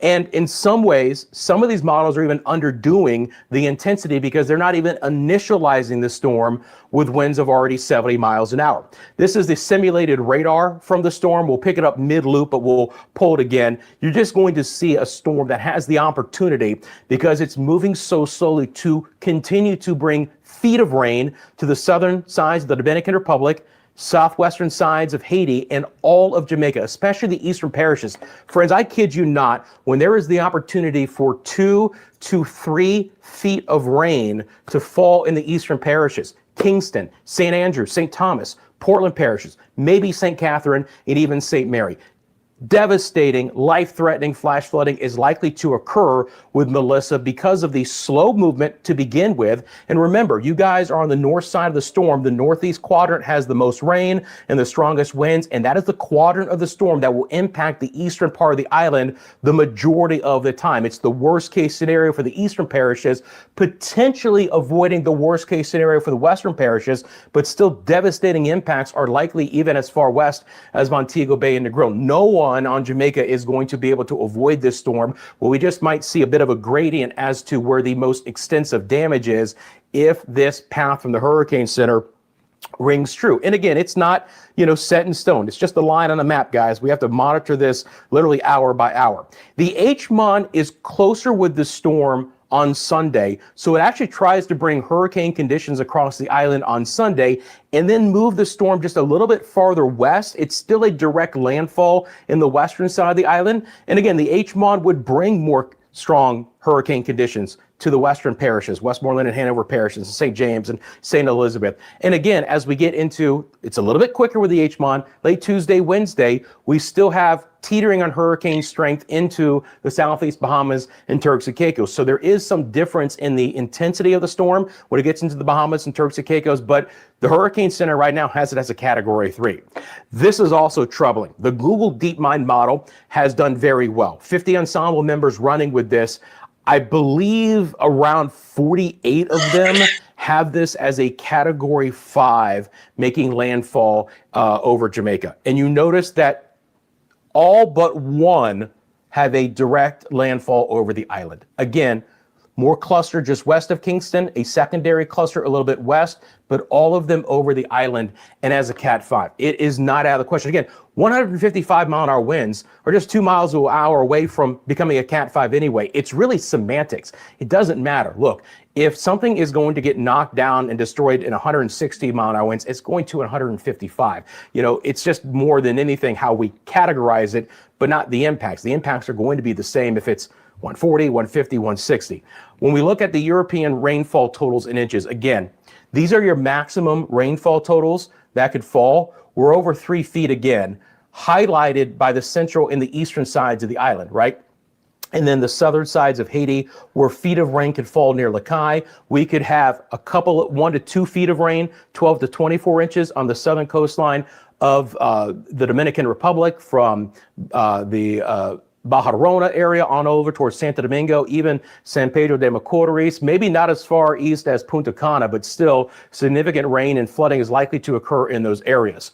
The other big situation is going to be the devastating storm surge that is likely to occur. You're looking at wave heights right now. I'll take myself off camera, which are likely in the significant wave height category to approach 30 feet along the southern coast of the island. Right now, the Hurricane Center is calling for a storm surge in Jamaica on the eastern and the southern sides to be 7 to 11 feet above ground level, like 3 to 4 meters in some spots above ground level. If you live along the coast, on the east side or the southern side of the island, you might want to be considering getting away from the water. If you can imagine 12 feet of water at least coming with Melissa moving in with a storm surge. It's a wall of water that will come with the storm.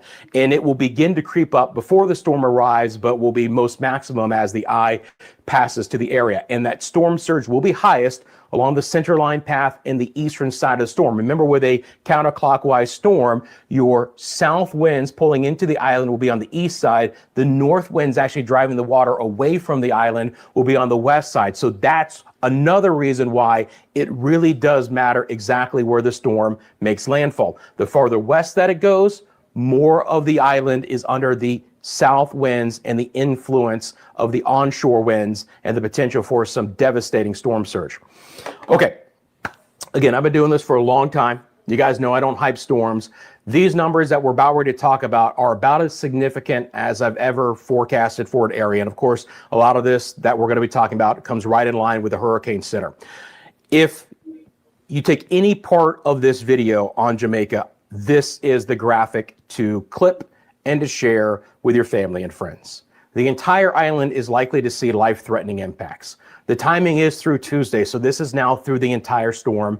We should begin to see things get a little bit better throughout the day on Wednesday. For eastern parishes, storm totals are likely to be 15 to 25 inches of rain, maybe even up to 35 inches of rain. That is nearly 3 feet of rain for the eastern parishes. That's 375 to 625 millimeters through the storm, beginning now through Tuesday evening. All right. The significant, again, whatever word you want to use, devastating, life-threatening flooding that is likely to occur with this storm probably can't be calculated. Those low-lying areas are likely to flood very quickly. We're likely to have fast-moving water. Obviously, utility issues are likely to come along with this storm as well, and some isolation, roads being cut off, communities being cut off from other areas because of the flooding that is to occur. The western parishes, again, based on the track through the center of the island, 5 to 15 inches. Now, I think even Negril and Montego Bay and Savlamar get 5 to 10. Okay, then you get a little bit more inland and it's 10 to 15, which is still really significant. I mean, really significant. St. James, St. Elizabeth, maybe Trelawney and Manchester, you get that 10 to 15, right? But it could even be locally higher. These numbers could be low. It just depends. Now, again, the winds, these are forecast to be 120 to 155 mile an hour sustained winds. Sustained winds over the islands, gusts even higher. When you have a storm, if it comes on shore with a sustained wind of 155, there are likely to be gusts to around 190 miles an hour. The devastation that these winds are likely to occur again could be historic. And I think this will end up being a historic storm if it makes landfall on the island as the Hurricane Center is forecasting. And again, that storm surge, especially on the eastern and the southern coastlines, is likely to be 7 to 11 feet above ground level. And that might be conservative, right? I'll have to see what the Hurricane Center wants to do over the next couple of days. They kind of start conservative sometimes and they build that number up as we get closer to actual landfall. For the Dominican Republic and Haiti, for the life of the storm, again, it's the same kind of rainfall out west, 50 to 25 inches along the peninsula and the western sides of Haiti, and locally up to 35 inches, 625 millimeters. They will get sustained tropical storm conditions through Tuesday as well. They could get some gusts to the hurricane force strength as well, and they will also continue to see very large swells of 10 to 20 feet, 3 meters to 6 meters. So even well away from this storm, we are getting sustained high-end tropical storm conditions. Some hurricane gusts are likely on the western side of Hispaniola, and just more rain than we can handle. And that is already ongoing through the island of Hispaniola. They will see the same impacts as far as areas being cut off, life-threatening flooding, and just devastating flooding across the area. Now, again, I've got a lot of live coverage coming up on the channel. If you're a vlogger in Jamaica and you're interested in the collaboration, email me at mymediamundo@gmail.com, and we'll go over some of the details for you guys. This is going to be a marathon, not a sprint. I imagine I will be on live for probably 4, maybe even 5 days in a row. So starting tomorrow, we know it's going to be a hurricane. I will have live coverage here on the Media Mundo YouTube channel for the direct impacts for Jamaica. And obviously we'll be covering the storm on Monday and Tuesday across the island, and for other areas probably Wednesday and into Thursday. So make sure that you subscribe to the channel and you have the notifications on so you know when I go live. There's not a set time as of yet. You guys also know I'll be running the live radar system of the Media Mundo channel as well. That will begin this afternoon. Not long after this video is published, you'll see the live radar system come into the air, come back online as well. All right, let's get into real quickly what I expect for the rest of our area. Now, we could still see some significant rainfall over portions of Puerto Rico, but likely it's just going to be some breezy conditions and some squalls. And we could get some breezy conditions over portions of the Virgin Islands and the Leeward Islands as well. But down the road, we're going to keep a very close eye on southeast sides of Cuba and then into portions of the southeast Bahamas and Turks and Caicos. Now, with the Hurricane Center's latest update, Cat 3 to Cat 2 over Cuba, and then Cat 2 more than likely into the southeast Bahamas and Turks and Caicos, not becoming a Cat 1 until it's away from the island. So we're more than likely right now in the Hurricane Center expecting to see some sustained winds in the southeast Bahamas that could be 90 to 100 miles an hour sustained, including Turks and Caicos, and Grand Turk is already getting some 35 mile an hour wind gusts. Rain will be moving in, squalls will be freshening as well. And even on the western side of the storm, we could kick up some tropical storm conditions for the central sides of the Bahamas, but especially even the northwest sides of the Bahamas, even on up towards Grand Bahama, Freeport, Lucaya, Nassau, New Providence. Wednesday, Thursday could have some tropical storm conditions. But obviously on the center line track and east is where I'm most concerned about the more direct impacts for those areas. But obviously, we've got a little bit of time, but I'm telling you right now, you live in the Southeast Bahamas, Turks and Caicos, you want to start making the preps for the likelihood of hurricane conditions in your area beginning as early as late Tuesday, and then more than likely through the day on Wednesday and into Thursday as well. All right, out of all of these things you guys see, the most important thing is to share this channel with your family and friends and anyone you think gets something out of it. Let's spread this information as a fantastic Media Mundo weather community. I appreciate you guys helping. Right, my peeps. You have had a lot of information over the last 4 hours. We're going to take a break now from broadcasting, and we're going to keep our eyes on development.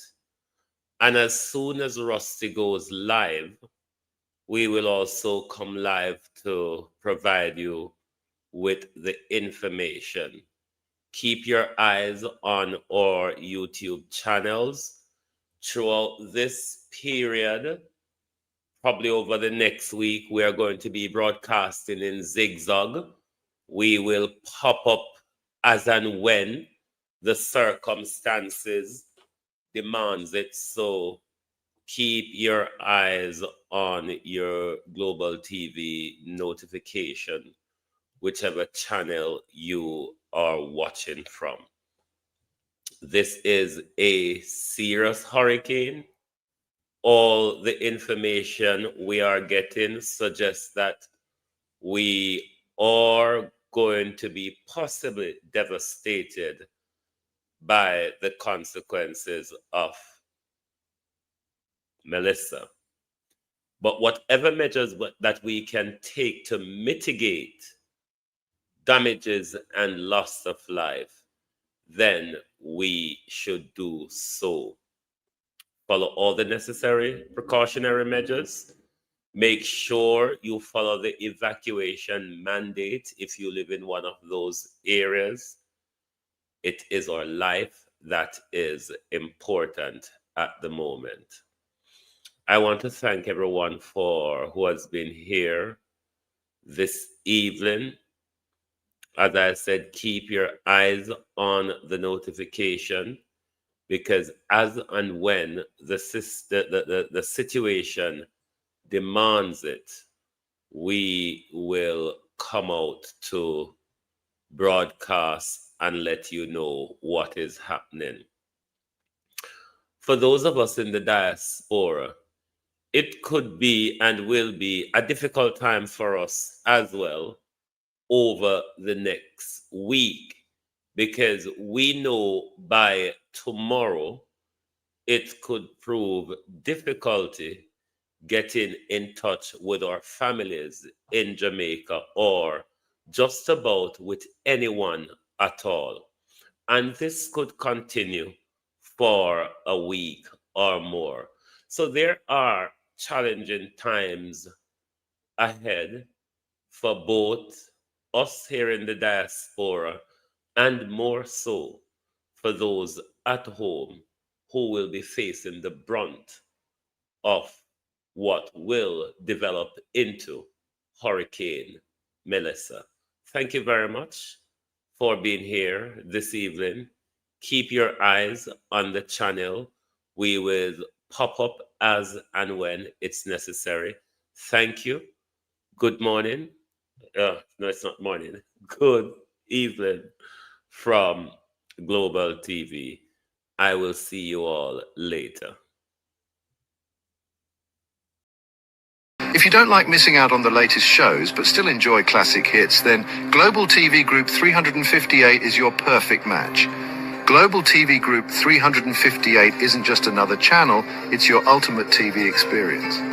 From breaking news to binge-worthy dramas and timeless classics, we've got it all. Our unique blend of original content and global favorites means there's something for everyone. And guess what?